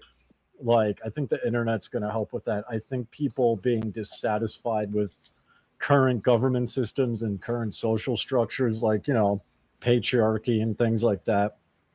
Because I mean, like, I'm slowly looking into it, and I listened to like a podcast on this earlier, right? And it's Did you just say like, people? patriarchy hurts men too. And I'm like, okay, and it harms women, it harms society. It's like, okay, yeah, I'm kind of sick of that too, now that I'm starting to understand it. And then I get on the internet and the algorithm shows me a bunch of other people that are sick of it, right? Okay. So I think it's just the growing pains of everyone realizing this sucks. The way things are Yeah. sucks, and then now we just collectively need to figure out something else. I'm hoping And that's going to be the case. Go ahead. Me too. Can I try and address Angela's question, Linda James? Can I try and give it a shot? Sure. It's not merely why are we regressing. I mean, we do see that history's got evidence for both regression and progress. It's cyclic, right? There's a cycle. Mhm. So human beings, I'm going to say it, human beings remain capable of sacred and profane, extraordinary cruelty and extraordinary compassion. So the existence of one doesn't just merely erase the other. So why are we regressing? Maybe the question is, how do we ensure that the wisdom is lived rather than merely preserved in books? And I'll say this is what's happening right now. This is what you're doing with bringing your gifts here, Angela, Dave as well, and well, all of us, eh? It's a question that philosophers and psychologists and religious thinkers and consciousness researchers have wrestled with for ages. And I can give a personal expression. I can go, no, I've got blazing hope. I actually think this is a positive thing, because if humanity has actually received so much wisdom and is capable of cruelty and division and regression, what are we actually doing right now? Well, in our circle, we're saying, let's preserve the memory. Let's preserve the story. Let's talk like this. And every time I go, well, I see healing. I experience healing in this. I experience a positive vibe. I experience a spiritual progression with the things that you've shared here, Angela. I mean, you talking about mastectomies and these angers and getting tied up in knots and releasing these things like a catharsis. This is a gift here. Or Dave saying, "Oh, my grand, she's already got a system that's worked out. She's been through this thing in a cycle 3 times. Boom, we went through the cycle. Boom, we went through the cycle. We went through the cycle." And this is a microcosm of the macrocosm. It's the microscope of the bigger universe. You've said it, Angela. I've heard you saying it. Oh, I look into the universe. I see God there. I go, yes. I look at my hand. I see God there. I look at this conversation. I go, yeah, I see God there. Yeah. We are gods. That was Dan talking just now. Yes. That's his book. And Psalms. that's biblical. Yeah. Yeah, the thing that also is too, it's like, I think we have to be understanding and patient, right, with others. Amen. That would be Amen. very helpful. Yes. Yes. Especially with people who are still like in that tribalistic setting, right? Yes. Because Yes. we all used to be like that at one point, and I'm still working on that, right? Mhm. So it's like you can be supportive and understanding and patient without condoning the behavior. Yes. Because people can learn and people can rise above that. Like, I don't know if you know the Mormon podcaster, Jacob Hansen. Oh, I've I heard don't that. know if you've heard of him. He's very Yeah. orthodox, very anti-LGBTQ, all those things, and people like, see him as irredeemable. The last video he did on Mormon book reviews was with Colby Reddish, who's a friend of mine, a lawyer, ex-Mormon. But Jacob Hansen flat out said, like, if a child is in an abusive home, it's better for that child to be put with a loving gay family. Yeah. And that just blew my mind, and that blew everybody's minds. Like, wait, Jacob Wow. Hansen said this?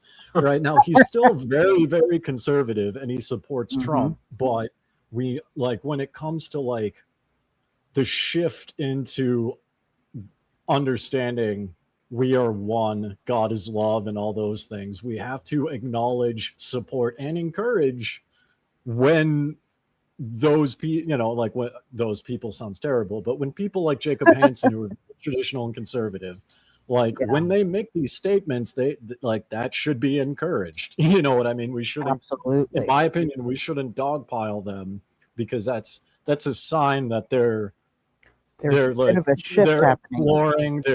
There's a shift going on here. Like, I never, because I Saw used to that hang. coming. Like, I used to be very orthodox and, like, very against all this stuff too. And it's like, never would I have imagined those words coming out of, like, Jacob Hansen's mouth ever, as an example. Accurate. But they did, Yeah. and so it's like, okay, this is good job. I'm happy for Wow. you. Like, let's keep going. Let's keep that momentum, right? Even though I don't So- even know who he is, I am so thankful you shared this, and it gives me hope. You know what Angela's been Yeah. talking about, what Matthew and yourself and myself have been talking about. You know, there's this pull from the extremist right, where in my opinion it feels like they want to take us back to the early 1800s. And that's terrifying to me. But the more I hear about things like our conversations tonight, it gives me hope that there Yeah. must be other people who think this way too and are not going to be willing to go back to the early 1800s. So They're the hope noisy is that- minority. They're the noisy minority, because, like, even back in my Mormon days, like, with MAGA, and, like, there's a couple pastors who were talking about, like, women shouldn't vote and things like that. yeah, Like, even people who are in, like, Orthodox Mormonism, it's like, no, we don't want to have to do that. You know what I mean? It's like, it's too much work. It's like, this is kind of off the rails, yada, yada, yada. You know what I mean?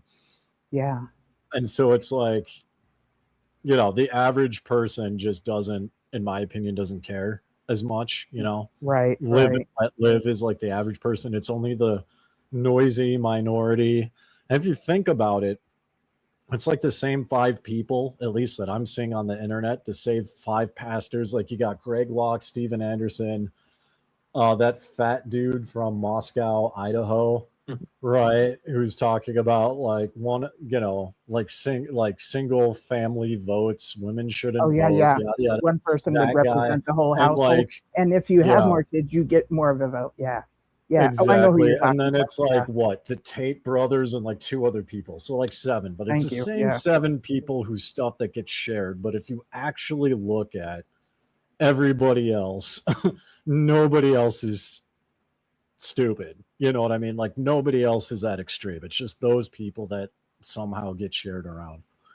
Yeah. But I think Thank we you are moving for toward that. oneness, and, like the age. I think it's like the age of Aquarius, right? There's a big Yes. social That is what shift. we're in. Yes, Yeah, Yes. that so is it's what Yay. we're like in.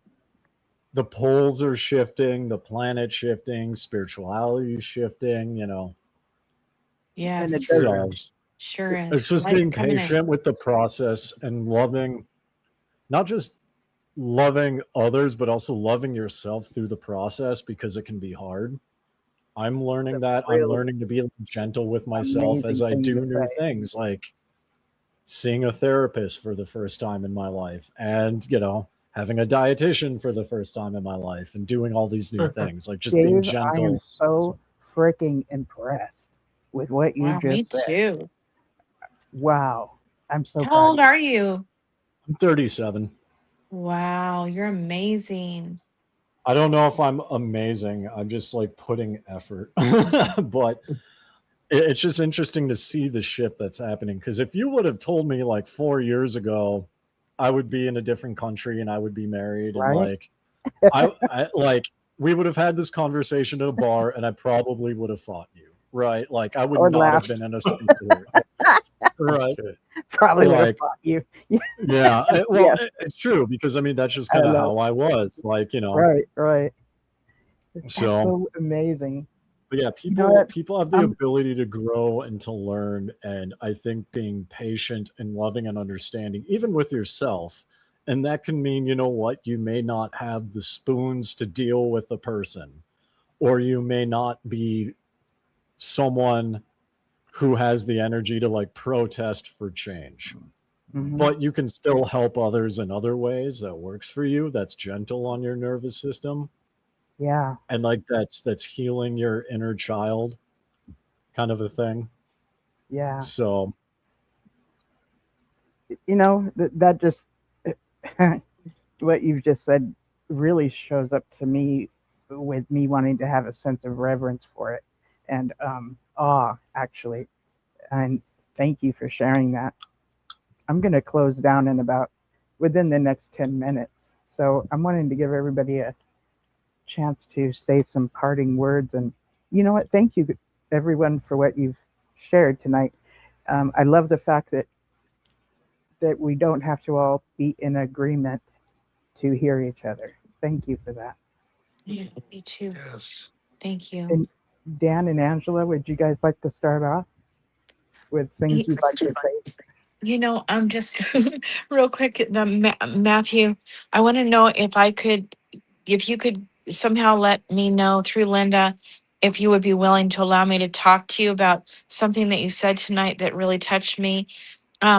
Just something I want to know about. It's important to me right now. It had to do with the way that the body and the brain and all that works with the electrical system and stuff. I don't want to get into why I need to know it, but I do, and I want to know if that's possible. And otherwise, I love all you guys. I think you're amazing. And David, my God, it's like you're way ahead of your time. Like you have so much knowledge. You came in here to help all of us with. You're so young. You know all this stuff. I'm blown away. I really am, and I just appreciate all you guys. This is really really fascinating and really deep. we appreciate you, trust me. Yeah, thank you guys. Thank you for letting us come on. We've enjoyed it tonight. It's been healing for us too. And one thing I want to say too is, we've got to watch our intention about, the outcome. I've kind of let go of that because I know a lot of new agers are giving up now. They're thinking like the world's going back the other way, and they were waiting for the great awakening. And I mean, we can see it awakening, we can see it growing, and we can also see darkness, a lot of darkness. But I think if we're not careful and we get caught up with, we need an Armageddon, we need an awakening, we need an ascension. And if we just, what I'm learning is if I can just be in this moment and be that love and the joy and the peace and the listening ear and the understanding person, and that's enough. I don't need the world to end. I even told a new ager the other day, kind of got pissed off at me, but I said, what if the world isn't meant to be fixed? What if it's a melting pot just for us to transcend our lower nature? What if it was designed like this? And to where we come out of separation. We were born into duality and everybody's separate from me and I'm special. And we actually lose all that in the transformation. So I don't need the world to be fixed in some ways now. I just accept I'm in it and I'm going to be a certain way in it just based on where I've come from. But anyway, but thank all you guys for all your kindness and letting us share and being so open and generous with kindness, and Matthew and Dave and all you, everyone, Linda. Thank you guys. It was a great talk tonight. I agree.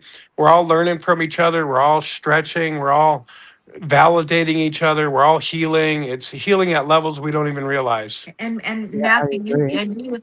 Matthew, you're amazing too. My God, like a Oh yeah. walking dictionary of knowledge of things. Scary, Matthew. You guys are all scary.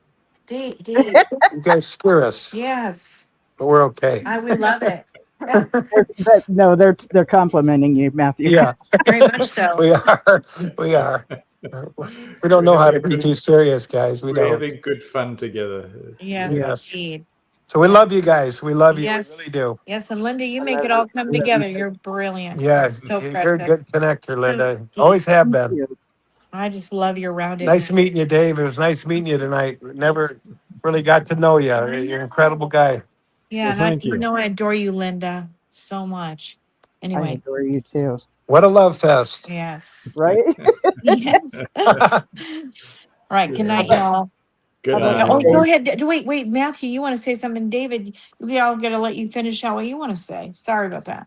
I Yeah, defer Dave's to our chairperson, Linda James. So it's Dave's turn to say a few things It's my before turn. I say goodnight. Yeah. Yeah. Well, to like Angela and Dan's point, as we wind down, I believe that the earth is fine.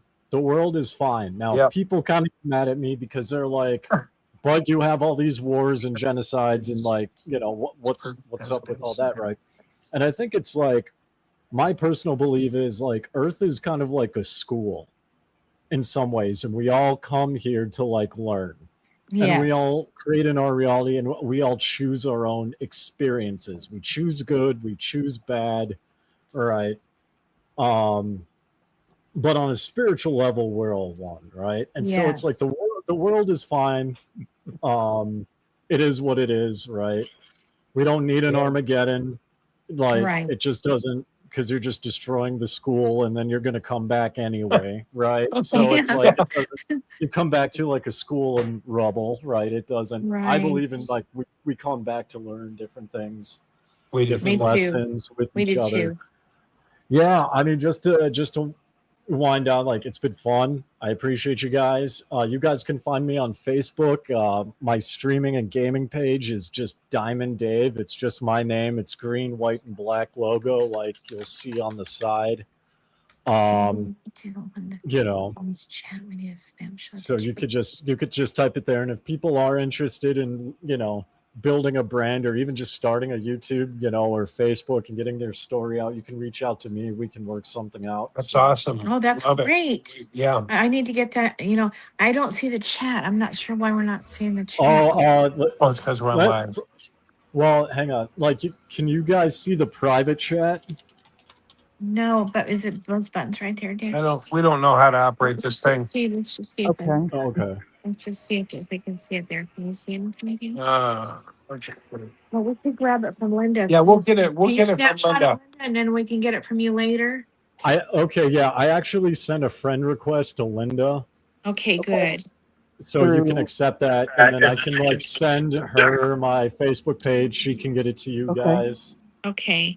Be awesome. Linda, could you snapshot that other lady's thing for me too? That was in the chat that she wanted me to be sure and a friend her and all that. Can you? Do we Sure. still have that available? I need to get that. I want to be We responsible. have lots of work for Linda. Yeah, sorry, Linda. I gotta I'm put that on you. It's all good. Okay, well, I think that's what I needed. But yeah, David, David, another thing too, do you do websites? Were you saying you put together So websites? I don't do websites. What I do is like, think of it like business consulting. Like you want to start a YouTube channel, you want to start a Facebook channel, you have a vision. I help you with branding. I help you like, you know, with color schemes, logos. I help with what's called the SEO optimization. So like yes. the hashtags, the descriptions, the titles. Got it. Help with thumbnails. So that's something that I do, so that way you can actually get the word out in a way that the algorithm wants. And Yeah. I tailor all of that to whatever it is you want to do. Gotcha. Well, that's awesome. And I just want to say this real quick. I am not Christian, but I work with Christian channels, right? I have a Christian client, and I might actually be managing their page. I'll work with anyone. right? Cool. Whatever your Cool. vision That's is. I mean, great. as long as it's like YouTube friendly and you're not like advocating for war or something, you know. Right. But yeah, and so I do hourly rates. I'm going to be doing like group classes, monthly workshops, things like that. But I do it all Nice. on Google Meet, so it's very simple. Google Meet. I show you the back end of like my YouTube channel and how everything works. So I teach you how YouTube works as well. Oh, that's awesome. Community moderation, banning bad words, you name it, I take care of it. So Cool. We'll have to be in touch with you. Yeah, we got a lot Yeah, going on. yeah, we do. We'll talk A later. ton. All right, you guys. Well, Sounds gifts. Anybody else? Yeah, we got lots of books, Did you- lots of stuff. Did you want to share anything further, Dave? no, that was just it. Since we're winding down, Matt's been sitting there oh so quietly, so he's It is Matthew's turn. Yes. Okay. Yes. Well, thank you, Linda, James. Thank you, Dave, and Dan and Angela. It is a wonderful conversation. What do I say on top of what you guys have said? You've created. Thank you.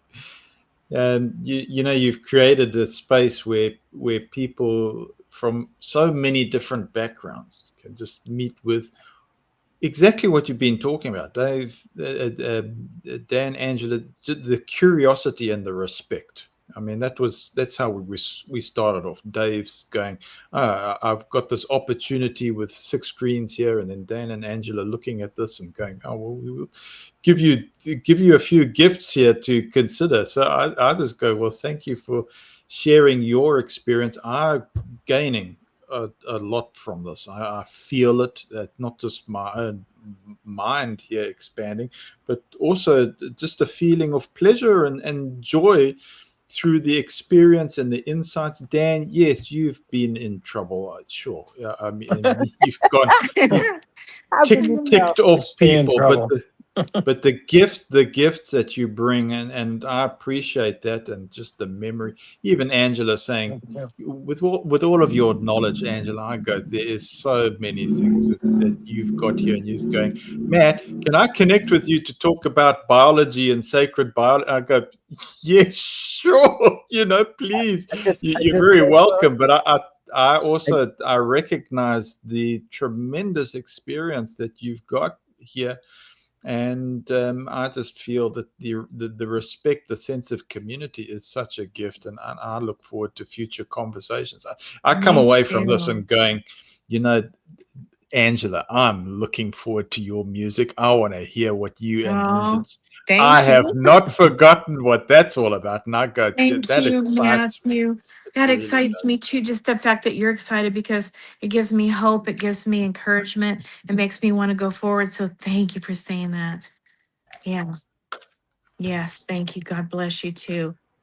Let everybody have a peaceful days ahead, and take good care of yourselves. Linda, James, thank you very much for being very gracious host. Thank you. Thank you. I'm really thankful for everyone that showed up, including Noelle, even though she's exited. And Angela, I was just now able to give you Diamond Dave's email and Matthew his email.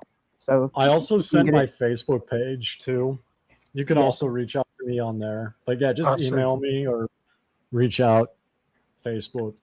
I hope I could do this again, you guys. It was just really so helpful to me. And I wish I could do this for more hours, by so many more hours, because you guys really helped me. And we all have something to add that's different and unique. And I just really appreciate y'all, because like every one of us has our weaknesses, and none of us are perfectly strong. We need each other. So anyway, thank you for everything. Thank you. And let me, someone can post this in the chat real quick for anyone else in the chat that wants to reach out to me. So in the private chat, I put my my Facebook. Could you pretty please handle that, Matthew? Yeah, so just copy paste that, throw that in the chat. So Happy Thoughts and like JMars and everyone else, you can either reach out to me or just watch me whenever I stream Apex Legends. All right. And our blessings to Mongolia. Yeah. Well, thank you. Our blessings to the U.S. and wherever else you guys might be. We need it. Yes, we do. The conversations we've had tonight, the comments that were shared tonight, really, really gives me hope. And I don't have hope every day lately. So this has been priceless tonight. Thank you so much. Thank you for everybody that watched the show live tonight and those that are going to listen to it later. I really, really appreciate your presence, and this is truly a highlight of my week. I am looking forward to seeing you again next Saturday at the same time, 9 p.m. On Southern California time. And this is Apostate Linda James, your favorite apostate. And we started off with August 1st, 2026. And it has now moved to August 2nd, 2026. And I am looking forward to seeing you all next week. All Next right. weekend. Next weekend. Okay, Love y'all. Mwah. Good night. Good night. Have a good day. You too. Too.